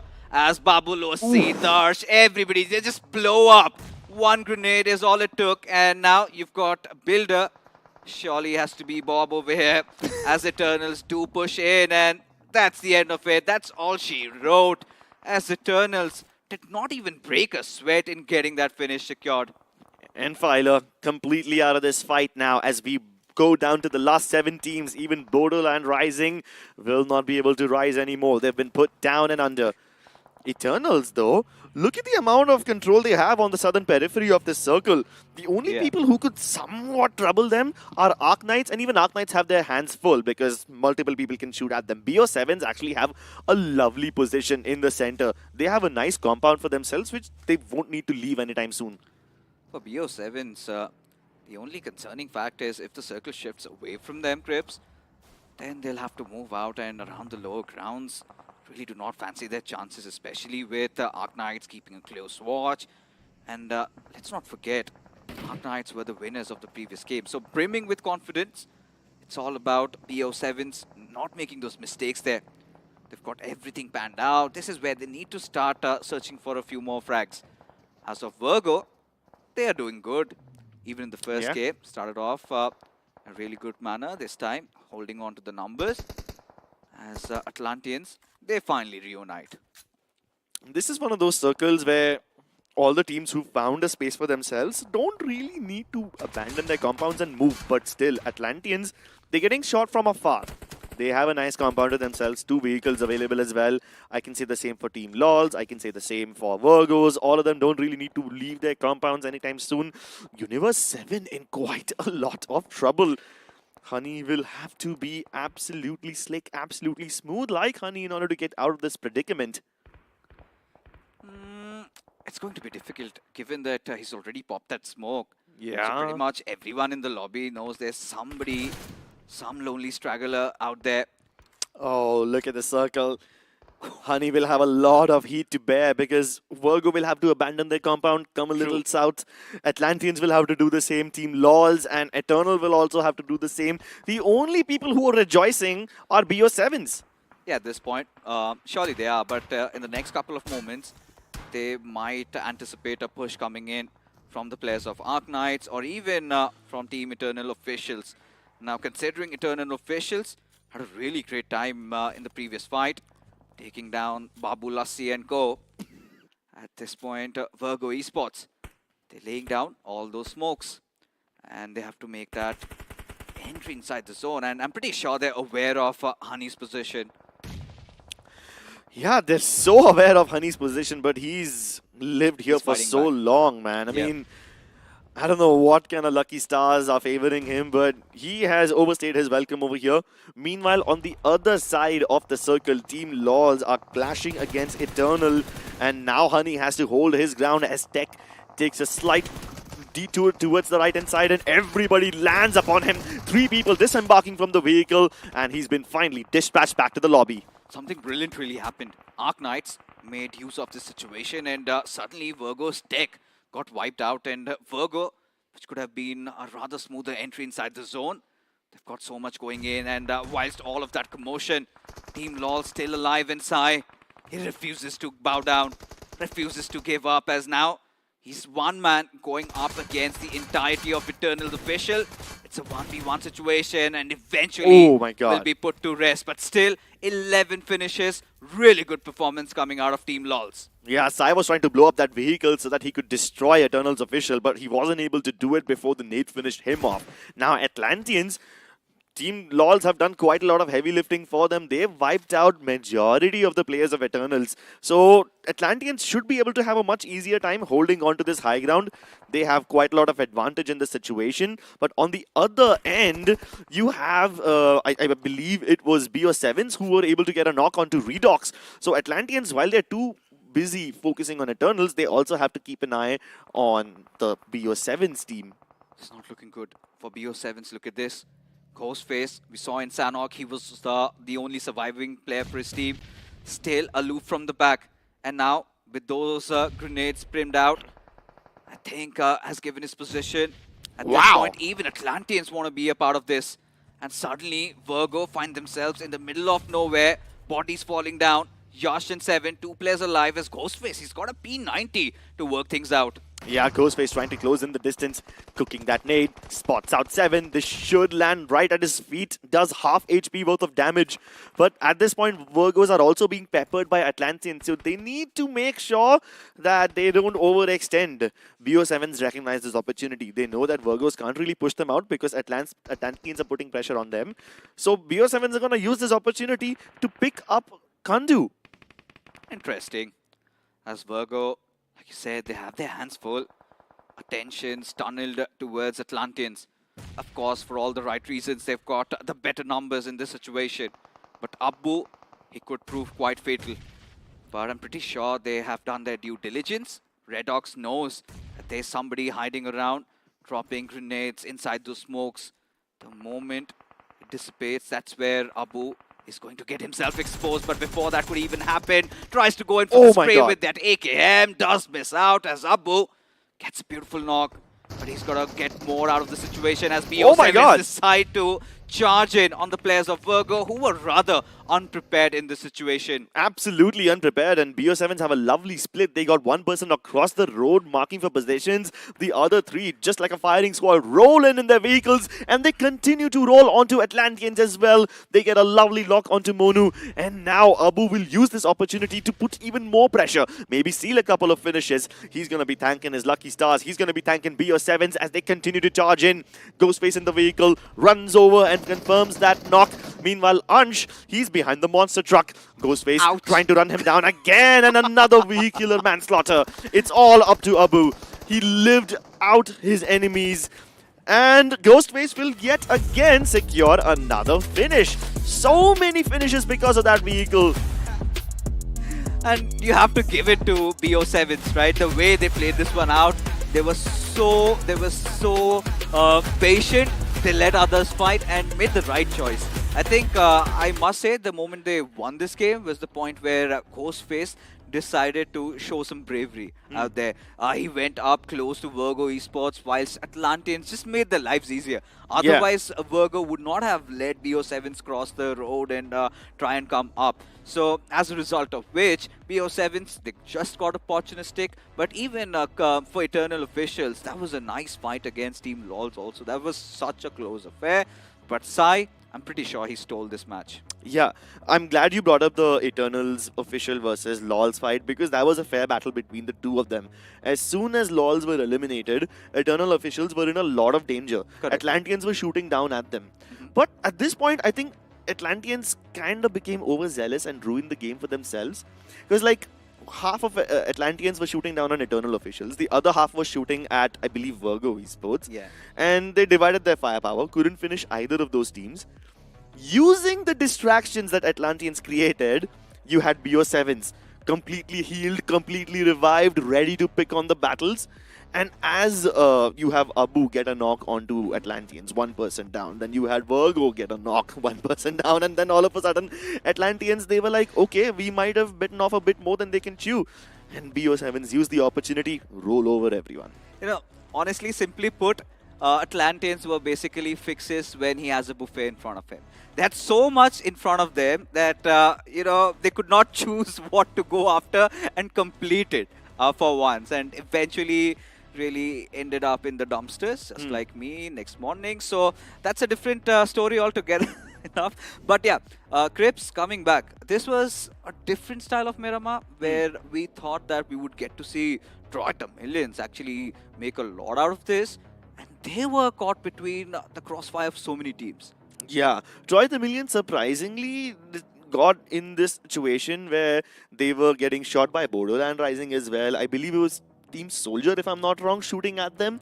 So Multiple teams. yeah, multiple teams shooting at them, right? So usually Troy Tamilians are able to handle the heat, handle all of these teams shooting at them, but this is not one of those games. So it was basically Troy Tamilians wanted to be sneaky, wanted to pull off what they did in Sanhok, wanted to be opportunistic, went in for those third parties, and suddenly they realized, oh, shoot, we've got another team on our backline, we're surrounded. And in the blink of an eye, they were done for. And this is one of those teams that we were really eyeing out for because coming in from the grind, silly esports, they carry so much on them. And they also have to prove, right? I do not know what went down with them leaving the org, joining Troy Millions, and if you've joined under a new banner, you have to prove. And they're still doing A-okay. I'm pretty sure must be in the top 4-5. But this is a team that you would expect to be on the top. Yeah, and while Troy Tamilians did decently for themselves, we kind of underestimated the hunger that all the other people have to prove themselves, right? True. Very soon we'll take a look at the highlights and we'll take a look at all of these players who are just hungry for opportunities, hungry for all of these finishes. BO7s took those opportunities and were actually able to chew up the dinner, but all the other teams, they were kind of left astray. They were. And, you know, you get a better vivid picture once the highlights do come up. Because, to be honestly, Sai really stole the show in this one.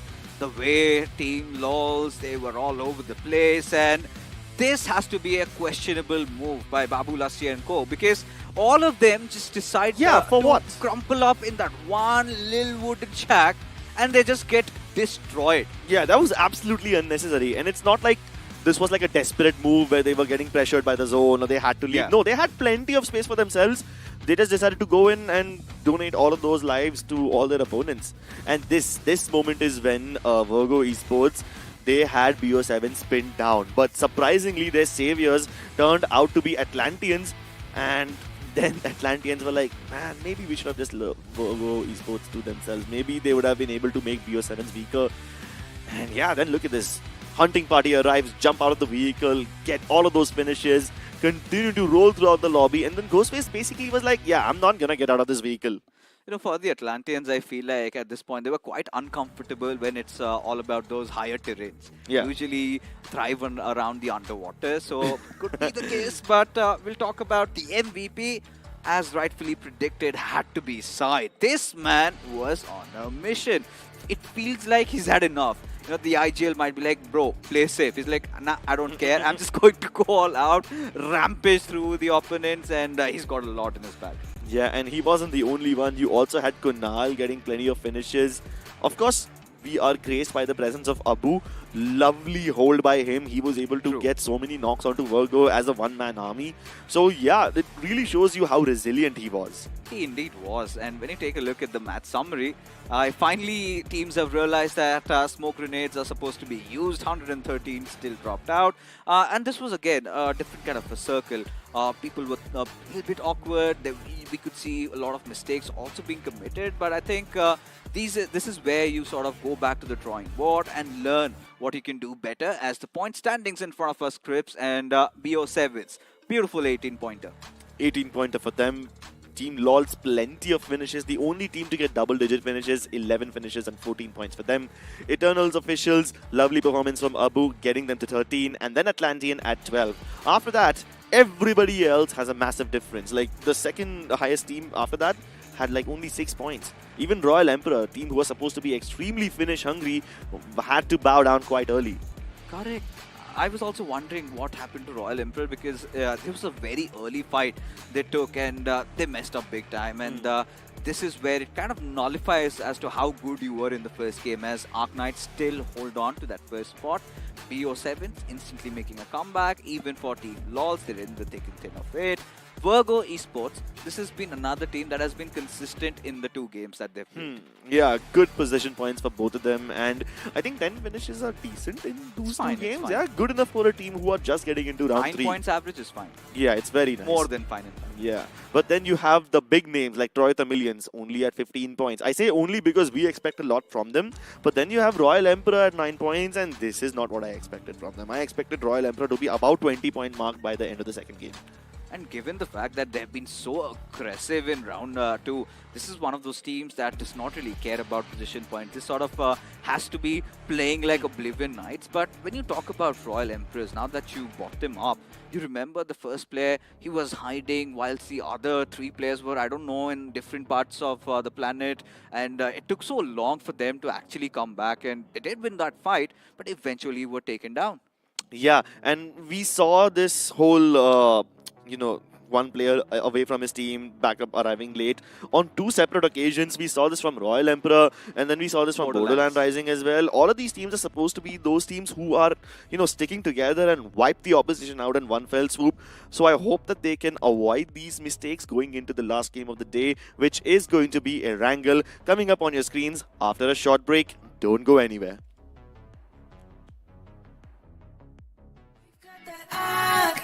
Temperatures high, but it make way. We came here to slay, slay. Came here to slay.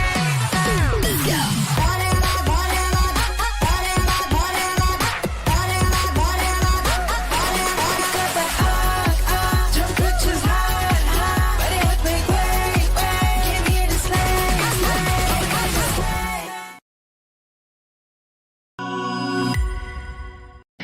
Yes! Let's go! P3 Pro takes mobile gaming to the next level. So first was the AI motion control. आपके movements को game के साथ sink कर देता है. AI ultra touch control आपके finger movements को track करके टच कंट्रोल को लाइटनिंग फास्ट और लैग फ्री बना देता है. मतलब बटरी स्मूथ गेम प्ले जो हर गेमर का ड्रीम होता है यार. तो P3 Pro is the choice.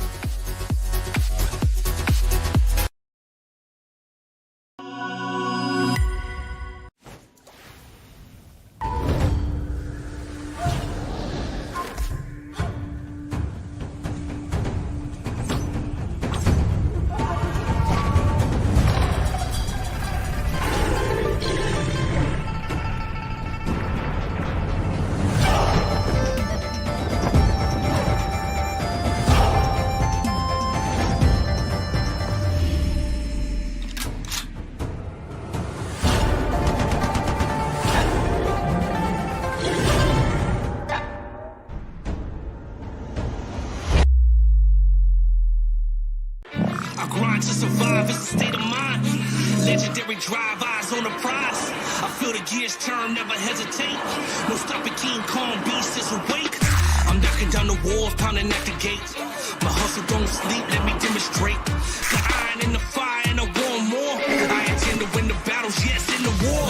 I'm the champ, I'm the champion, I'm the champ, I'm the champion. Boss beast, God, while I'm at the time. I'm the champ, I'm the champion.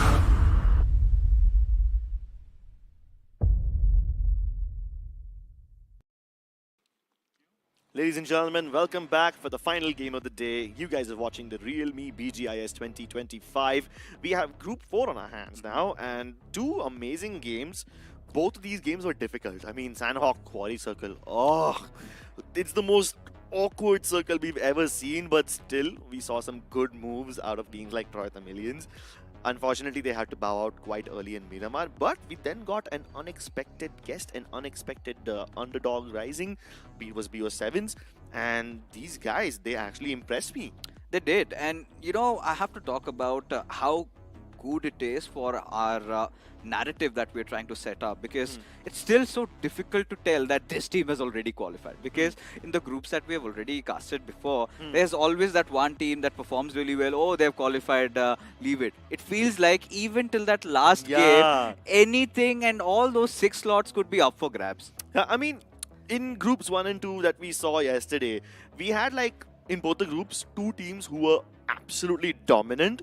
Yeah, they were on top, and every other team was just struggling. So from slots 3 to slot 6, we still had teams fighting each other for that spot. In the last second, we had a team rising. So yeah, that was a good move from them. I think M4, that was the team. They managed to get inside. They scraped through. But all the other teams, in both those groups, top 2 teams, they were absolutely dominant. And if you guys want to be as dominant as them, you need to get your hands on this beautiful device, the Realme P3 Pro 5G. It has an amazing instantaneous sampling rate of 2500 Hz, and when you expect such an amazing sampling rate, you expect it would run out of battery soon? No! It's got a 6000 mAh Titan battery. It's never running out of juice anytime soon. And if somehow you cannot process all those technical jargons that we put out, if you want to play like Sai, get yourself this phone. Yeah. If you want to go aggressive, get yourself this phone. And this is for such an exciting price with just 21,999. You've got such beautiful colors. What are you waiting for? Available on Flipkart. Go check it out. But now, Crips, everything has been laid out. It's the final game of the evening. This is where I feel like teams like Royal Emperors, who had us riled up in round 2, they need to get back. Because the first game, it's fine. It could be forgive that the circle went away from them. The second game, those mistakes, they need to learn from it and bounce back. Yeah, and surprisingly, it wasn't just them. I mean, I had a lot of expectations from Borderland Rising. I had a lot of expectations from Royal Emperor. Both of them made the same mistake. Yeah. One of their players was caught out in the open, and that one guy was hunted down by like 3-4 players at once. And at this point, they made the same mistake like you said, right? And when these things tend to occur, the only thing that I urge the players is start sticking together, play in pairs, and ensure that even if one player is there, you have somebody to at least get those trades. Because right now, you might be talking a lot about the new zones, the new metas, but you have to be very sound with your basics. Now you see all those big teams, all the big dogs, when they come out to play in the quarters and the round 4s, you will see them doing one thing, that is getting those trades. And that is where they thrive. So if these teams can understand, adapt, and improvise, then they could go very far in the tournament. Yeah, all of these teams have to go very far in the tournament, but for now, they are approaching the halfway mark. 6 games are available to them, out of which 3 will be played today, 3 will be played tomorrow, and we are about to begin with the last game of the day. So far, all of the teams that we had high expectations from did not really perform well, so I hope that they at least finish the day with a bang. Ladies and gentlemen, we're going to be starting off with Erangel just in a couple of moments.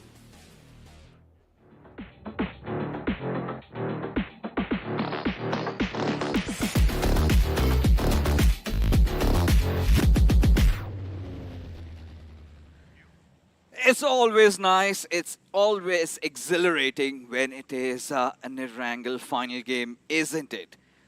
As the flight path trajectory all the way from the Sosnovka military base goes towards hospital. And the best part, Crips, about this group has been the sense of uncertainty, the shrouded mystery that prevails in the greener pastures. Still so difficult to say which team gets to walk out.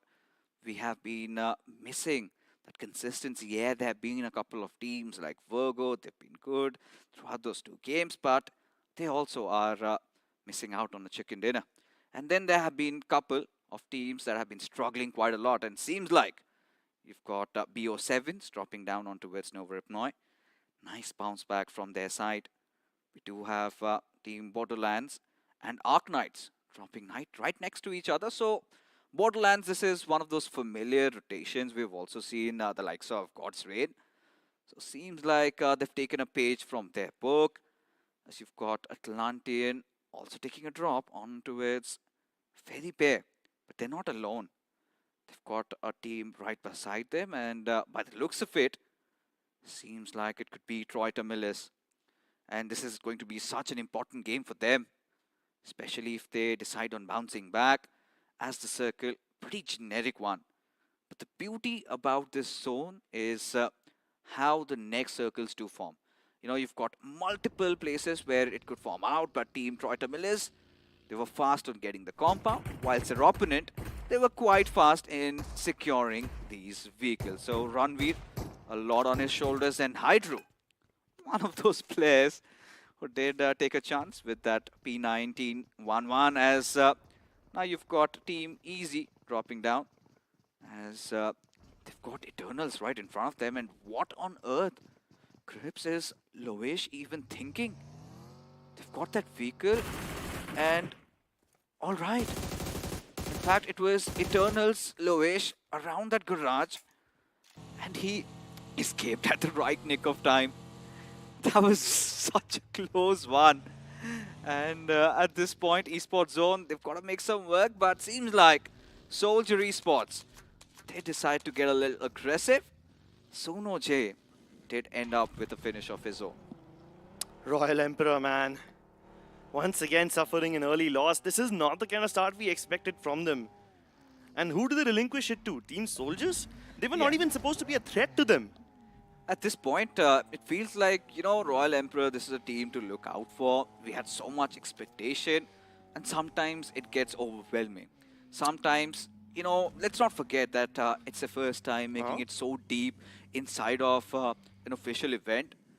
Sometimes they tend to fight their own demons and fall back. Yeah, speaking of fighting your own demons, Technojot, I think he fell out of a moving vehicle, so that's why he's knocked. Nobody shot at him. I mean, I do not know if there was just a little bit of a lag for him or whatever, because I completely agree with you. I mean, had somebody else shooting him out, that could be a different story. But yeah, he's got that pan up. I'm pretty sure would love to give him a spanking there. Just punish him. The IGL little boy should not happen. Get over. Yeah, unforced errors. We saw something similar early on as well from Gods. Yeah. He also fell out of a moving vehicle. And like, if this is happening in a very difficult, chaotic fight, I understand. Not even a yeah, nobody's shooting, terrain nobody's also. around you. Yeah, and it should be a easy, smooth drive. There's not too many ridges in Erangel. Buttery fingers, I guess. Butterfingers, man. Speaking of butter, if you want some buttery smooth gameplay, you should get your hands on the Realme P3 Pro 5G. 90 FPS, smoothest in the segment, and an instantaneous sampling rate of 2500 Hertz. Yeah, that's butter smoothness.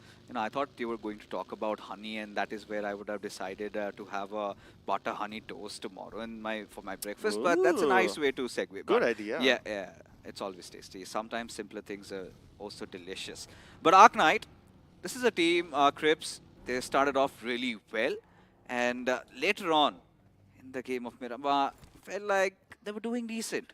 But if you aren't really satisfied with just being decent, average, mediocre, like we have been saying, check out the Realme P3 Pro 5G.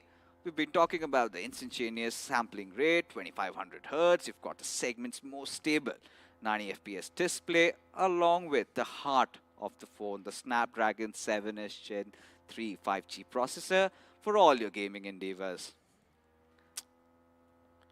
Well, Doroki, I think he's on the edge over here just to look out if there's any boats available. The circle is pretty much all over the mainland, so BO7s, while they're safe on the military base island, they don't have any hurry to cross over just yet. Meanwhile, Troy Tamilias, on the other hand, these guys are just getting outside of Ferry Pier. And if they continue going in this direction, they will run into Borderland Rising. Both of these teams haven't really lived up to their reputation. We expect a lot from them. And if these two teams start fighting each other, even Royal Emperor can join into the fray. They are also quite close by. But for now, just smooth sailing. No fights. Yeah, indeed. And for once, ruling since 80s, they've got such a nice position for themselves. Somewhere positioned around shelter. And they've got a good position. And they have to make the best out of the situation. They've struggled in the first few games. But look at this. Royal Emperor inching in close for a battle as Borderland Rising is just circling around. One player already down and out. And Royal Emperor start losing out on numbers and numbers at big time. And at such critical instances, Royal Emperors, this is panning out really bad for them. Yeah, Royal Emperor in a lot of trouble. They lost a player very early on, and now another loss.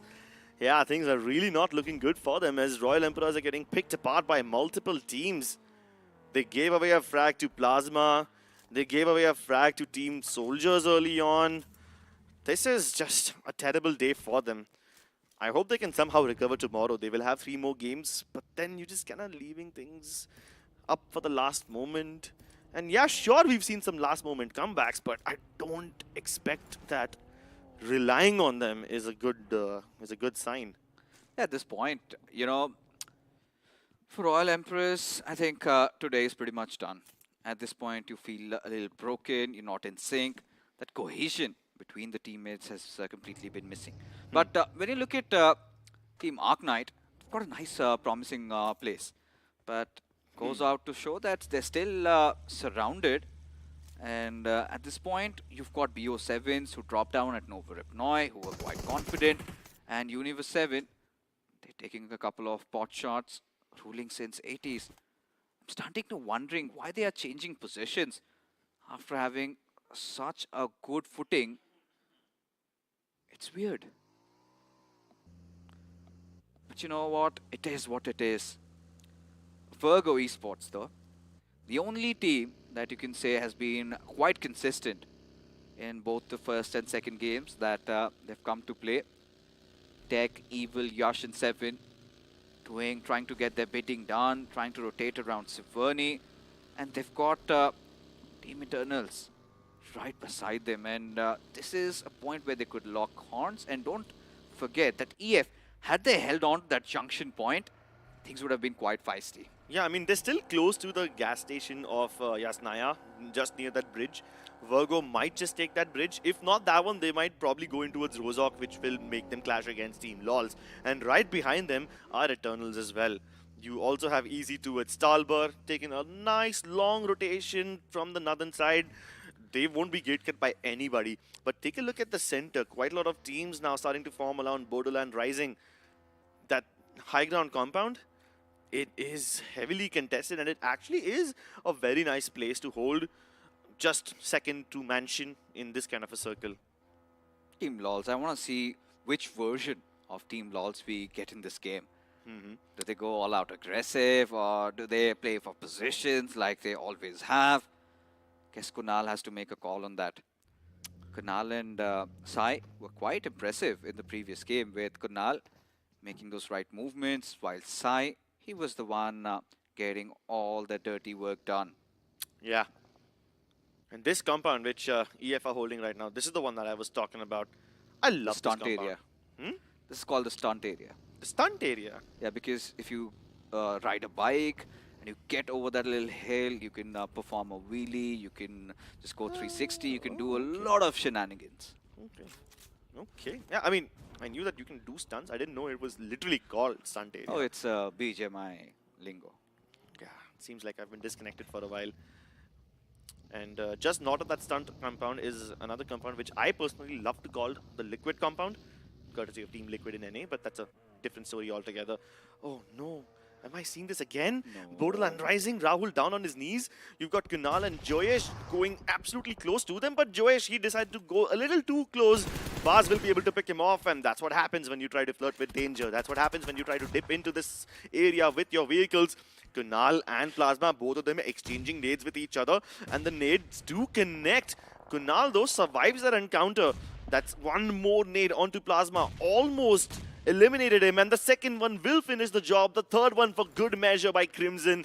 This should be able to get both Baz and Rahul. Yeah, at this point, Joyesh must be fuming with anger, and just to make matters worse, Kunal gets taken down from his own teammate as Virgo. And they decide to come out of nowhere, whilst Borderlands, they're still breathing, still alive, not out of the picture yet, as Team LOL, just like that, making those small errors has costed them the lives of two of their teammates as Jodley gets surrounded, Piranhas out in the open, and Virgo 7, they wipe the floor off with Borderlands Rising. Yeah, Borderlands Rising completely out of this game, but there might just still be a chance for Team LOLs. And as I say that, Sai loses his life as well. And this time he loses it to Team Soldier. Team Soldier have been trying to pick off so many teams from so many different areas. Now they set their sights on Virgo. 7 is down on his knees. Yeah, Team Soldier, these guys are really opportunistic. More opportunistic than BO7s actually. It was a comedy of errors coming in from Team LOLs. They were not in the same minds, because the way Joyce executed, there was nobody to follow up.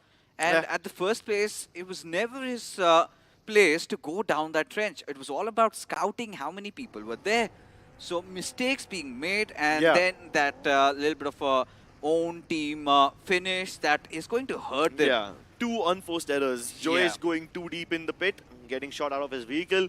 And then the second one with the team nade. Yeah, very avoidable mistakes.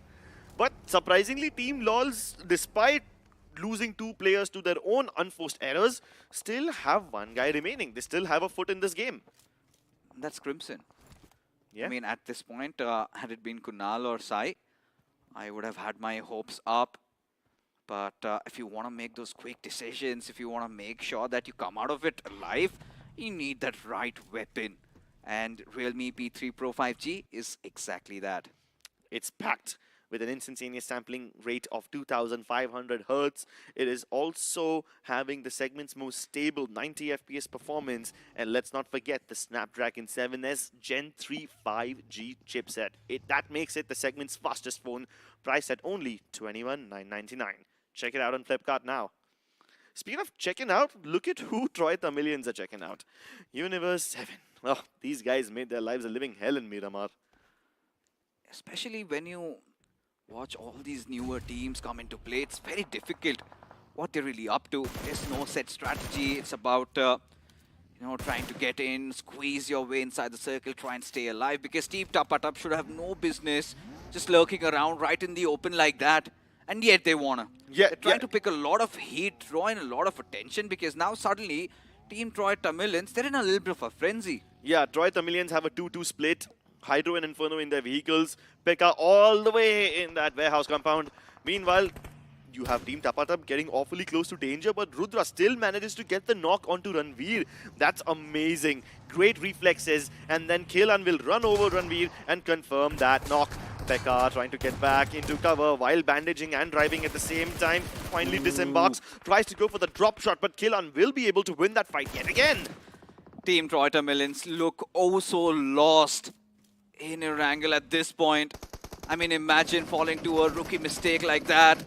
And now it's going to cost them a lot. As for Team Tapatap, them being so exposed, of course the cavalry does arrive. There's a little bit of a flip there. I have no idea what's happening, but U7 Raz still alive alongside Honey against One Mag, who's trying to constantly somehow dish out damage with that DBS. Goes outside the blue circle, but eventually it is going to be Universe 7 who walk out of it alive. I am still trying to contemplate what's going on. Just a little flip at the table, flip at the car as the F1 car is going flying. And yeah, sure, both these teams were trying to get a piece of Troy Tamilian's territory, right? Both of them were just on the periphery. Universe 7 and Team Tapata, both of them were trying to fight against Troy. But as Troy got wiped out, they were like, okay, let's finish each other off as well. So they go clashing in 3-4 cars, just clashing into each other, and they clash so hard that the other car just God, flying I've around. had enough. This is it. So much vehicular manslaughter. Just another finish. 2 vehicles as well. Oh my God. We always have this little counter, vehicle finishes at the end of the game. I think this time we will have at least 5 on that one. Is there any way we could be the ominous voice inside the lobby and urge these teams to calm down? Yeah. Because it's all so scrappy at this point. Look at this fight happening right out in the middle of nowhere. Esports Zone suddenly get charged in. It is going to be the players of number 1 Esports, and they wipe the floor even before Team Easy could answer back. Esports Zone wiped out in a matter of seconds. It's actually number 1 Esports who are in the zone, but they need to pick Cherry back up because Eternals are knocking on the doors. They've secured that knock. You know for a fact they want to go full in. Loey nading them to next Oblivion. Booster also falling down. Now Jerry and Spike in the smoke. They're just gonna carpet bomb the entire area, leave no stone unturned. And they're like, okay, if you want to hide in the smoke, we will make sure the smokes are on fire. Where there is fire, there is smoke. Hattori, he will not be able to survive that encounter. Spike will be able to secure that finish as well. But Abu, he's trying to finish that fight as quickly as possible. Eternally officials have now surrounded these guys in every direction. No escape. Spike has no choice but to somehow recover. First aid kit popped, but he still has a tall order ahead of him fixes. At this point, Abu just drives by, gets back inside his vehicle, wanted to pull off a little bit of a trace squad there. But yeah, he fell flat. That mission was unsuccessful. But Eternals officials, Abu still does not want to give up. He knows that he's got a finish lying ahead of him, might as well secure that. Look at how far he is from his teammates from the other side, and now he's going to take his sweet time. the good thing is with these underdogs at this point, if the seasoned veterans were here, they would have had their pans out, their weapons, their swords, and all of that slicing through. But yeah, this is paying their due respect. But whatever is happening inside the lobby is beyond my belief, beyond my understanding of the game so far. Yeah, I mean, so many vehicular clashes, and somehow in all of that kerfuffle, you have Spike making it out alive. He escapes. Destroy me, Crips. Well, finally, the circle takes a shift towards the south. Now, Team Soldier, one solo player from Team LoLs, that's Crimson, one solo player from number 1, that's Spike. Both of them will have to make their way into the zone. Even Eternals will have to do that. But for everyone else, Troy Tamilas, BO7s, Ruling Sins 80s, all of them are pretty much safe inside this zone. They don't really need to move yet. You know, I have got a little bit of a theory here. I'm wondering, all these teams, they've realized that, you know, we've been trying to use all our minds and try to have a good game. That's not working out. Let's, you know, go freestyle for once. That could be the only possible case. But Abu, this is what I was talking about. Look at him, out in the open, no cover whatsoever, still no fear. And his teammates, they're doing their own thing. Pretty much chilling. They've got a team right next to them, and they're aware, but they want to fight against Team Atlanteans. Yeah. Eternal have no respect, no remorse, no mercy. They will fight anybody and everybody. They shoot everything that moves. And right now, Darsh is moving quite a lot. He gets into the vehicle, somehow tries to get into the zone, but Abu will simply not let him go. Oh my god.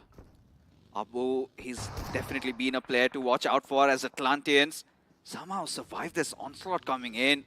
And Abu, at this point, had he been there, could have been a different story altogether, but that's a whole different thing for another day, as Babu Lassi and co. And you've got Royal Emperors. This is where, if they remain a little bit more poised, I think they could get a lot going on. You've got quite some teams around that eastern cluster trying to move inside the circle. And with Abu just laying down smokes all around, he is taking shots from every possible direction. Yeah, but Abu has to just hold on, because there's plenty of teams to distract each other. Atlanteans, Team Soldier, Royal Emperor, all of them taking pot shots at each other. Between all of these bullets flying, Abu can just dip inside the smoke and stay alive, hoping that nobody focuses on him, hoping that the other teams prioritize each other.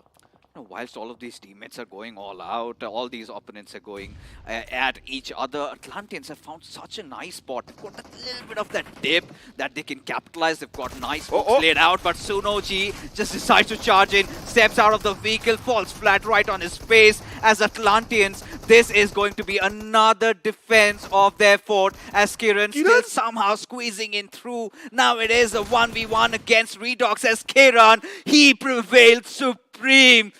Somehow, Atlantean esports, they have been invaded and wiped off. Kiran, being the ray of hope for his team, clutches out the 1v2 and keeps them alive. The soldiers continue soldiering on, and the best part is they get to reset. Royal Emperors are not full sending it onto them yet, and Royal Emperors, they can't even nade them because they're too far. They're just looking for their own lives. Voltric gets into his car. Hunter also laying down smokes to get inside the zone. They don't have to travel much, but now, before Team Soldier can even fully reset, before they can even pick up Suno J, they are trying to nade out Royal Emperor. That's how finish hungry they are. At this point, Soldier esports are in their flow state. After getting that wiped out, especially Kiran, that's impeccable stuff, honestly, Crips. But like you said, they got the reset that they wanted. Now they're going to get all that loot back up, get all those crates searched out, get all that utility you want, as the road ahead is going to be so treacherous. As Soldier esports, they move on, and now they've got a couple of other teams around them. It is going to be Virgo esports, and Evil, he shows no mercy. Nice little dollar for him. Pick up a pretty penny. Dollar has been sprayed down, but oh my god, Universe 7 Broly, he's going full send. Gets the knock onto Dusty. Even Doroki follows close behind, but it's all up to Ghostface. Dips back into the hovercraft, and this could be the only saving grace, as U7 are peppering him. Set the hovercraft on fire. put the Molotovs on him, flush him out. Ghostface, his face has been torn, burnt off by Broly. It's all up to Kandu now. Can he keep the hope alive for his team? They figured out that he's in the shack, but they are trying to send in the utility. They're trying to nade him out. Just staying alive for the time being. He's got one player that he can try to revive inside that shed, but that would be just a little too much. Meanwhile, BO7s have been finished off. Universe 7 proved that they have the better 7 number. And look at Royal Emperor also. Just survived by 2 players. They're getting so much done. Finally getting into their natural habitat. Finally getting their acumen up there. At this point, you've got U7 still. They've gotten so much out of this situation. 9 finishes already. And now they look forward onto marching inside the zone. They've got a little shack. They have somehow dropped down 2 of their players. As Broly is trying to draw the tension. But look at this. Ruling since 80s. They're somewhere around. They are noting all that commotion, all those smoke laden out. Pretty sure Aim God, he's got 3 grenades to work with. But does he get out of his cover? Does he go beyond that vehicle? And maybe he goes in for a drop. That is going to be question that gets answered in the next couple of seconds. And in all of this, you have 2 players of Royal Emperor still on the periphery. I don't think that Ruling since 80s realized that there's danger towards them, but now as Rex gets into the vehicle, he's getting shot by Royal Emperor, so now he's gonna dip back in cover. And while all of these gunshots are sounding, echoing in this whole battlefield, Arc Knight have been activated. Only 2 finishes so far, which is quite uncharacteristic of them since they're a very opportunistic team. But as they decide to go full sending in, Tech has been bombarded. Swan, graceful as a swan, will pepper him down and Dox will finish him off. Finally, Virgo on the edge of the zone will be pushed in, and pushing them at the same time are Arc Knight. Seems like our voices are echoing through the lobby, and Arc Knight heard you, Crips, and they were mad about it. Yeah. You cannot say that to us. Here goes one finish. As Virgo Esports, ever so cunning, so clever, but they have to make their way inside the circle. As Swan, he steps out of his vehicle. He knows Virgo Esports is right in front of them and they are such a potential threat. As Yash, he's brought down so low. Swan goes in for that nade. Is it going to connect? That's a big ask. And yes, it does. Dox is the one who gets that knock as 7 and Evil again. They are now confused what needs to be done as Joel decides to drive out the vehicle. As Dox, he goes falling down, courtesy to 7. 7 needs to patch up and Evil needs to provide that cover fire. Yeah, he will have to cover 7, who's kind of leading the charge and already down to half HP. But a double nade from Joel will exercise all the evil from the server, leaving it all in the hands of 7. A 1v2 required off of him, but he also is full sending in his utility, gets the knock onto Yash. It's up to him and Swan. The gracefulness of the Swan will shine through once again as he wins the duel and eliminates Virgo Esports from this server.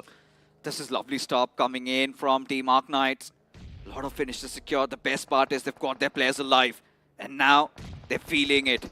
Trigger out in the open, has to be careful, gets taken down. Gets a little overwhelmed as now Ruling since 80s against U7 as they've got their hands full. Raz and Broly on 2 different directions. They've got their attention diverted to one point, and this is where, look at this, Voltric, he sneaks in and feels like Arc Knight could be in a little bit of a pickle. Yeah, Arc Knight have no idea that there's a threat looming on the horizon. They can clearly hear Broly run towards them, but Arc Knight, they don't know that there's another player from Royal Emperor sneak in towards them, so they only hear the sound cues from Broly.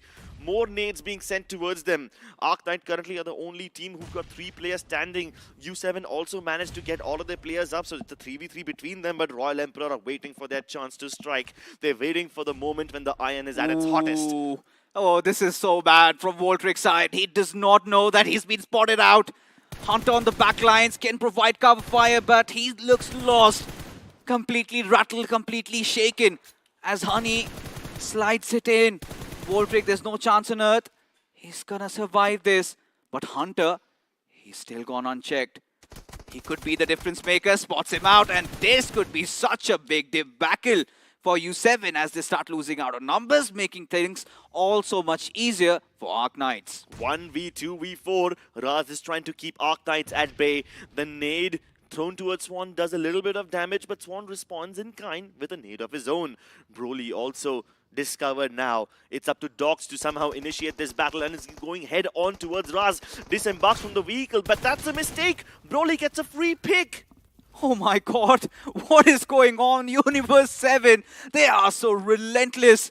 At this point, still fighting back, and now Arknight, they are starting to fall down piece by piece. Swan, this time, he's turned into a snake. Oh my Beautiful lord! Grenade, and U7 just like that get wiped off. That leaves Hunter in a 1v3 situation, and Royal Emperors 10 finishes. Where and how did they get that much?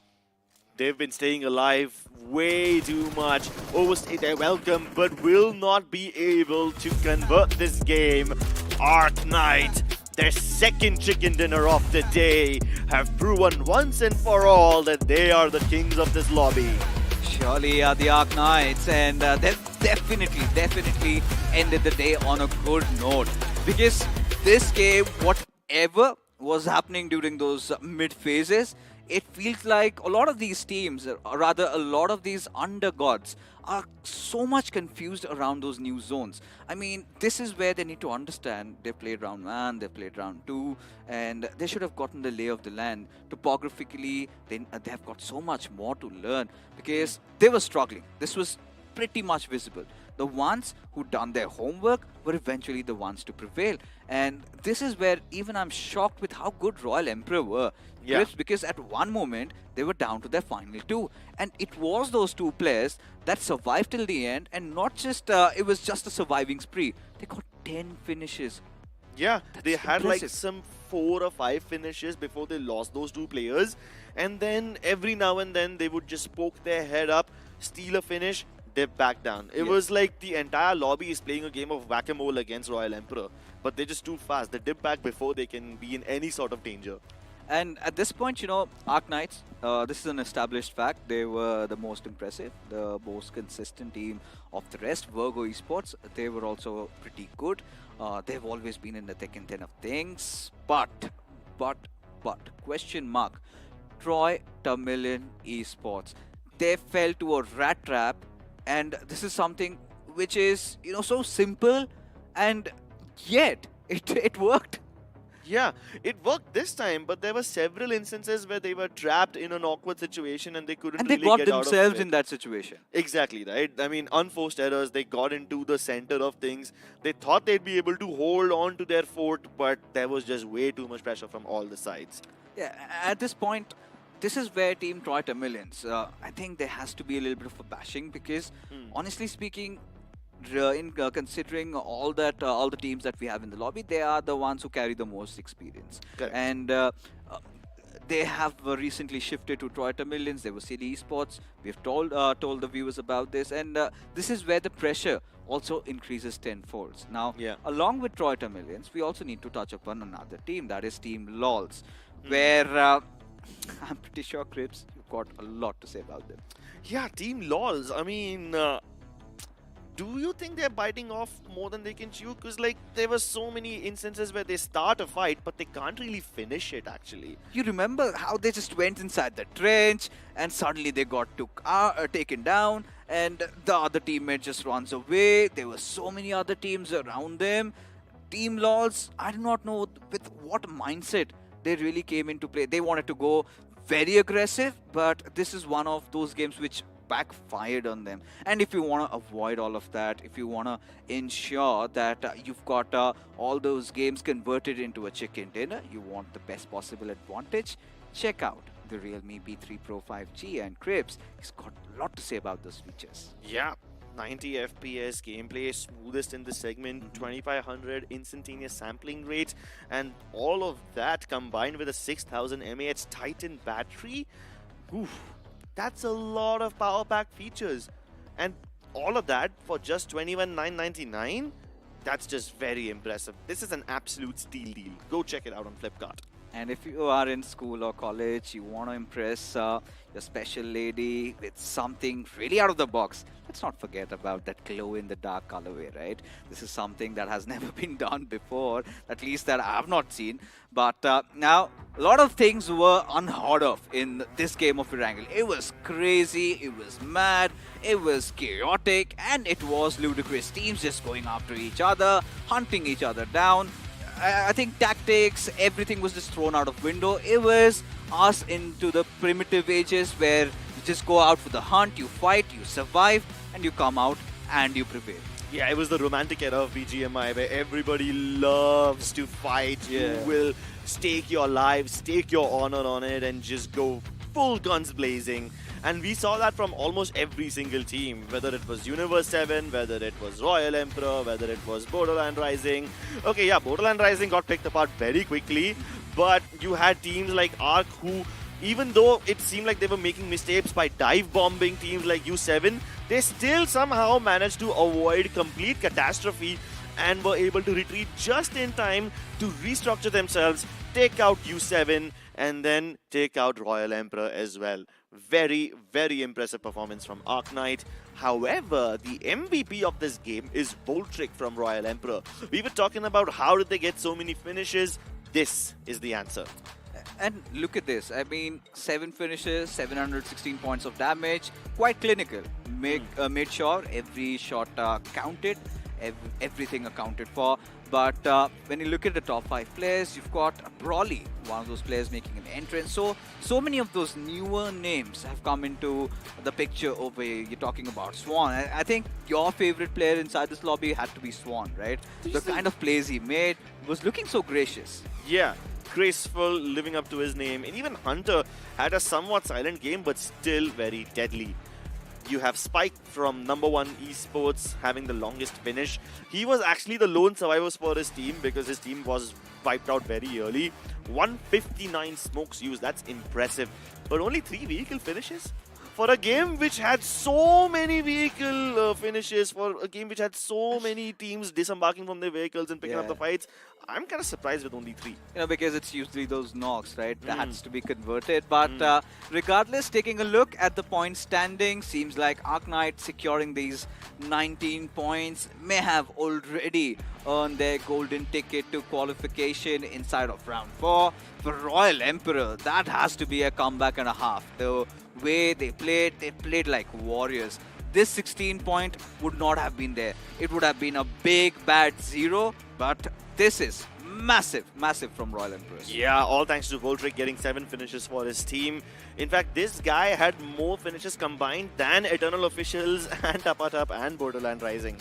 And this is what concerns me. Team Troy Tamil Esports not even coming out with a single point. Even for the likes of BO7s getting a chicken dinner and suddenly in Erangel they were lost. But still in contention, Arc Knight are cut above the rest. They've realized that, yeah, this is not their lobby where they can be truly tested. But look at this, from Universe 7 to even Atlantean, it feels like 5 spots still open with 3 games to go. Yeah, and those 3 games will be absolutely chaotic, especially if Royal Emperor starts to wake up and starts cleaning house. Only in the last game they were able to get plenty of finishes, but Virgo Esports, surprisingly, they are above Team LOLs, who we expected would be way better than they currently are. Even Troy Tamilians Esports, even though they've participated in plenty of officials, they kinda had an off day today. Yeah, they really need to shrug it off, just come back stronger tomorrow, because right now anything can still happen. Honestly speaking, just batting that first position, you've got 5 spots up for grabs with around 9 to 10 teams still in contention. So very exciting affair, as we all rooted for Royal Emperors. There was TTR and Raider going for Team LOLs, and could be Maisie's curse, considering he predicted I was about to say that. And that could have happened because all our teams played well. Yeah, I mean, yeah, sure, Royal Emperor had a couple of off games, but they were able to recover somehow in the last game. Maisie, even in the previous group, the team that he picked was cursed. So, yeah, man, I mean, just plead Maisie not to pick you. Anyway, not gonna let that horse die. But moving away from the caster predictions, this was still a very nice day of BGMI.